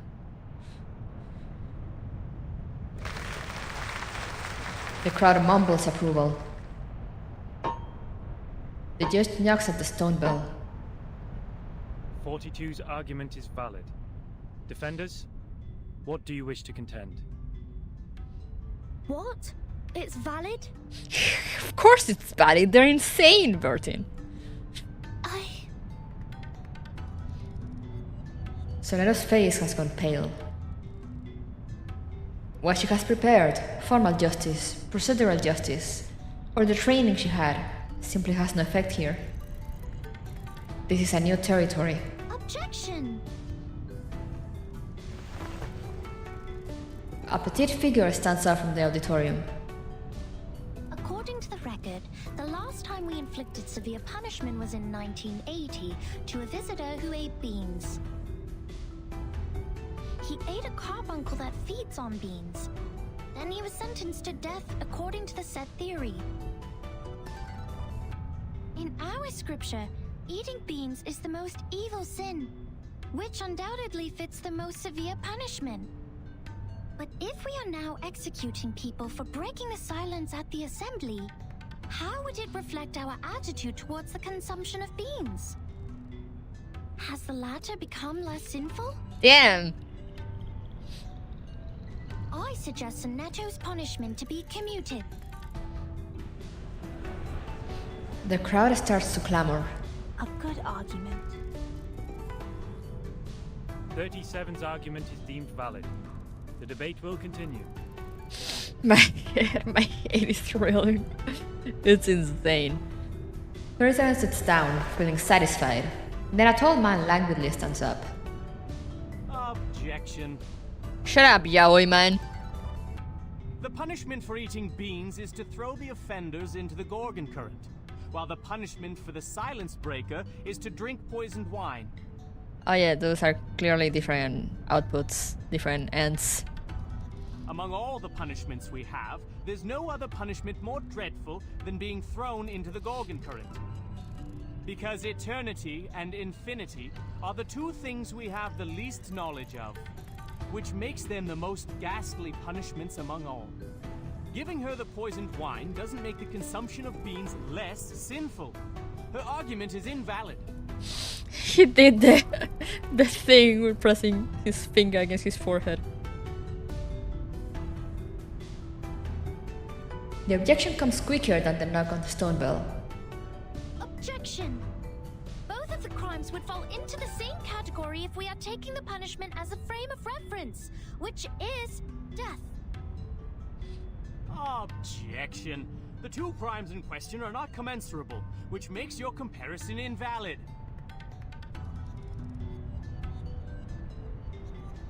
The debate is heating up. The crowd is becoming restless. More and more pebbles are thrown into the pot. What's this? They're so confused. I'm completely lost in this irrational debate. I see. So that's how it works. Timekeeper? What do you see, Bertin? Relax. I will help you. Come down, raise your right hand. This is just a debate. It's not about reality, it's not about justice, and it's not about reason. It's about winning. I object. It's about winning. Easy.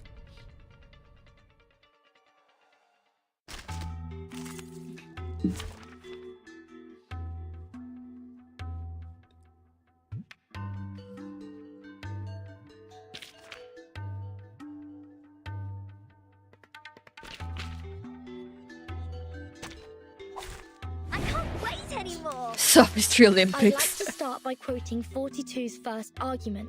Let's go. The cast stones are all boats and cast stones can't be taken back. Let's go. People without a number cannot stand in the Hall of Truth. In that case, it's not possible for Sonetto to commit a crime in the Hall of Truth. Because she can't even be in the hall. Gasp. What? Good point, Vertin. This is our chance to out-argue them. Let's go.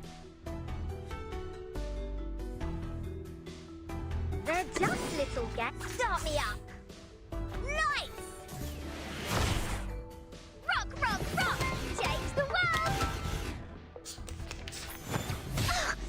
Don't touch my... Don't touch my bag! They're just little gets. Start me up. Woohoo! Release! Left hand up. Now right hand up. Peace and love. Peace and love. Don't touch my bag. If everyone speaks BS, then no one speaks BS. Exactly.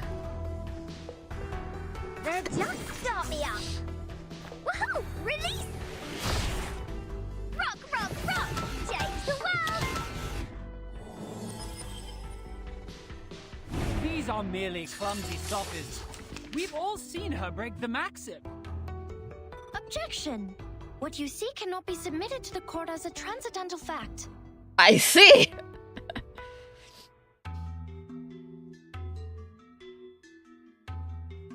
It's nothing but the fragments of the phenomenal world which can't be used in your argument. Objection sustained. Please, ladies and gentlemen, keep the debate logically consistent. Yeah, guys, keep it logically consistent. Since Sonetto has no number, and a person without a number does not exist before the truth, Sonetto thus didn't offend your truth. She didn't break any rules. This is completely logical, guys. Makes absolute sense.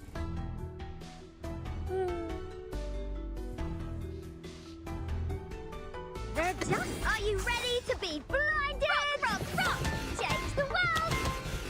Are you ready to shake?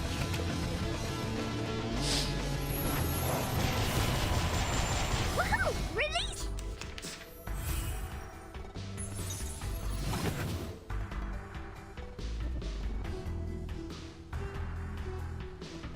Start me up. They're just little games. Woohoo! Release! Rock, rock, rock! Change the world!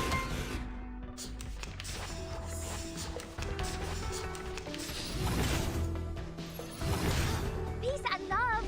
Stop me! They're just little games. Left hand up. Now right hand up. Objection! The rule breaker has a number. We can all tell that she is very likely an integer. But very likely does not imply having. Therefore, she should be identified as an unknown number, not void. Your sophism has failed. 42's argument is held valid. Is there anything else you'd like to add, defendant? Oh no, Martin, come on. Tell you a secret, Vertin? We would call criminals negative numbers. I got it! Bertin is so quick on the uptake. I envy her.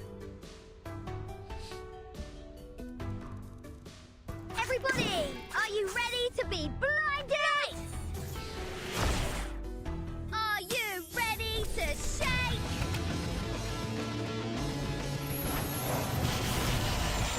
Woohoo! Release!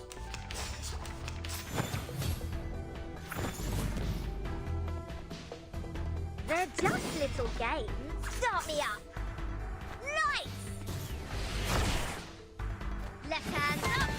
Now right hand up. Defeated. It is easy to prove Sonetto's innocence. According to the law of the excluded middle, Seneto either committed a sin or committed no sin.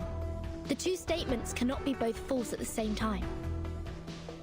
Since we consider a criminal as a negative number and a non-criminal as a positive number, Seneto at present is considered an unknown number. That means she doesn't belong to the criminal set or the non-criminal set. She did not commit a sin and did not commit no sin. It's a paradox. Woo! Have fun, guys. I hereby demand to modify the criminal sentence that has been given to Seneto. This is not bad for a stretch.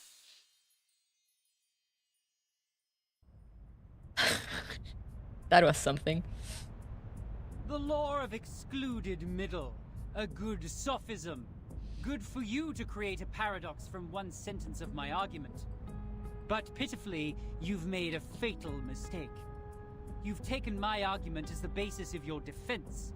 I said people without a number should be expelled from the Hall of Truth. You don't have a number either, Miss Outsider. Based on my argument, which has also been approved by you, I argue that all your arguments are invalid. There's no time left. 13 has a number. I saw it. What? 37, do you know what you're saying? Yeah. I read her number just now. Let's go. 13's number is 0. Let's go.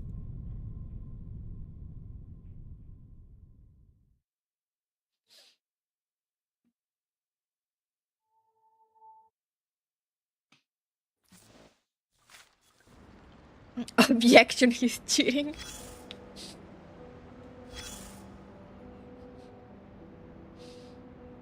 She's the fool! Come closer. That's right. Take a few more steps and immerse yourself in the shadow, including that hat. You don't want those good ears to hear this private conversation. That pad of paper from the miss? Yes, the one wielding the ruler? Is quite valuable. I can tell it is of a certain age and records quite a lot of anecdotes. One visitor to the island took out a baguette from his luggage. To share it with others, he made an attempt to parcel it off. Another visitor fell to the ground and happened to sit on a quart measure and break it. You can learn the punishments for them from the paper. The former was thrown into the sea, while the latter into the further sea. I see. Only God knows how this wine-dark sea holds so many visitors. It's a cumulative way to say nice argument, but your mother. Perhaps they can also resort to the debate. Oh, the debate! That's really a pain in the neck for that logical, pragmatic assistant of yours, isn't it? People always tend to mark what they can't figure out as arcanists' doings, as if things would make sense once they do so. But it won't change the fact that the debate is only a game involving sophistry, improvisation, and straw man fallacy. So what makes it superior to beans, if the form is what they are really after? Anyways, whoever fools the others first will win the game. No arcanum at all. Woo! And that argument of hers is the best attraction for the audience. A special number. A 0. Boundary between positive and negative numbers, huh? You are neither positive nor negative, which means you don't belong to either side.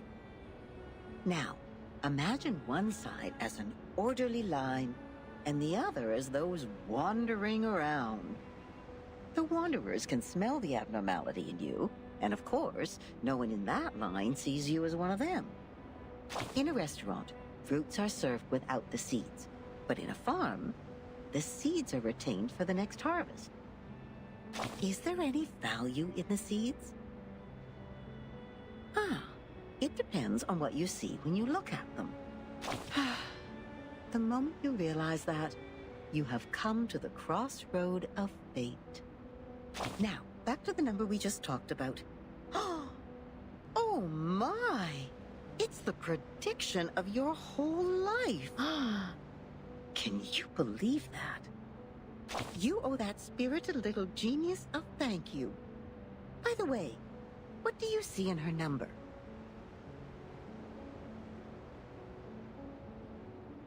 A number? I always know you're a quick learner. You're very good at noticing new things. That's right. 37 is only 37. A nice unique prime number which equals the word genius. At least everyone prefers to think this way. Why not deify the one that is able to reach the truth when you have the chance? It's much easier to pin your hopes on others than to blame yourself. Damn. I guess you also did that, right, darling? It's okay. She never says no. She just lets the hopes pile up on her shoulder because she simply doesn't care at all. What a good child. I see. Challenge record. A splendid debate between numbers. Think back. Oh, I got on a...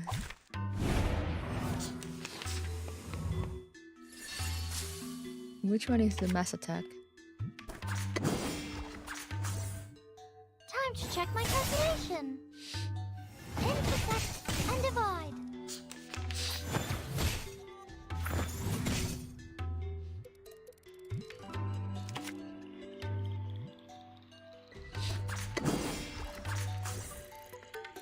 Intersect and divide. Time to check my calculation.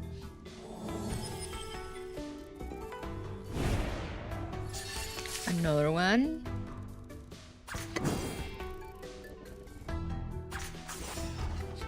Welcome to the world of numbers.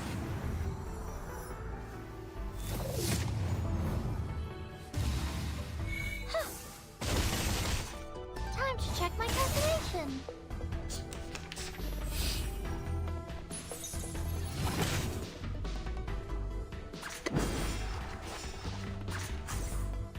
Time to check my calculation.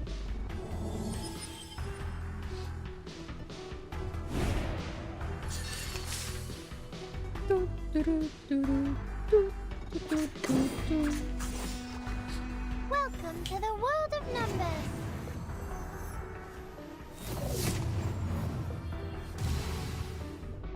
Her all looks so cool for old animation. Form is above all.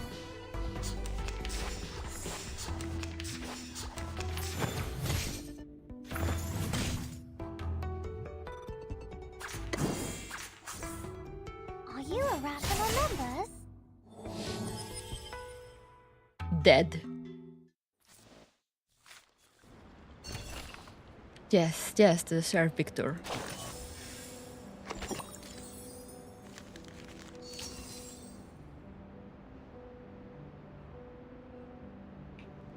Alright, let's go for 13.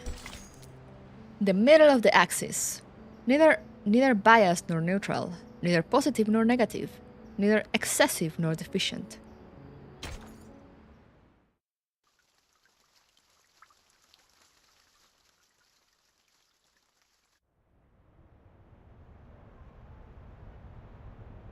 There is an outbreak of muttering among the white robes.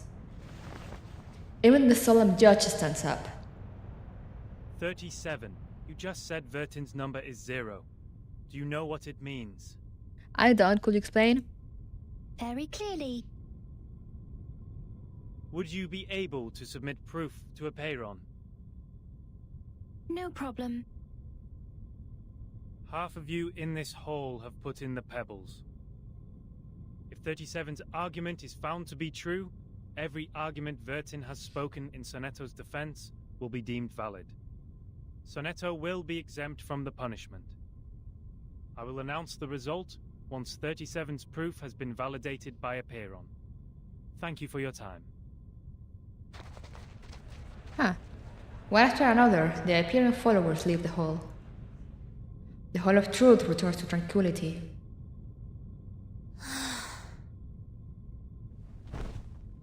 Sonetta slowly sits on the floor in a lackluster manner.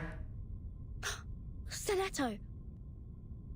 The room both split just like every boat with chat. God, don't remind me. Timekeeper, I'm so sorry. I tried my best, but still I couldn't understand the debate. It's fine, Sonetto. I failed again.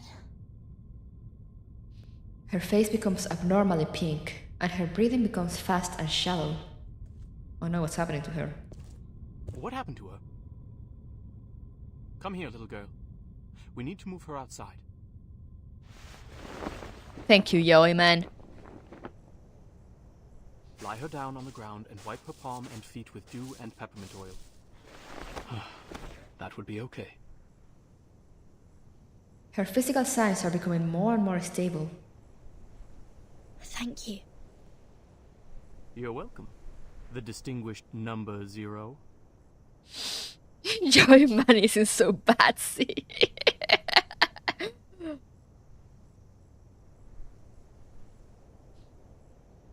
The man shrugs his shoulders. I'm kidding. I'm 210. Well, instead of the number, I prefer people call me the rhetorician. I've heard your preachment. Pretty demagogic. The man nods, looking amused. That's how logic works. With logic, I can prove that you'd cease to exist in the next moment, or that there are no other people in this world except me. Achilles can never outrun a tortoise, and a flying arrow is forever motionless. I see. Never judge a book by its huge hands and broad shoulders. This debate is nothing but meaningless wordplay. That pacifist let you off this time. 6. A perfect number indeed. For he knows the benefit of reconciliation. Who wants to have blood on their hands and be devoured by the cycle of hatred? Yet it's a torture for any intelligent mind to hear such an immature debate. Can you feel the suffering of our leader now?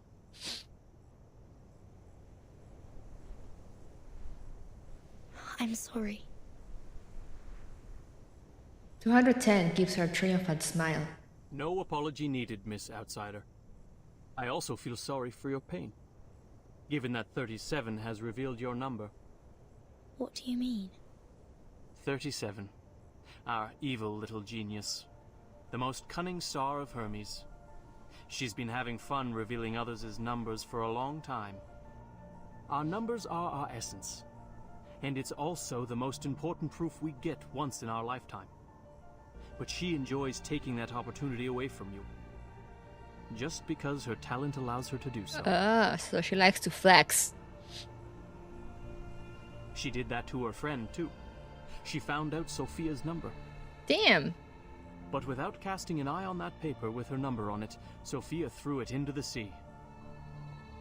Sophia is Sophos. But you... I pity you. It's fine. It doesn't seem like trouble to me.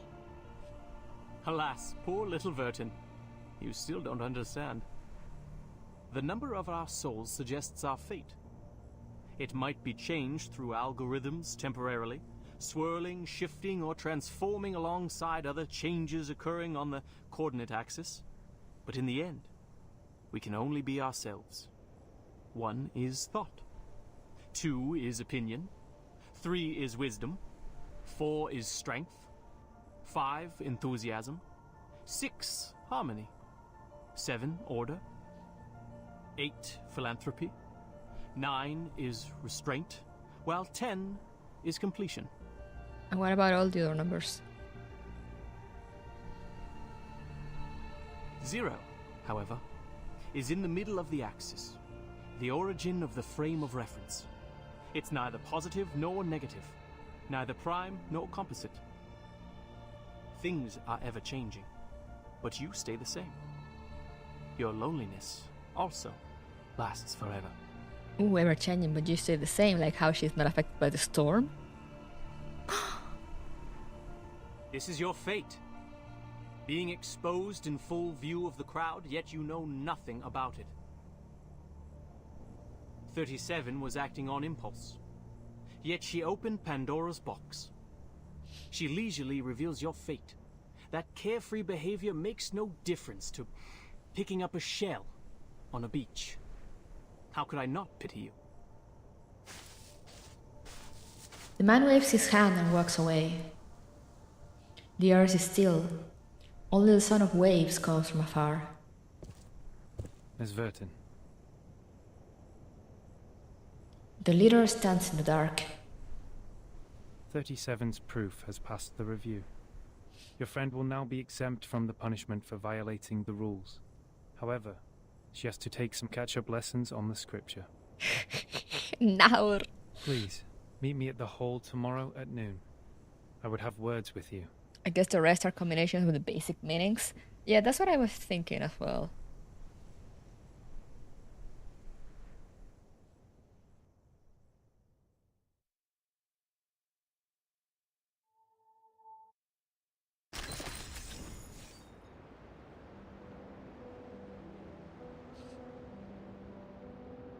Which level is this? Oof.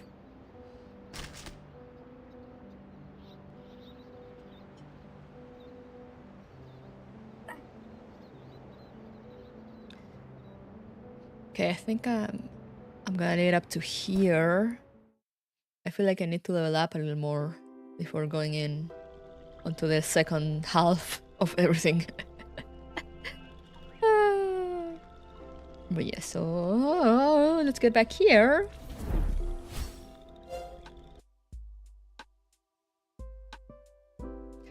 Oh no, not a school. Anything but that. Anything but school. No education, please. But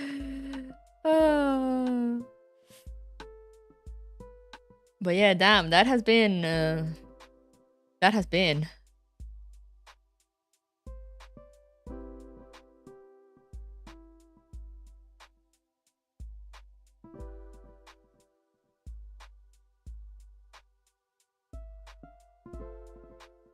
Oh man, there's a Regulus skin on the shop.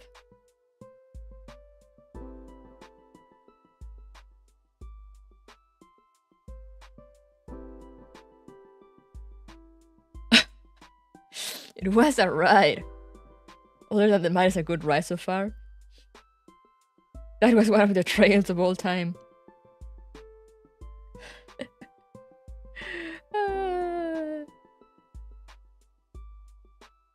Man.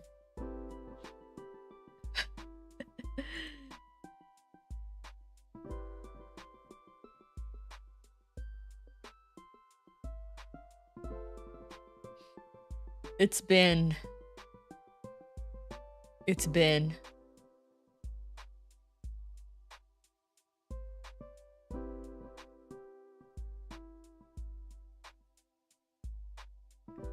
What we need today because I have no clue what just happened. Things are happening. I'm not sure what things, but things are surely happening.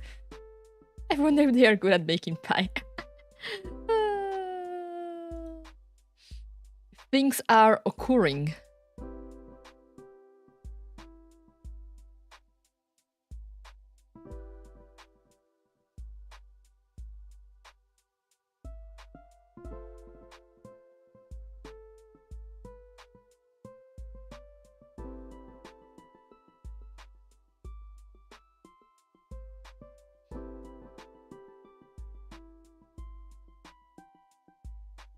The plot thickens.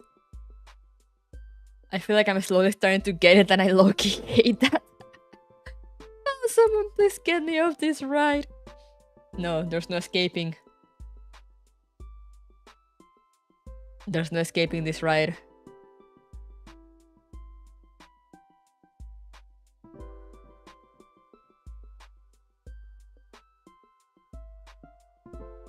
You can't escape this weird logical Greek ride.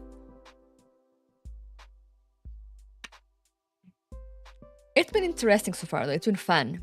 It's been weird, but fun. Think I'm gonna stick to PGR? PGR story. Yeah, it's been weird but fun, and We still haven't gotten too many answers. Like how, how they managed to survive the storm, or if they're just lucky, or are they so obsessed with numbers?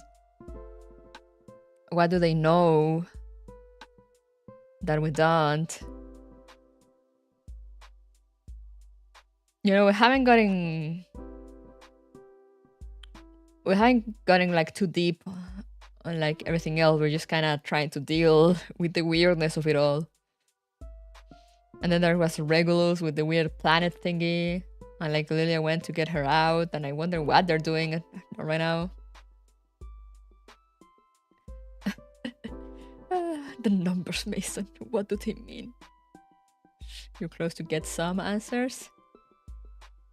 I wish. I hope.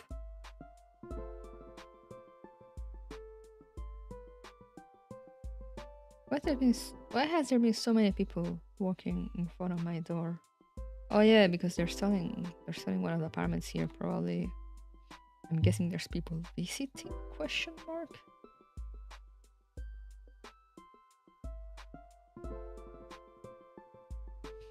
Anyway. That was an experience, but yeah, I might not do reverse next week. It will depend on Reggie from the camera. It will depend on how much I can level up and how much progress I make on Neural Cloud on Saturday. So we shall see. Still thinking about my schedule for next week, but weekend is probably gonna be like Neural Cloud on Saturday, and then Sunday a stream. It will be up in the air. It will be either Neural Cloud or reverse, but yeah. We shall see. But then how is Terror going to know when you're streaming? He actually showed up yesterday for the Neural Cloud stream. He broke the course.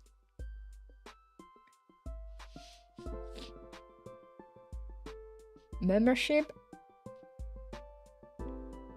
I don't know if I'll do it next week, or if I'll wait for the end of the month.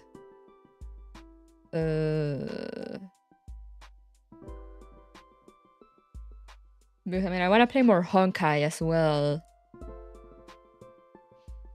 And I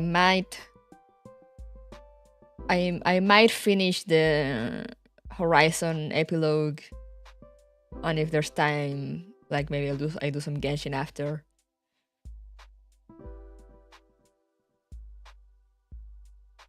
I discovered Crew because it's this website called Twitter now. Damn! That will be fine. The last boss in this chapter is kind of difficult. More time to level up your characters. Yeah, no, exactly. Even though it's better to level them up. So I might take some weeks off to farm, and I can get some Neural Cloud progress done on that time. So then I can hopefully start Reverse Collapse the following week. But we shall see.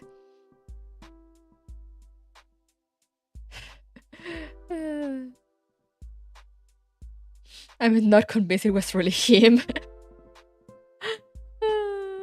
Man. Doubting the existence of El Terror. Okay, guys, it's El Terror Porteño real or not? Discuss.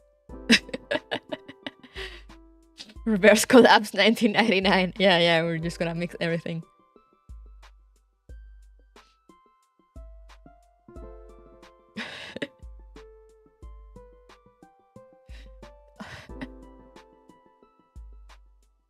Until I have it in my Steam account, I don't believe RC exists.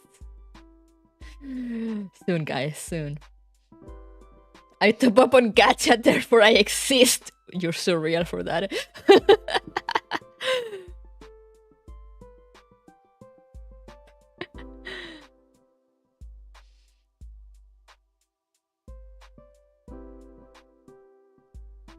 But yeah, see. Definitely more Neural Cloud and more Honkai next week.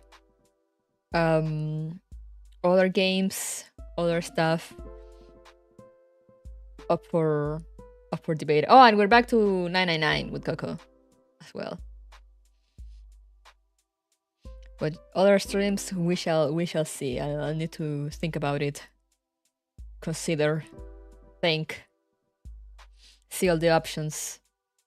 We did party like it's 1999 real. We sure did.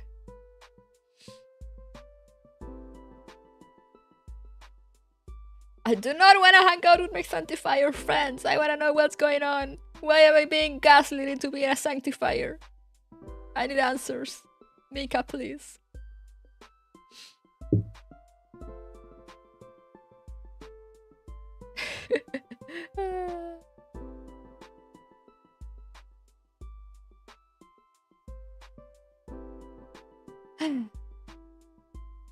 But yeah, it's mostly the weekends that I'm trying to think what to do with, like reverse and narrow cloud.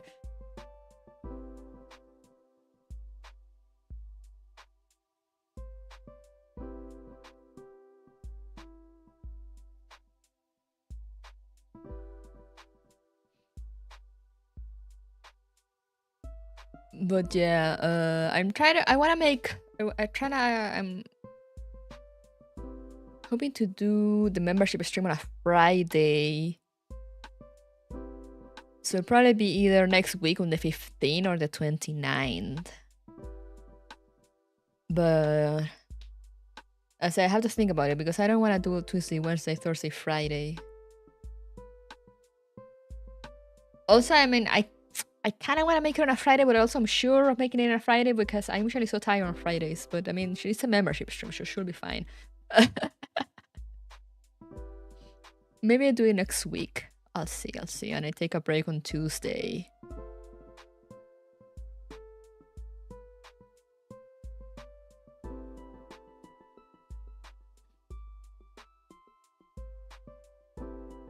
Or the other way around. I stream Tuesday and take a break on Thursday. I'll see. I don't know. I'll think about it. We shall see. Arceo reveals that we were all sanctifiers in the end. Could you imagine? Makes me wonder who the sanctifier was that we are seeing in their pub. Yeah, that's what I was thinking about as well. Like, who is it? Whose pub are we seeing?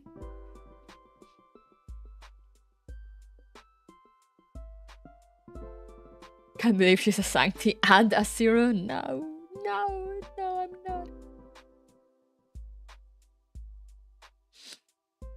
Not me, guys, I swear.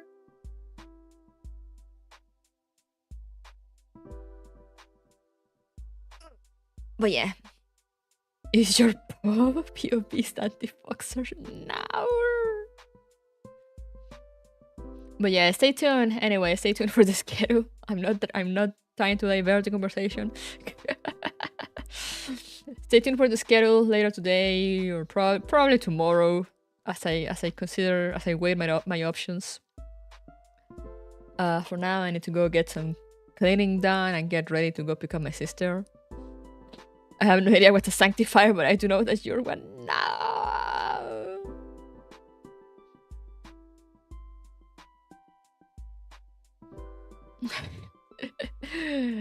Cleaning time. Yeah, I need to like clean some furniture and time to change the bed sheets. I'll do one of those before going to get my sister and the other one after probably. So yeah, stay tuned. Thank you guys for coming. I hope you enjoyed, despite everything that happened being kind of very confusing. But I hope you had a good time. Remember to stay safe, stay hydrated, take care of yourselves. And I'll see you guys next time. Bye bye.